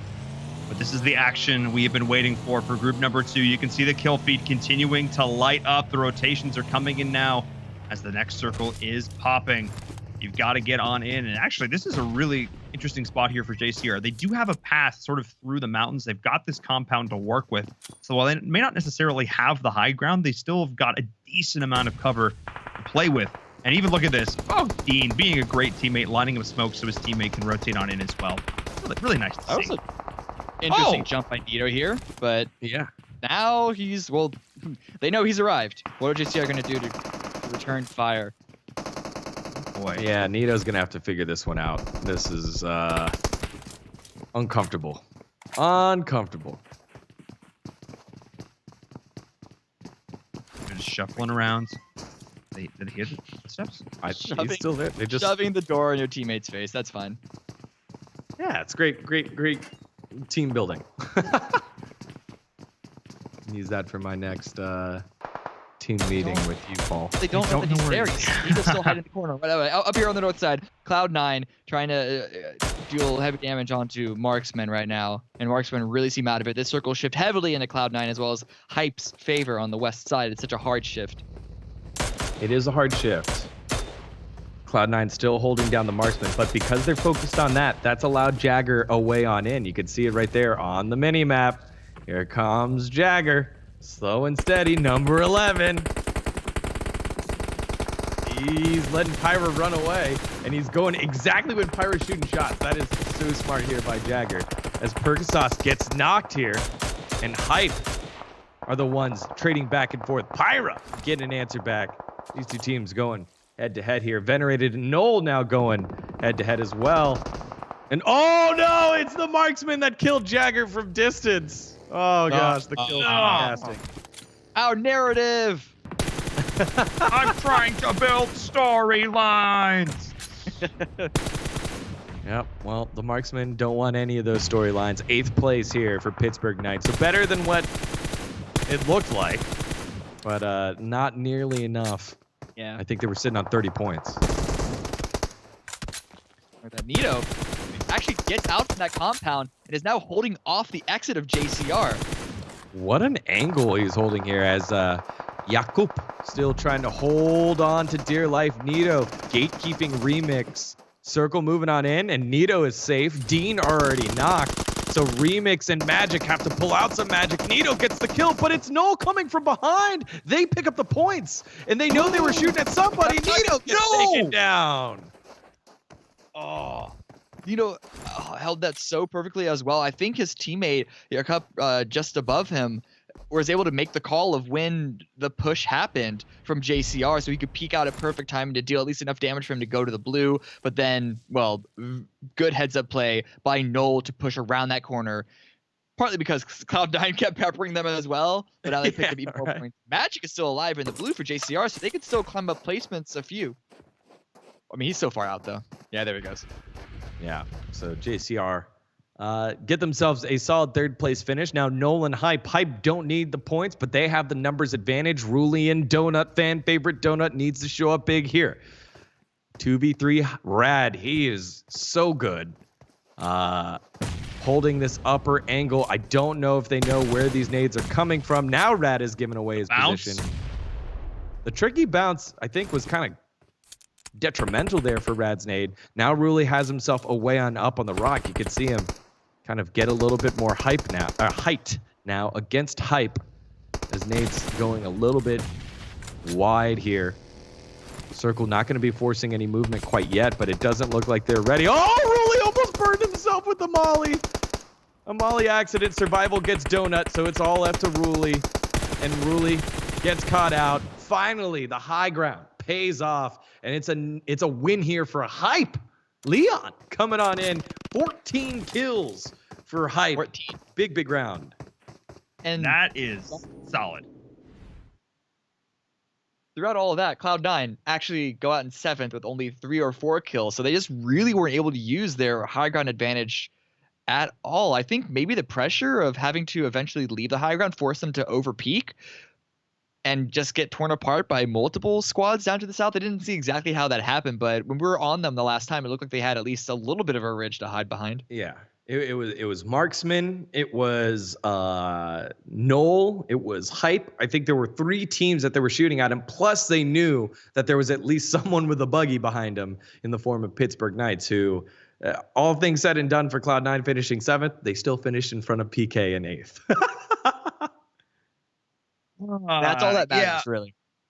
I mean, look, it's the little victories, guys. It's the little victories. Let's take a look back at that game with our Xperia highlights. Degon, let's get into it. That game had a little bit of a slow burn, but when the action did get going, oh my goodness, It took off like a rocket. Yeah, a bit of a slow burn, but BKS and Hype really kicked things off. Unfortunately for Prism and Rebellion, they were caught in the rotations, and a lot of the time, that's kind of the mark of these two teams. They're the ones getting caught when it seems like they just shouldn't be, right? They don't get themselves a fair team fight. Oh, so this was the beginning of that sort of Nito creep to start deal heavy damage to JCR. Yeah. See why they're on the back foot coming into the circle like that. That was a good play by Nito. That was.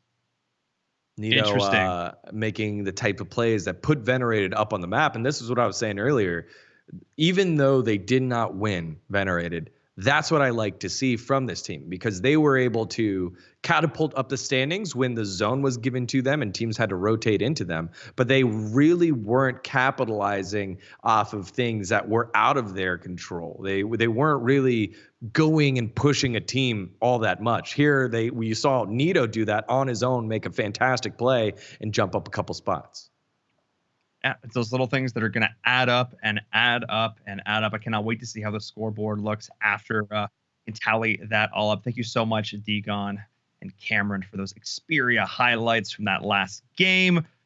Wow, what a series of games it has been so far today, everyone. Before we get to our next break, you see this the phone next to me. It's the Sony Xperia one, and I have to give a huge shout out to Sony Mobile for joining us once again as the official mobile partner for the ESL Mobile Open.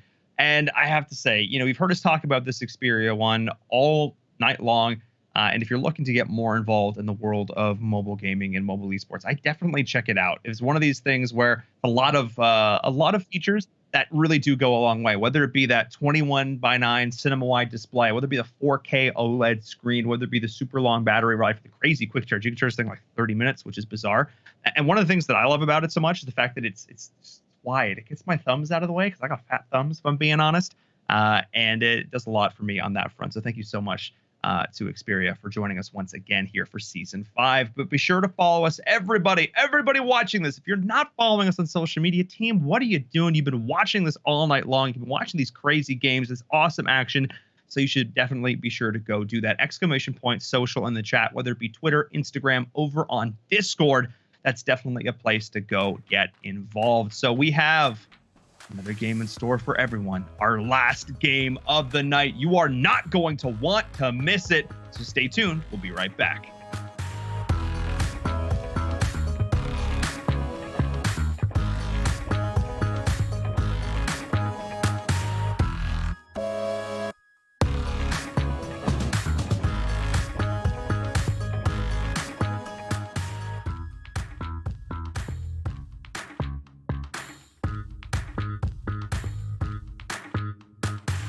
This is the ESL Mobile Open, presented by AT&T.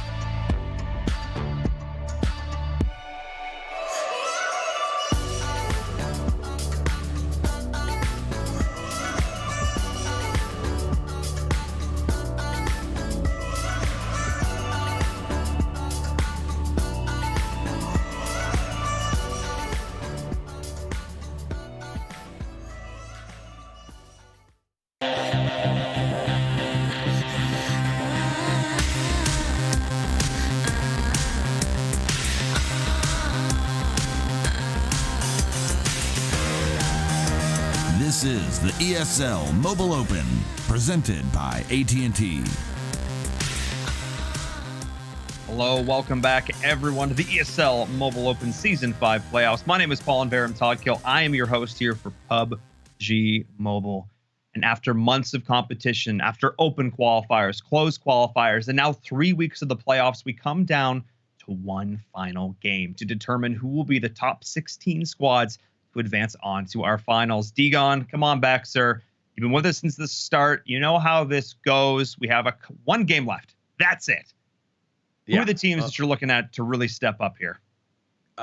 You look towards that last game, and it really kind of feels like the teams that are in, the teams that are out. So if you are one of those teams on the cusp, Tempo Storm, Cold2, BGBG, I think you're safe. And maybe even G25 at 60 points, I think. That's another team that possibly is safe. So I need to see a little bit more out of some of these squads in Group 2 to get over the edge.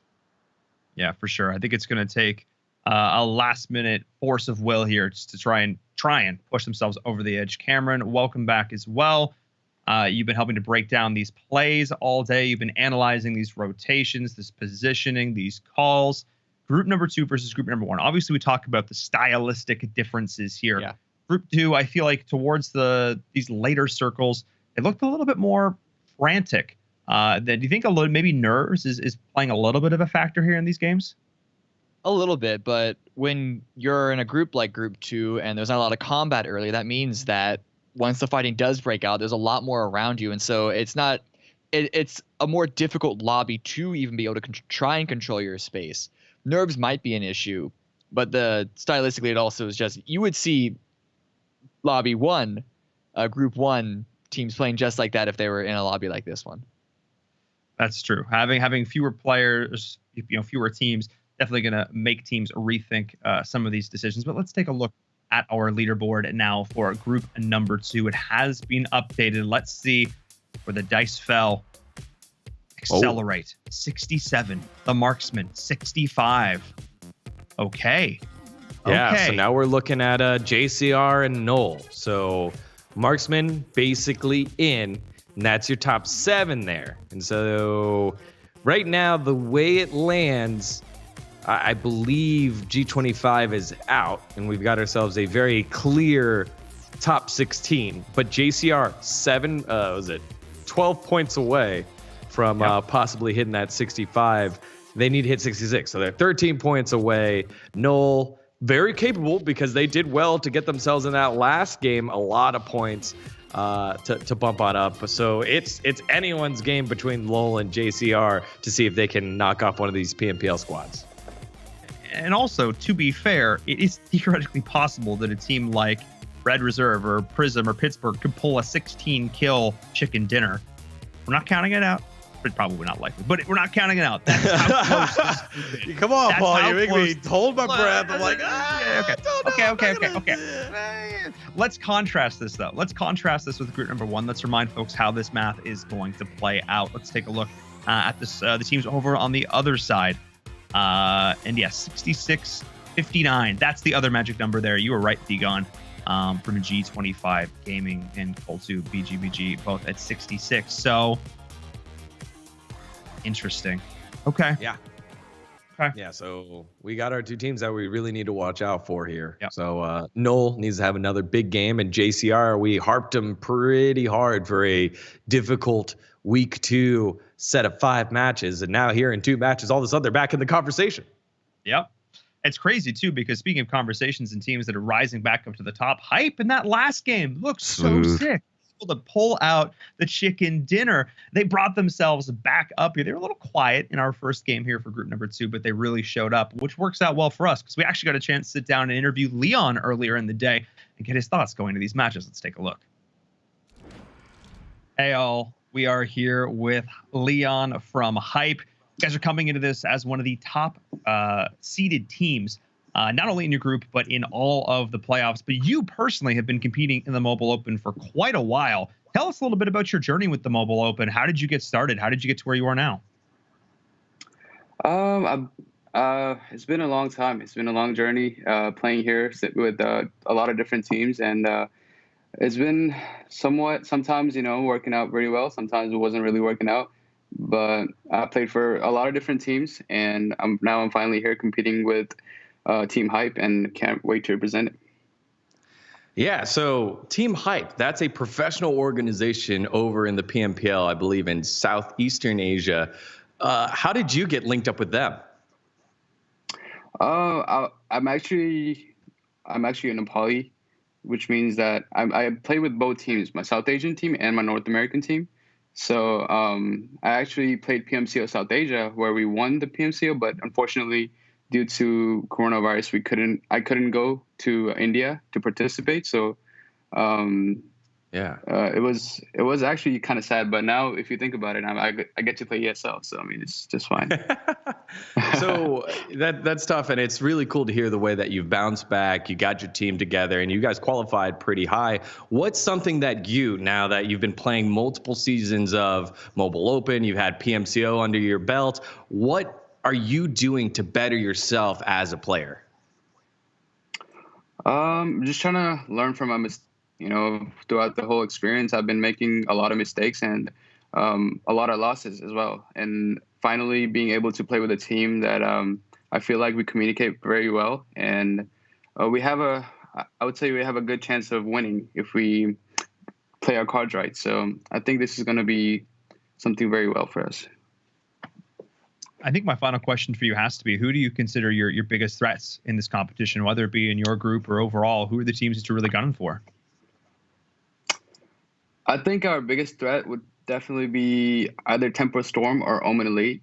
I feel like those are the team who play very aggressive and they play very smart. So if we get knocked, it's always a threat because they can always push us. So one knock and push is very deadly. Absolutely. And I think those are the main two teams that I would be worried about.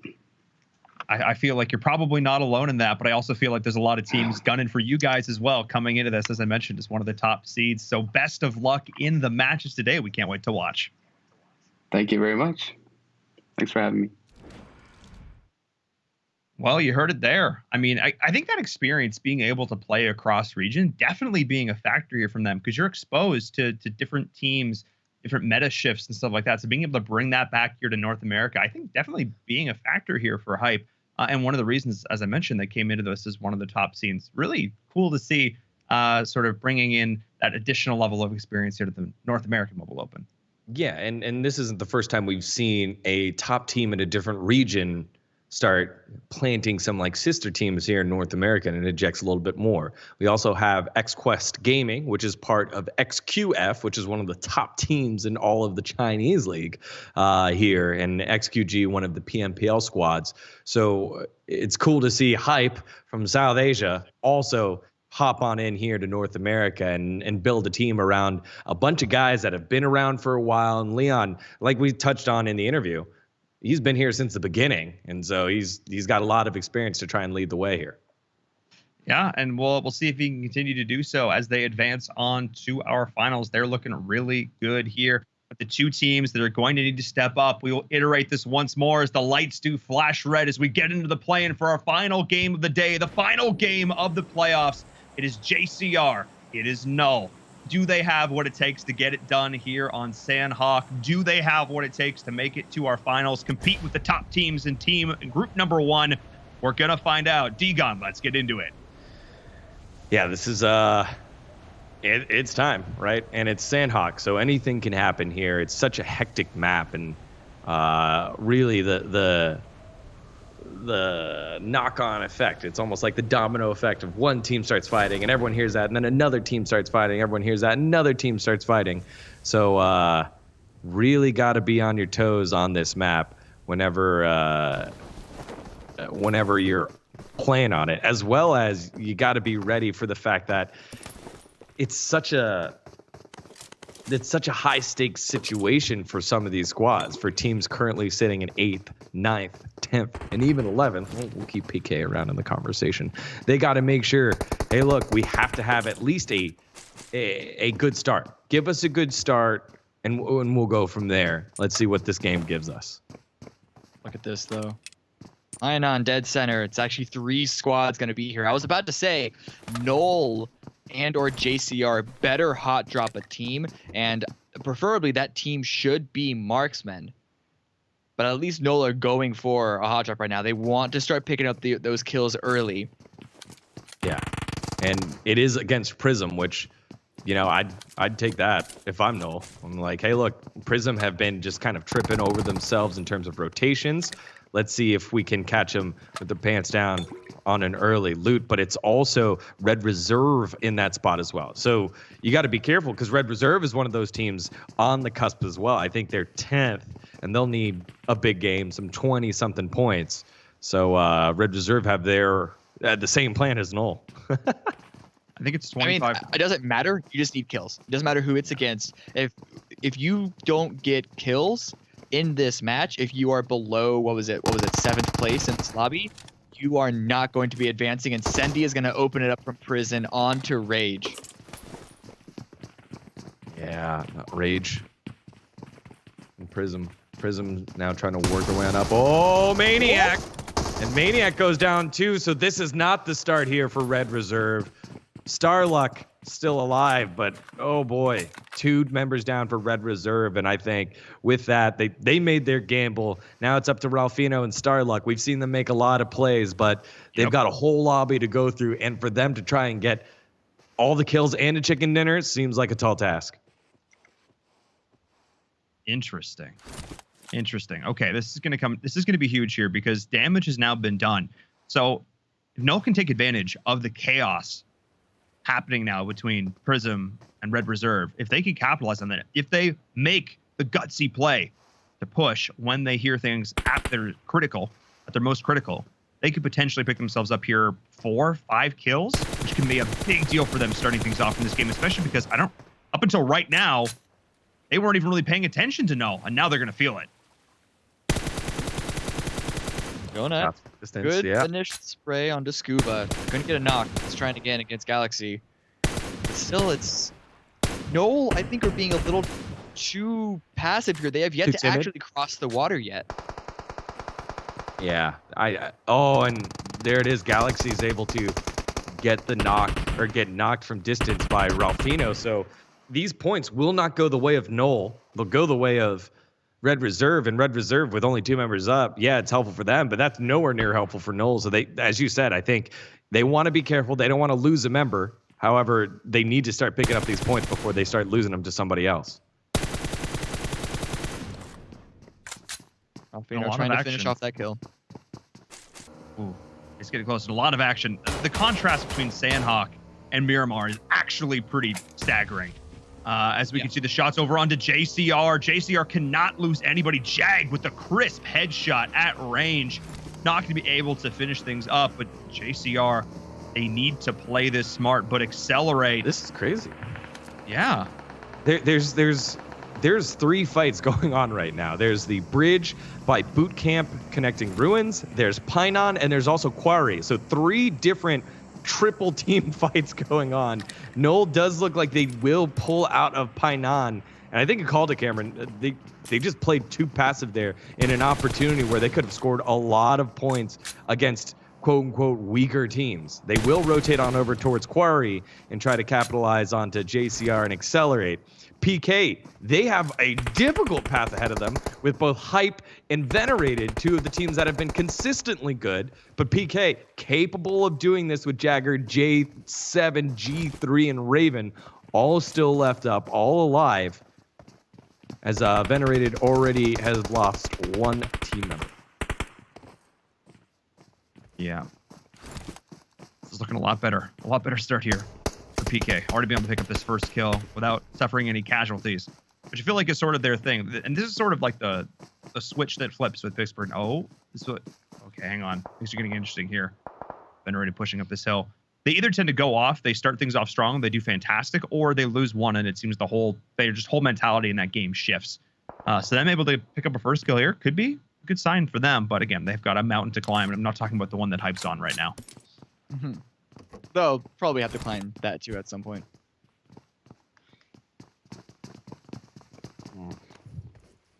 But again, it's such slow play from them.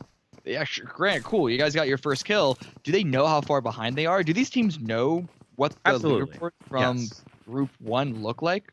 Yes, I know for a fact that the top teams, the PNPL teams, they take the break to watch the post-game analysis after scrims. I know they do that. So PK should know, hey, we need to have an absolutely pop-off game. I don't know if they keep track of, like, exactly the position placement they had compared to the other teams, but I know they know how many points they need compared to Group 1. So they know, hey, look, we need 20. They have 40 points, so they need 26 points. They need a chicken dinner plus 6 kills. That is what they need. But here's the thing too, is that's only tying, and then if a lot of teams are aiming for that 66 mark, you maybe want to try and get 67 just just to play it safe, because we do have tiebreaker rules. We do have things in place. If for some reason we have like 4 teams that finish with 66 points, which I think mathematically is possible here. Fair. So. We'll see. Ooh, Jay. Oh, Jay trying to land these shots onto Black. Black trying to get the jump, and Rebellion's member falls early. Jinx getting shot from a different angle, and the marksman are encompassing Rebellion. I don't know how much longer they're going to be able to stay up. Toshua, snake in the grass. He's been spotted. Jay sees him out. And Tasha won't be long for this world. However, Wid with Taco trying to buy a little bit more time. He's the last one left up. But they know where he's at. Kilo going for the flank. Wid Taco gets taken down. And yet again, Rebellion, our first team out. Thank you for participating in the ESL Mobile Open Season 5 signups. Well, Marksman helped you, moved you towards the signups there for Season 6. Yeah, that's unfortunate. 3 games. 3 14th place finishes. And I feel like if I'm one of these teams, oh no, this is too toxic to say, but I was going to say, I feel like try and aim to fight them early, because they take those fights, and you know that you've been able to pick them up every single round. So that's just 4 points going in their hands there. That's a sort of, if there's a team that's kind of struggling in some of these games, there's definitely teams target that. That is a real thing that teams do. And I feel like we've seen that a bit here. I don't think it's a coincidence that they've gone out first every single time. Yeah, I don't think that's. I think that's an accurate statement.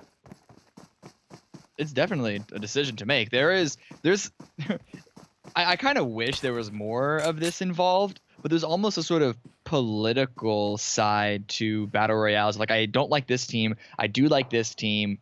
And especially when you come to a qualification process like we're sitting at right now, if a team has a choice between 1 or 2 teams that they can push, one of them is ahead of them in points, one of them is behind and no chance of overtaking them, you're going to push the one that's ahead and let the team that is no threat to you carry on. It is ultimately such like a smaller part of the game, because you can't, it's very difficult to intentionally put yourself in a position where a decision like that is being made. Right. But it's something there. It's like tertiary on the list of decisions that teams are made. It definitely creeps in. I don't think it's an intentional decision, but it definitely creeps in the thought process every now and then. Yeah. Venerated, they haven't moved, actually. Yeah, they're like, we lost Jakob. We know PK's near us. Hype is near us. We're just going to chill. Keeping it simple. I don't hate it. But also, Hype's got themselves such a great position right now. I mean, Leon jumping off buildings notwithstanding. Yeah, there's no reason to give this up. There's been that initial flurry of action. Kills have gone back and forth, but now the teams that have stabilized are going to continue to stabilize, and there's no real incentive for them to shift at this point. This was a very forgiving first circle as well. Not really forcing anybody to move too much. So we are just going to see a slow crawl inexorably forward as the teams are like, okay, where do we have to go next?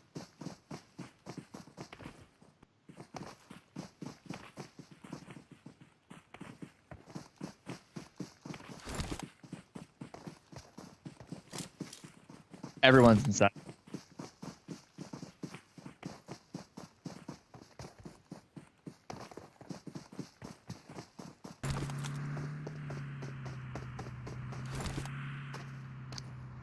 There we go. So I do like how PK has worked their way out of ruins up towards boot camp, and now we'll be able to see what's left over. There's no way that Hype was able to get everything from boot camp, so PK can check that out. They do a full rotation, but again, I don't know how this happens every time. If PK continues their rotation past boot camp and then south, the closest team to him is Cloud9. Oh my God.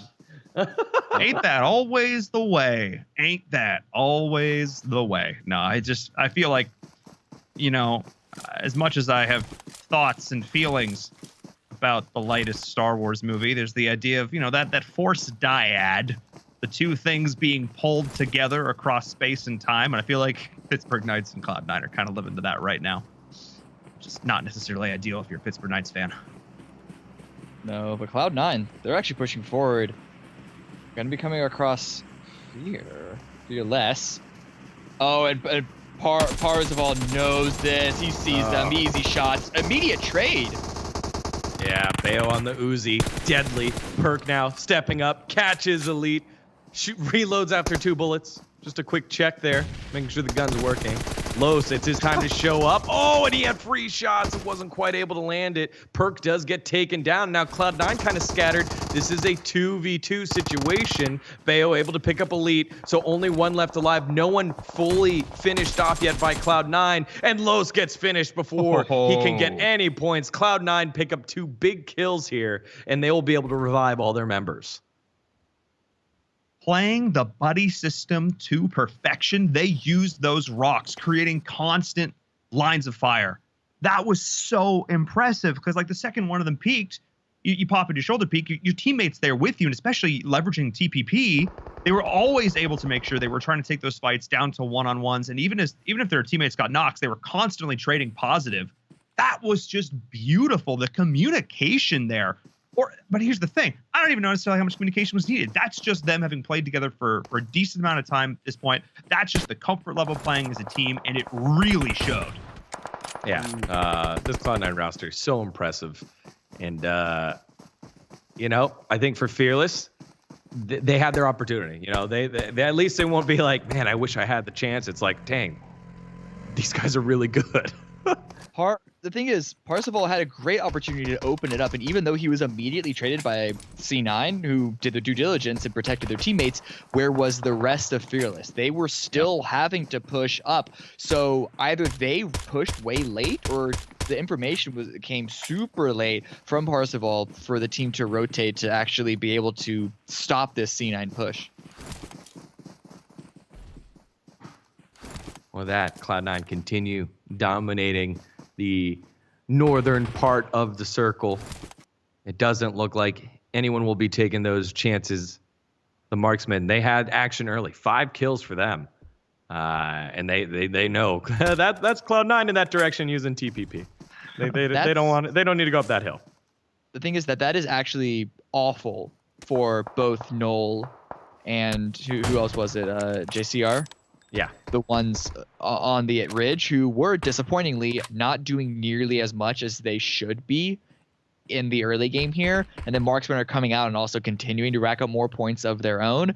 I don't see anyone at this point, unless something major comes out from both of those two squads, Noel or JCR, that the leaderboard isn't going to shift to the top 7. Who's going to qualify or not from this group. Right. It's less about who's shifting from the top 7 and if they could possibly bump off one of those other teams from group 1, which would be scary for Tempo Storm fans and Cool2 BG fans, right? Because it is only 13 points here for Noel. They could do that off of position placement if they stay up a how many bit. kills do Noel have at this point? That's what we need to know. JCR and Noel, they're both in central position, so they could make this work. Oh no! Yeah, but in the kill feed, JCR showing up on the wrong end, and it's Cloud9 raining down the bullets. So JCR in a little bit of trouble. It does look like Beowulf. He's the furthest up, usually leading the way. You could see him right there, Dean. He has a good sight on him and doesn't want to take the shots because he doesn't know where everyone else is. Oh my goodness. The hopes and dreams of JCR making it to the finals Maybe determined by this next fight right here, right now, and they're facing up against Cloud9. Not the ideal situation, to say the least. We'll pretend we didn't see that, Perkins. Don't worry, you were fine. They're fine. They're fine. But it's also You're fine. no. Throw some dirt also on no. it. Yeah. You're good. I mean, they're going to get the res onto Magic here. So this is they're actually looking okay right now. They can back up and reset in this compound, which is a decision I don't dislike, especially given the positioning that C9 have up on that ridge. But part of the problem is where do you go from here? What is your next step if you're JCR? Next step is hopefully getting kills onto Cloud9, but Marksman, they also have that goal. They've been chasing Cloud9 down into Quarry. So Beowulf is going super aggressive, but then he runs into a third team. Accelerator here as well. It's Sanhok. It's not that big of a map. Yeah, and this is what I was saying. This is what's been happening in the pro scrims for Cloud9. Bayo just kind of shifting away, trying to gather information, thinking that, hey, he's safe, but they've actually got 3 full teams here. So you have 12 people that possibly could spot you out, and this time Bayo gets punished, so maybe a bit of a reprieve here for JCR, as now Cloud9 down to 3 members. Also, reprieve for PK, because eventually, obviously, PK was going to run into Cloud9. At some point, it's going to happen.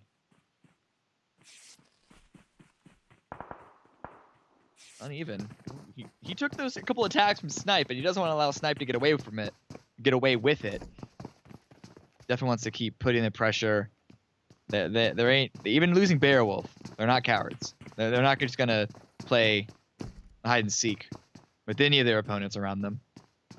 Yeah, I will say that I love the fact that the marksmen waited. They've been waiting. They knew Cloud9 was there. They waited. They had their opportunity to push up the hill on them while they were distracted. Nah, we'll wait. We'll decide to play around this team and then attack them when they're wounded. Maybe not the noblest play, but still I think a smart play to do against a team that can just frag with the best of them. Now we're jumping back on board with Pittsburgh Knights, who have had the best game they've had so far. They've got a kill. They haven't lost somebody early. I think this is the first game of the playoffs they didn't lose someone early. What sort of bar is that? That to have the best game of the day, you don't lose a player and you get 1 kill within the first 20 minutes.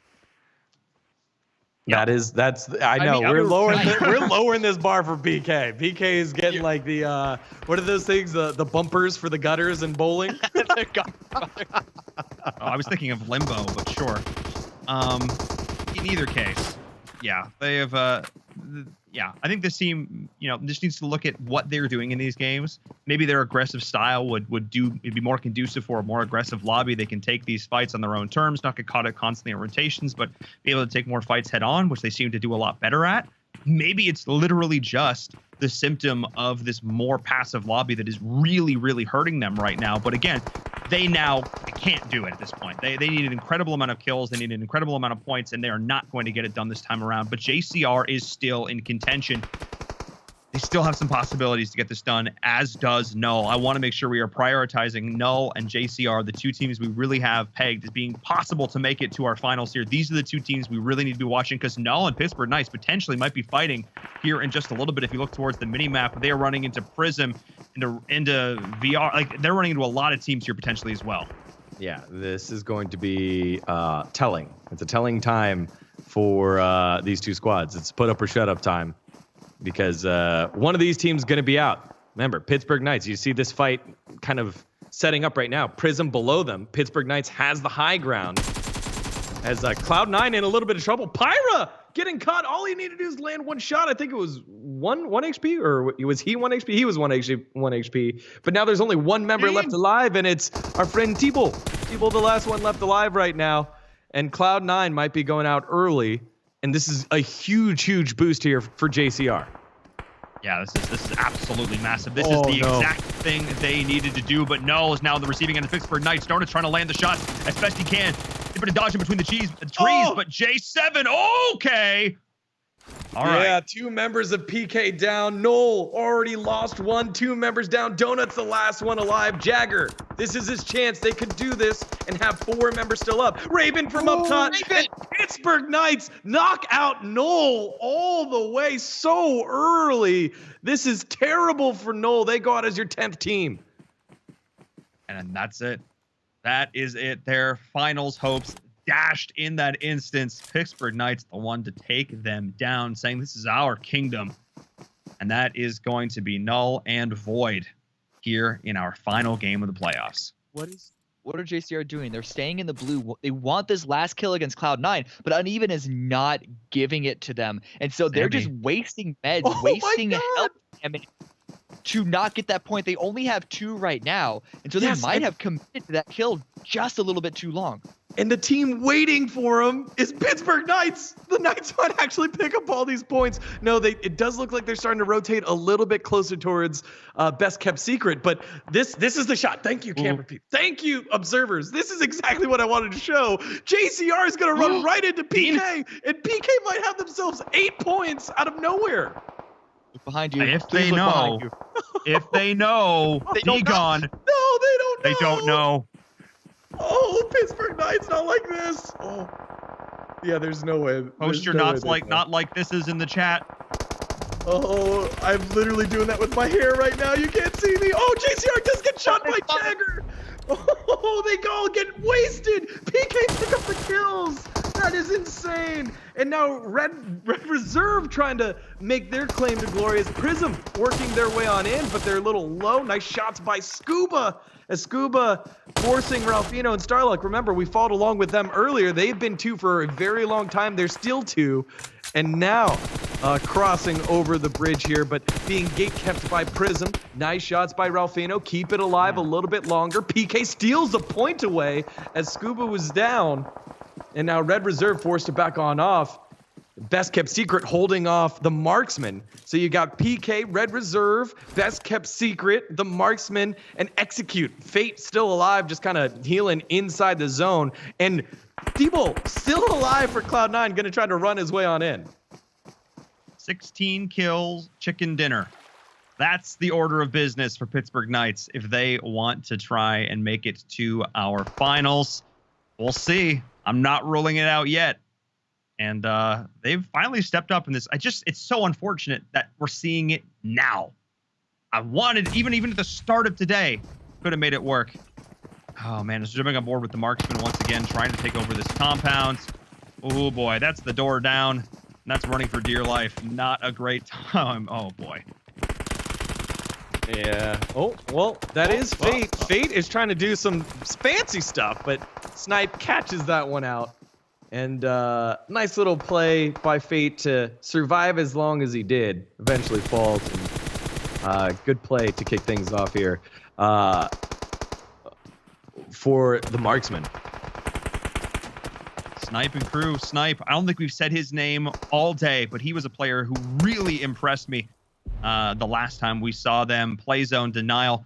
Multiple members of Red Reserve there, I think, on the edge. As we're looking to it now, only 3 teams left. Where did they all go? Degon, Cameron. This is a surprising amount of room left for so few teams still in this. It was hard rotation for a lot of these squads, having to go up and down hills and play along the riverside. Knights actually might go to this. They have 10 kills. 10 kills. Line of sight onto the marksman. 1 already down. That's an 11. I was just laughing just because right when you said that, that's exactly when I noticed. Holy cow, they have 10 kills. Holy cow. They have to get every kill in the lobby. They have to get every kill in the lobby right now. Okay, never mind. No, I think that might be it. Oh, no. Yeah, it's going to be just short, I believe, here. As best kept secret still up. And a heck of performance here, but BKS... they're trying to see if they can catch anything here. Raven spots him out. Oh, nice trade. BKS. Oh, I thought he finished off Raven first. Wasn't quite able to. Zol now going to make him burn. J7 trying to get the revive on up. Zeus is fighting his own fight on the opposite side of the map with G3. And so Pittsburgh Knights, they realize they got to get all these points, so they are splitting up and taking them both at the same time. Goes down. Zeus outside the blue, behind the boulder, and I think G3 is just going to continue to try and thirst this one out. He knows someone's there. There goes Zeus. G3 doesn't leave the shots, and Zeus still alive for a little bit longer. And now Pittsburgh Knights on the back foot. Zeus left with just the slightest bit of HP and only bandages. Jagger is there on G3, so PK will be able to pick up their teammates. So it is just 2 solo members left alive with 1 injured member still up here for a little bit longer. PK, there it is. J7 picking that one up. So now it's just the solo members. Zol and Zeus, the Z's trying to take out PK. PK needs these kills plus the chicken dinner to get themselves in. This is a crazy finish. Oh my goodness. Zol, the last man standing. Zeus was picked up behind the rock. And they're going to play this slow and steady. Pittsburgh Knights making sure all 4 members are alive. They're going to try and isolate him in the corner. They know roughly where he's going to be, but they're going to push as a whole squad.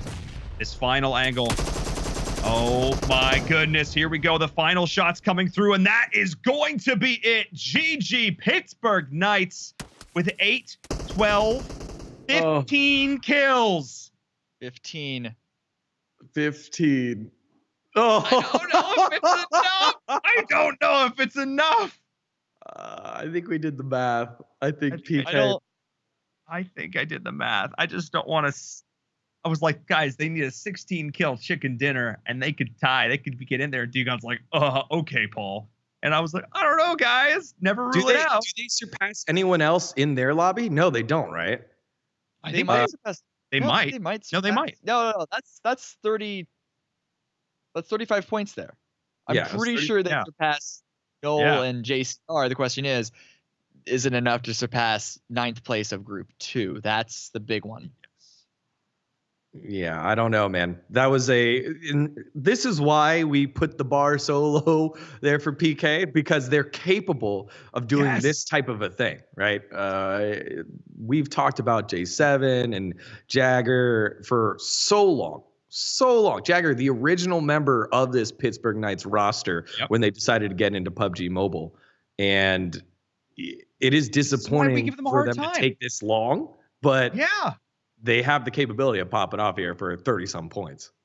They do. Let's take a look back at that final match, our Xperia highlights. Game number 8 for group number 2, game number 6 on the day. Cameron, this was a lot of fun. This was Sandhawk. It was. Yeah, and just this Cloud9 push onto Fearless was really great. I know it happened. It went over in like half a minute. But it just shows the strength of Cloud9's just fighting prowess. Yeah, sure, they got taken out by marksman later, but it's Sandhawk. That's kind of just what can happen, and there's a reason why they're a favorite coming into this group, why they're at the top of the leaderboard right now. Yeah.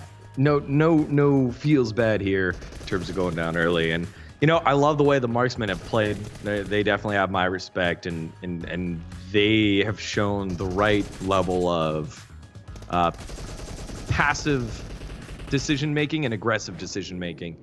But in the end, this story is about PK and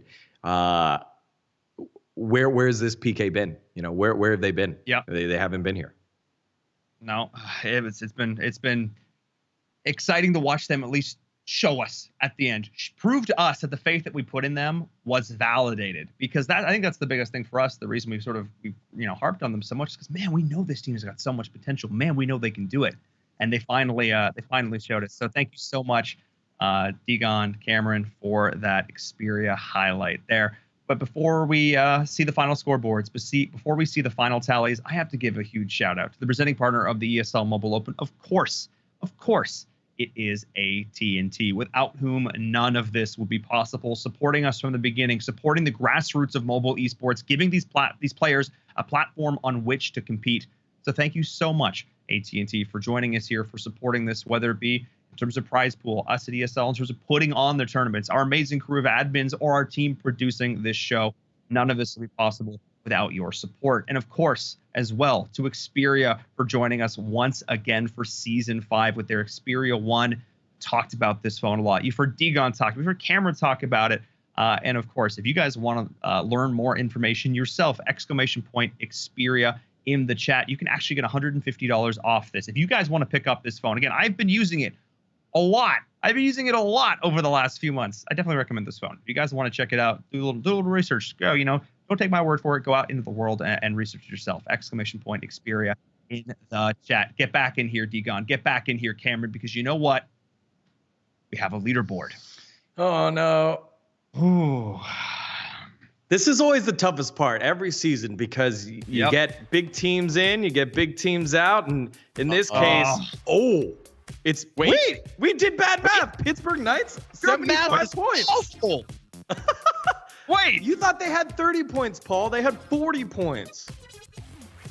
Was I off by 10? Yes, you're up by 10. Garbage. Oh, there you are. What? Pittsburgh Knights are in. They survive. That is insane. Paul doesn't do math anymore. That was caster math to the max. However, I've never claimed to be good at math, to be fair. Yeah, I know. I'm just giving you a hard time. Wow, congrats to Pittsburgh Knights. Yes, you did it. That's what you needed to do. Yes. Wait, yes. Before we start the celebrations, we have to acknowledge there is one PMPL team that did not make it in. It's the other team that had 66 points.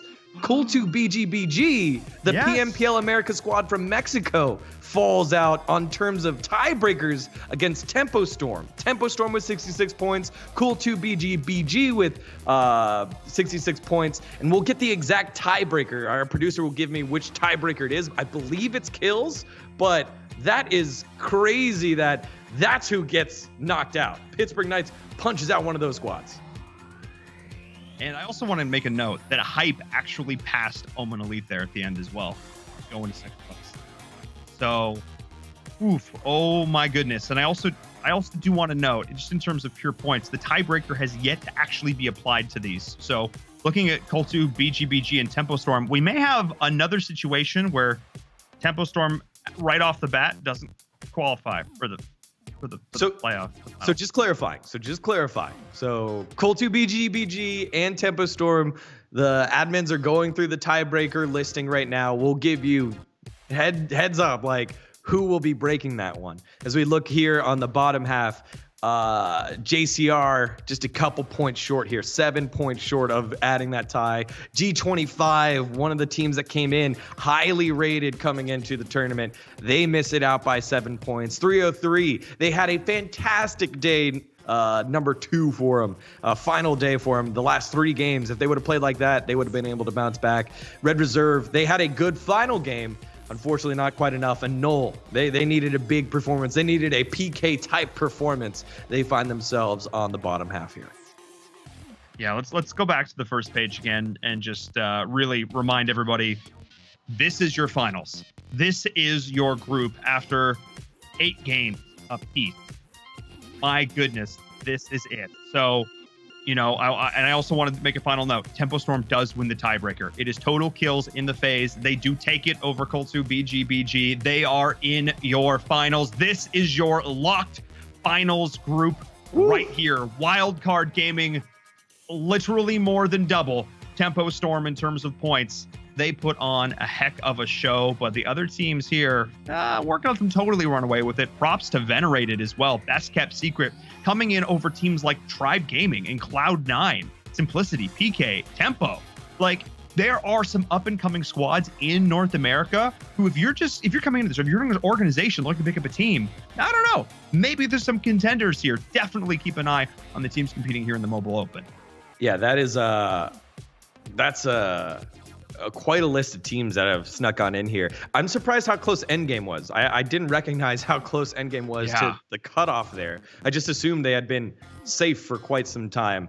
But Square One, congrats to Square One and Extreme Slayers also getting themselves into the finals. The Marksmen, again, a lot of respect for the way that they've grown throughout, averaging about 10 points a game. They look good and could be a team that really throws a wrench into some of these bigger squads here. So Wildcard, they've looked dominant in ESL. but in the grand scheme of things, in some of their other scrims, they have looked hit or miss. So I wouldn't put it past any other of these teams starting to catch up. Ooh. And Execute's in there as well. I feel like we kind of slept on Execute a little bit in these games, and they also put up a heck of a performance. So this is going to be an interesting series of games going into our finals. This is going to be I feel like the story of the Mobile Open. Can these up-and-coming squads really, when push comes to shove, go toe-to-toe with our veterans, with our pros? And that's really cool. Yeah. How about Hype? Hype, again, outside of the usual suspects, came into this second in qualifying. They find themselves second moving into the finals. Huge props to Hype. And Leon, we got to talk to him earlier. Leon and his squad, after, kind of plugging away at it for such a long time, and now finding ways to succeed against these same teams that really dominated his season 1, season 2, season 3. Cloud9 used to be Misfits. They were there. Omen Elite, partially Space Station Gaming, partially Tempo Storm. They're there. Tempo Storm still here. Hype qualifying over all those guys. So props to him, props to them. And as you said, it looks like maybe it's a 8-8 split in terms of solid teams that we've seen around for a while compared to teams that are kind of up and comers. So this is definitely going to be a very exciting finals. Yeah, this is going to be a lot of fun. I can't wait. Also, HH24 in chat being like, in my 4th place got us into the finals. Absolutely. It did. Absolutely. It did, because Rain was trying his best to throw it away, dying first every time. No food for Rain. Monica, take it all away. I'm just kidding. Be nice. Be nice. Monica's birthday after all. Gosh. Happy birthday, Monica. Happy birthday. So this is us right now, staring at our top 16, wondering how it's all going to play out. We're trying to get some interviews with some of these players, which is why we're continuing to talk about this. And I also think it's worth talking about the balance, like you mentioned. But Cameron, this has been your first day here on the broadcast. And you've got a great experience. You got great games from start to finish, and you got to see both groups compete. I've asked you about the contrast between the two different groups. You talked about that a decent amount, but just give me your overall impressions of the day. How has it looked? I mean, it was great. It was definitely just, as you said, we talked about it a lot already. The groups had such different styles, and that is not a new thing. It's actually always very interesting when you look into a battle royale, any battle royale, there is almost like a miniature meta that develops throughout the course of an event, and it'll change. You change even one team out of that, and it's gonna have to cause a new one to develop. And so I'm actually really excited to see, once the finals begin, how these two metas, they're not really styles, they're metas, really, converge together, and are their teams going to succeed more than they did in their group? They're going to teams who struggle more than they did in their group. Like, is Wildcard going to be able to go on the rampage that they did because of the potentially more conservative play that gets carried over from group 2? We're going to have to see, but it's a very good teaser. It's a very nice head-to-head before we go into the finals. I absolutely agree. Contrasting tourney meta, or in this case, lobby meta, how they are going to converge in the finals. Thank you so much, Cameron, for that insight. But we actually, speaking of wildcard, we actually have Spring standing by for an interview, coming in first place by a very wide margin. Spring, it looked really, really solid from start to finish here from wildcard. There you are. You got to be happy with this performance, man. Yeah, how's it going, guys? We're pretty happy that we managed to qualify first, but it's all going to come down to the finals, so we're still waiting for that. Yeah, also, I think you need a new camera. Camera's stellar. It's the internet. I swear. Trust me, this camera's I was really just nice. playing Minecraft, and I really can't tell a difference looking at your camera. That's right. I'm actually just using my my Minecraft avatar right now. I have the extra couple blocks. It puts extra blocks for my hair. That's what it is. Yeah, okay, that makes sense. Yeah. It does. Look, it's the internet, fam. Things are anyway. You guys, I will put away an incredible amount of chicken dinners. Like, actually an incredible, back to back chicken dinners in certain situations. How do you guys keep that momentum rolling? Because it actually is really obvious to watch as a spectator how you keep that momentum rolling from one game to another. What's the secret to that? Is it just like getting hyped in comms? Like, what does that look like? I don't know. I think we're just a really we play really well when we're having a good time, I guess. So if we're having a bad day, a lot of times that can tilt us and we'll play poorly for all of our games. But if we're having a good day, we can just steamroll through everybody because everybody on the team is like a very what's the word I'm looking for? Like everybody kind of is I don't want to say emotional player, but if you're having a good day, like Acer will hit his shots or Slicky will hit his shots. And that just really helps us going forward and like after we win a game. So yeah, that seems like a momentum player. Momentum. You guys are momentum players. I almost said motivation, but I couldn't get that word. There we go. Hey man, just because you look better in my camera doesn't mean you can speak better than me. So that's why I'm here. It doesn't matter what I look like, right? But my big thing here, Spring, is you guys have had kind of in that vein up and down form, right? Over in PMPL for season 2 hasn't been your greatest split, and I was actually worried about today. I know you had enough points, but it was more about your performance. What about today made it like, hey, look, we're back and we feel comfortable, we're back in it, and you guys dominated again? Personally for me, I can't really speak for the others, but personally for me, I have a lot of trouble with the like 4 games takes it all format. So if we do poorly the first game, it's kind of like, well, you know, what do we do for the rest of the games? And that really throws me off. But for this format, we already knew that we had qualified. So everybody on the team was able to just go in really comfortable and kind of just play their own game without having to worry about, you know, placement and everything. So yes, again, we play well when we're comfortable. So yeah, and the work you put in day one, you know, thanking your past selves for getting those points that first time around, and you know, it really you guys look clean today as well. It you know looked like you guys hadn't skipped a beat, regardless of placement in other tournaments and stuff. So congratulations once again. You're qualified. You're in first place. Take a little bit of a break, relax a bit, and we will see you in the finals, man. Can't wait. It's gonna be a lot of fun. Thanks, guys. Congrats, man. Ooh. Always good to talk to Spring, man. I think Spring has such great. He has. Oh, there you go. Okay. My heart. Oh, I was like, what happened? Why aren't you and Aaron go with me? The green of this. All right. I lost you, Degon. Yeah. No, I thought I lost you, man. See, I almost didn't identify you because, we're wearing the same shirt, but then we're in different places.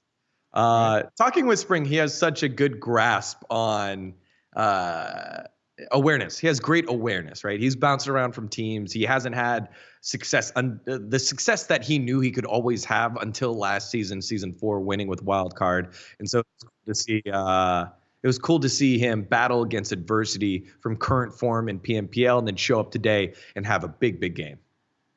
Yeah, this was just fantastic to watch from start to finish. I've already kind of gotten your final thoughts, Cameron, so I'll turn to you now, Degon.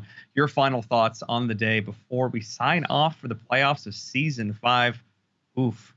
This was a good one. Yeah. Pittsburgh Knights, why you got to do this to us, man? Why you got to wait till the end? You realize you need new drop spots. Go hot drop somebody else. You know exactly where Cloud9 drops, and somehow, 7 out of the 8 games you run into them. The one game you don't run into them, 36 points. Just saying. I'll pull a Paul. Just saying. All right. I agree. Cameron, thank you so much for joining us. Looking forward to the finals. Once again, that'll be a ton of fun. Degon, great as always. We'll say goodnight for now. Go relax. You guys absolutely earned it. To all of you at home who stuck with us through all these games, thank you so much. We could not do this without your support. The support of the fans means so much to us here at the ESL Mobile Open. And if you guys aren't already doing it, follow us on social media, Twitter, Instagram, and join the Discord as well. If you guys want to get involved, if you want to start a team, tons of players over there looking to form teams. And of course, Twitch, YouTube, wherever you're watching this right now, be sure to follow and subscribe so you catch the finals when they do happen. All of that info on the finals will be announced soon. Cannot wait to give you guys more info on that one. From all of us here at ESL, thank you so much for joining us for the Season 5 playoffs. We'll see you at the finals.